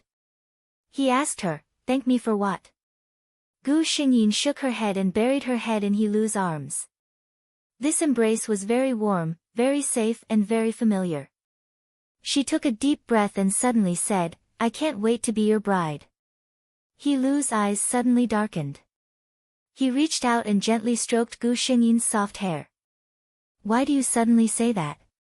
Gu Xingyin felt very comfortable when his hands stroked her long hair. She couldn't help but rub against him. She had only slept for 2 hours in the afternoon, but now that she was full, she actually felt sleepy again. No reason, I just suddenly feel that I really like you. Gu Xingyin lay in his arms and said with a smile. The next moment, she felt her body being flipped over. Then, he shifted his gaze and his body sank. Gu Xingyin was half lying on the sofa, while He-Lu was lying on top of her. Hasn't anyone told you that it's dangerous to say such things to a man who likes you? He-Lu narrowed his eyes and asked her. Gu Xingyin was not afraid at all. She reached out and took the initiative to wrap her arms around his neck, pulling him closer to her. The tips of their noses were touching, and they could smell each other's breath. Oh. Then tell me, what are the dangers? He-Lu's gaze deepened. For example, losing your innocence. Pfft. Gu Xingyin couldn't help laughing out loud. He-Lu's words were really too interesting. He-Lu looked at the woman under him. There was a smile in her eyes, and she didn't look worried at all. Are you really not worried at all? Gu Xingyin said with a smile, I'm not worried, because I know you won't do that. Such a matter-of-fact tone made He-Lu's heart tremble. He asked in a low voice, why are you so sure that I won't? You have to know that a man's self-control can never be trusted. Gu Xingyin looked at him. But you are different. He-Lu, to me, you are different from anyone else. Chapter 1604. From Gu Xingyin's point of view, she could see He-Lu's eyes very clearly. She could easily see He-Lu's hidden desire for her. It was a very normal thing for a man to have desire for the woman he liked or even loved deeply. On the contrary, if a man could still be as calm as an old monk in such a situation, there were only 2 possibilities, either he couldn't do it, or he was ruthless to you. He-Lu was obviously neither of the 2. He had desire, but he held it back. Gu Xingyin knew that he wouldn't do anything because she knew this man. A man like He-Lu wouldn't fall in love easily. But if he really fell in love with a woman, he would hold her in the palm of his hand and put her at the top of his heart. At least, he wouldn't casually take her at such a time, in such a place. Especially when they were about to get married. As a man with a little obsessive-compulsive disorder, compared to temporary relief, what He-Lu wanted more was a perfect wedding night that both of them would never forget. Hearing Gu Xingyin's words, He-Lu fell silent. After a long time, he bent down and buried his head in Gu Xingyin's neck. He thought that God must have seen that he had been too lonely for so many years, so a woman like Zhong Yuji appeared by his side. She had only been with him for a few months, but she knew him better than anyone else. She could easily guess all his thoughts. She and he were a couple who were born to be compatible. As Gu Xingyin expected, she stayed at He-Lu's house that night, but nothing happened between the 2 of them. The next day, He-Lu drove her to the company personally. For the next period of time, He-Lu seemed to be very busy. Gu Xingyin knew what he was busy with, so she gave herself a break. After all, it was their wedding. She couldn't really do nothing. When everything was almost ready, Gu Xingyin went to see Chongming Gang. When she entered the ward, Chongming Gang was sitting on the bed with glasses on, reading a philosophy book in his hand. He seemed to have accepted the fact that he would be paralyzed for the rest of his life. In fact, even if he did not accept it, there was nothing he could do to change this outcome. When he saw Gu Xingyin, he was unusually calm. Gu Xingyin placed the papers in her hand on the table in the ward and found a chair not far from the bed to sit down. Father seems to be in good spirits. Chongming Gang did not put down the book in his hands. Life has to be lived by itself. I still want to live for a few more years. The 2 of them fell into silence. Halcyon had just finished reading a page when he finally raised his head. You came to find me for something, right? He had been thinking a lot these days and had probably figured it out. It was not hard to understand why Gu Xingyin would hate her father. Putting aside the things he had been working so hard on, and thinking about the things he had done from a different perspective, Chongming suddenly felt that he didn't have that much resentment towards this daughter of his. No matter what, she was his only remaining blood relative in this world. Gu Xingyin did not beat around the bush. "I am getting married, father." Hearing Gu Xingyin's unfamiliar address, Chongming seemed to realize for the first time that this daughter of his had not called him father for a long time. She had always been a cold and formal father. How could he not have realized it before? Chapter 1605. He asked, "Get married? With who?" He remembered He Lu, who came to visit his family. Although he was surprised, Chongming still asked, "He Lu?" Gu Xingyin nodded. Chongming thought for a while and said, "He is a good candidate for a husband, but," he paused and finally said, "as long as you are happy." Gu Xingyin sat on the chair and didn't say anything. Chongming couldn't find anything to say for a while. He thought absent-mindedly, when did I become so distant with this daughter of mine? In the end, Gu Xingyin asked, "Are you going to my wedding, father?" This was the purpose of her visit today. According to her, it didn't matter if Chongming, who was her father in name, went or not. But according to Chongming Yuji's thoughts, she probably hoped to receive the blessings of her family on the most important day of her life. Chongming agreed. Gu Xingyin exhaled. She stood up and said, "I will come to pick you up next week." Chongming nodded. He could see that his daughter wanted to leave. He wanted to say that she could sit here for a while.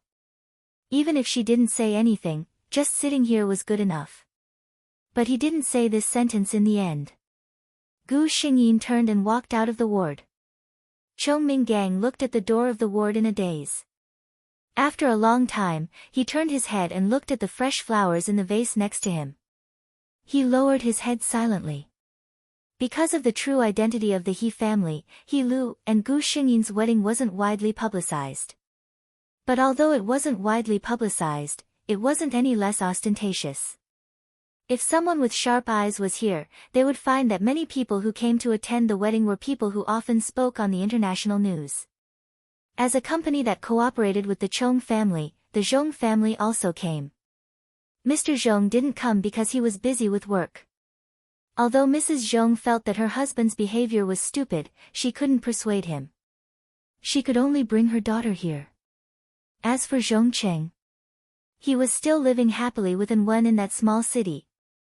Mrs. Zhong arrived at the banquet hall. Although she was mentally prepared, when she saw the familiar guests, she couldn't help but gasp. With the Zhong family's status, she was considered to be a popular figure at some of the business gatherings. But here, Mrs. Zhong turned her head and whispered to her daughter, who had just reached adulthood, "Fei, stay by my side later and don't be in the limelight. Our Zhong family can't afford to offend the people here." She had always been very practical when it came to educating her daughter. She had never taught her daughter to be a frog at the bottom of a well. Compared to ordinary families, the Zhong family was very good. However, in front of the real top wealthy families, they were not much different from ordinary people. Zhong Fei was a sweet-looking girl. She glanced at the guests in the hall, nodded, and whispered, "Don't worry, Mom, I know what I'm doing." Mrs. Zhong patted her daughter's hand in relief. "Mom has always been at ease with you." She had no feelings for Mr. Zhong.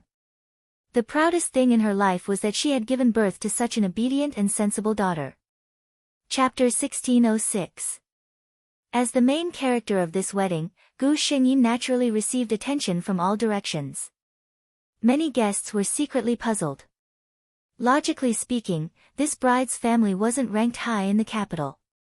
In the past, many families that were much stronger than her family had revealed the intention of marriage to the He family, but without exception, they were all rejected. They really couldn't understand why He Lu had waited for so long, but in the end, they had chosen such an ordinary rich girl.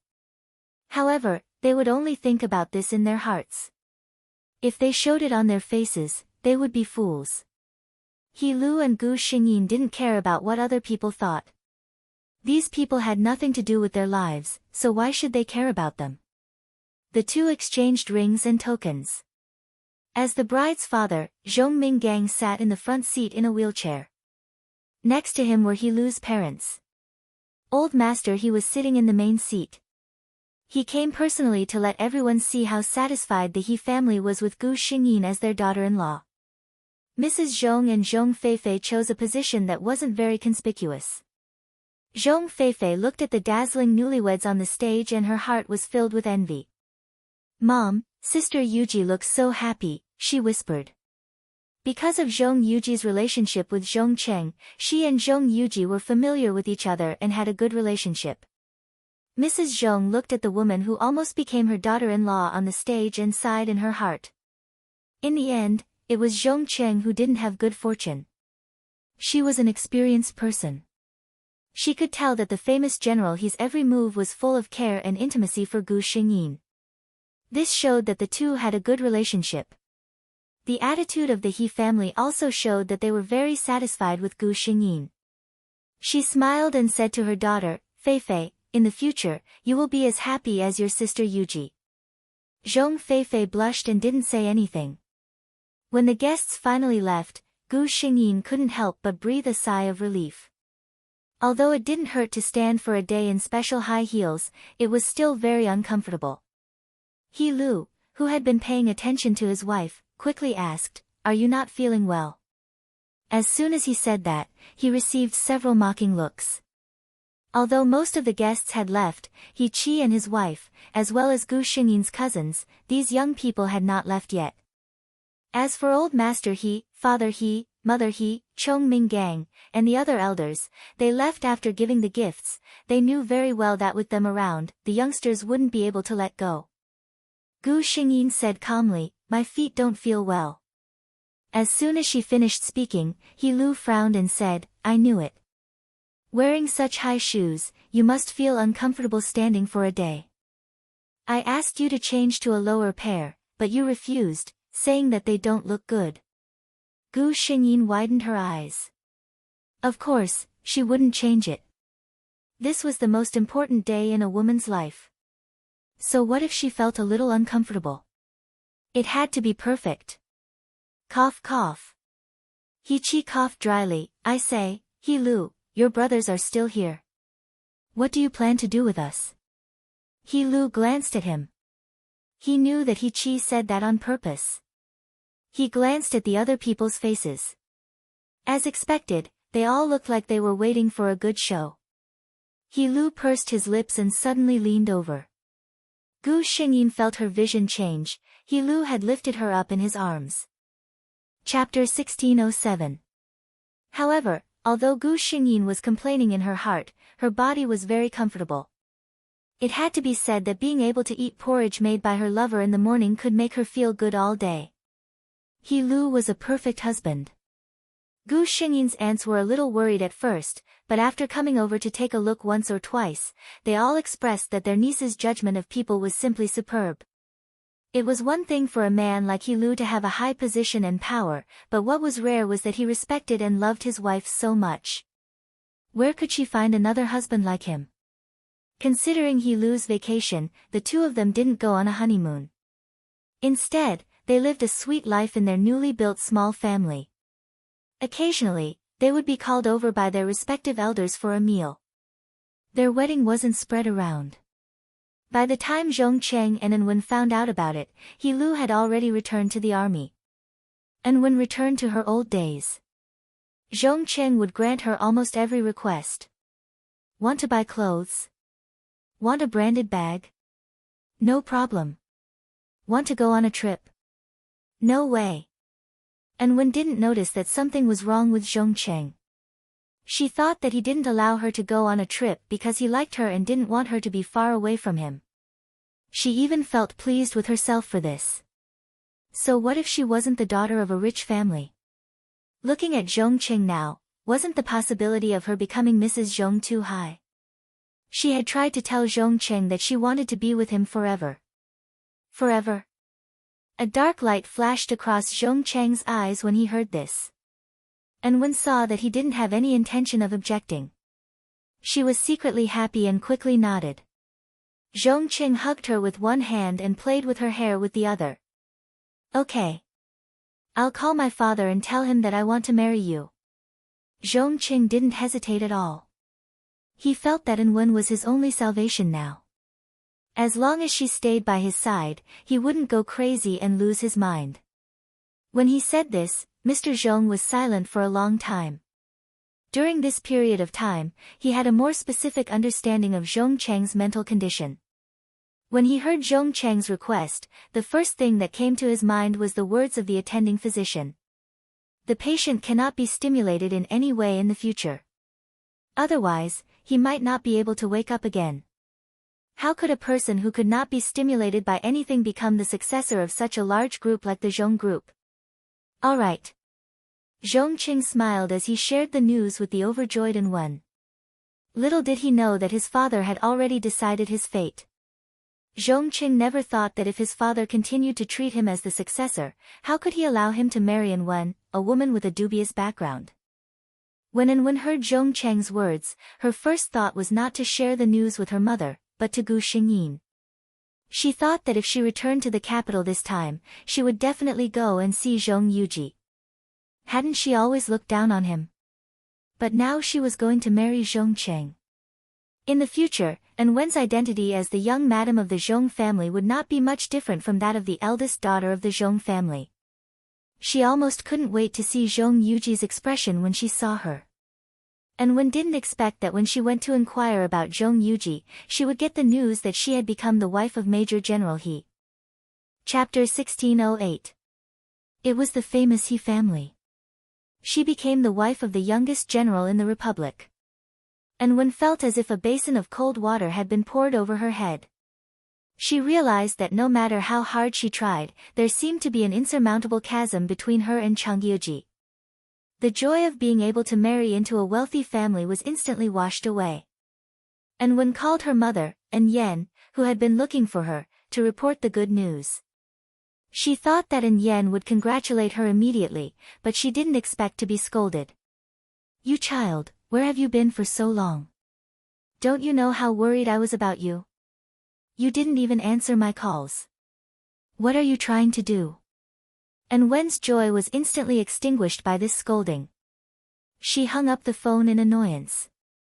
Soon, Yen's call came.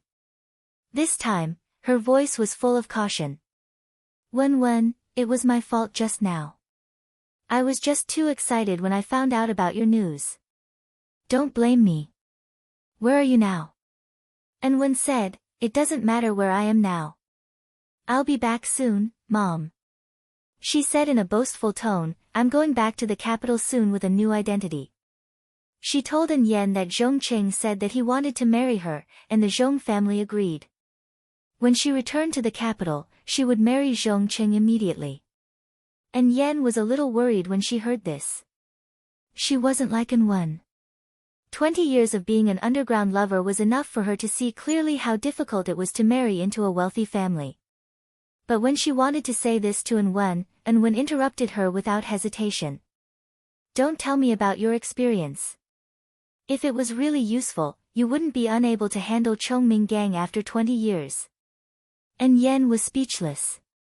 Wen was feeling proud, but she didn't know that there were people who were watching her make a fool of herself.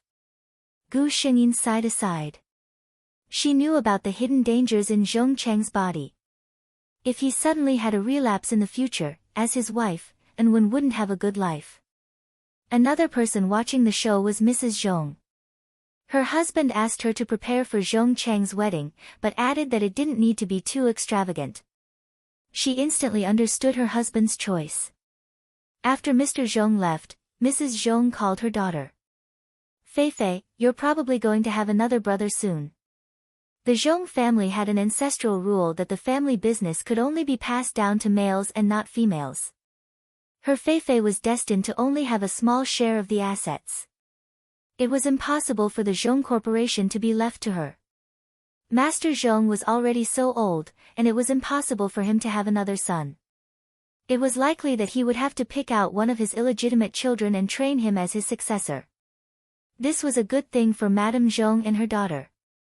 No matter which illegitimate child entered the family, as long as he was smart, he wouldn't dare to neglect her, the official wife. Anyone with a discerning eye could see that only Zhong Cheng and An Wen were happily waiting for the wedding. Gu Xingyin received an invitation. However, she did not intend to give face to this couple, so she casually found an excuse to reject them. Zhong Cheng had a bad feeling when he saw the layout and location of the wedding venue. He went to question Mother Zhong, but Mother Zhong only smiled and said, "This is your father's idea. If you have any questions, go to him." An Wen couldn't see the problem. To her, this kind of extravagance was already a dream come true. Chapter 1609. She even tugged at Zhong Cheng's sleeve and whispered, "I think this is pretty good. Why don't we leave?" Mrs. Zhong still looked at them with a smile, but a trace of disdain flashed through her heart.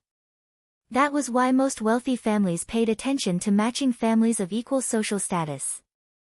It wasn't that they really looked down on ordinary people, but families like theirs raised their children differently from ordinary people. The daughters they raised naturally had different horizons. Some things could be fought for through hard work, but some things, such as temperament and horizons, could not be nurtured overnight. If it wasn't An Wen standing beside Zhong Cheng today, but a young lady with a similar family background as the Zhong family, she definitely wouldn't have said such words. The reason for that was because she was able to tell that she had been slighted by Chu Feng. But An Wen couldn't. Zhong Cheng glared at An Wen, signaling her to shut up. He narrowed his eyes. "Father, what do you mean?" Mrs. Zhong didn't feel guilty at all. She really didn't play any tricks on this matter. Zhong Cheng went to look for Mr. Zhong, and An Wen was entertained by Mrs. Zhong in the living room. She was very nervous. Even though Mrs. Zhong looked very friendly, she always had a sense of alienation from her, as if she was very far away from her. An Wen could only force herself to remain calm. Mrs. Zhong saw everything, but she only took a sip of tea and didn't take the initiative to find a topic. As an elder, she didn't need to wrong herself to curry favor with a daughter-in-law who was destined to have no future. A faint sound came from upstairs. It seemed like the father and son were quarreling. An Wen was a little worried. She wanted to go up, but Mrs. Zhong stopped her. "It's better not to go into the study." An Wen had no choice but to sit down. After a long time, Zhong Cheng came downstairs. An Wen was shocked when she saw him. Zhong Cheng looked a little crazy, and his eyes even looked a little red. She quickly asked what was wrong. Zhong Cheng glanced at her and clenched his fists tightly in his sleeves, as if he was suppressing something. "It's nothing. Let's go home." He held An Wen's hand. She felt a little pain, but she didn't dare to say anything when she saw Zhong Cheng's expression. That night, An Wen received a call from her mother. "Wen, let me tell you. I heard a piece of news." That Zhong Cheng and Yen told An Wen the news she had painstakingly gathered. "What did you say?" An Wen was in disbelief. "Zhong Cheng has a mental illness?" She subconsciously wanted to deny it, but Zhong Cheng's crazy red eyes appeared in front of her. No, she told herself. This can't be true. "What are you talking about? Who's mentally ill?" A sinister voice came from beside her ear. An Wen turned around and saw Zhong Cheng looking at her coldly.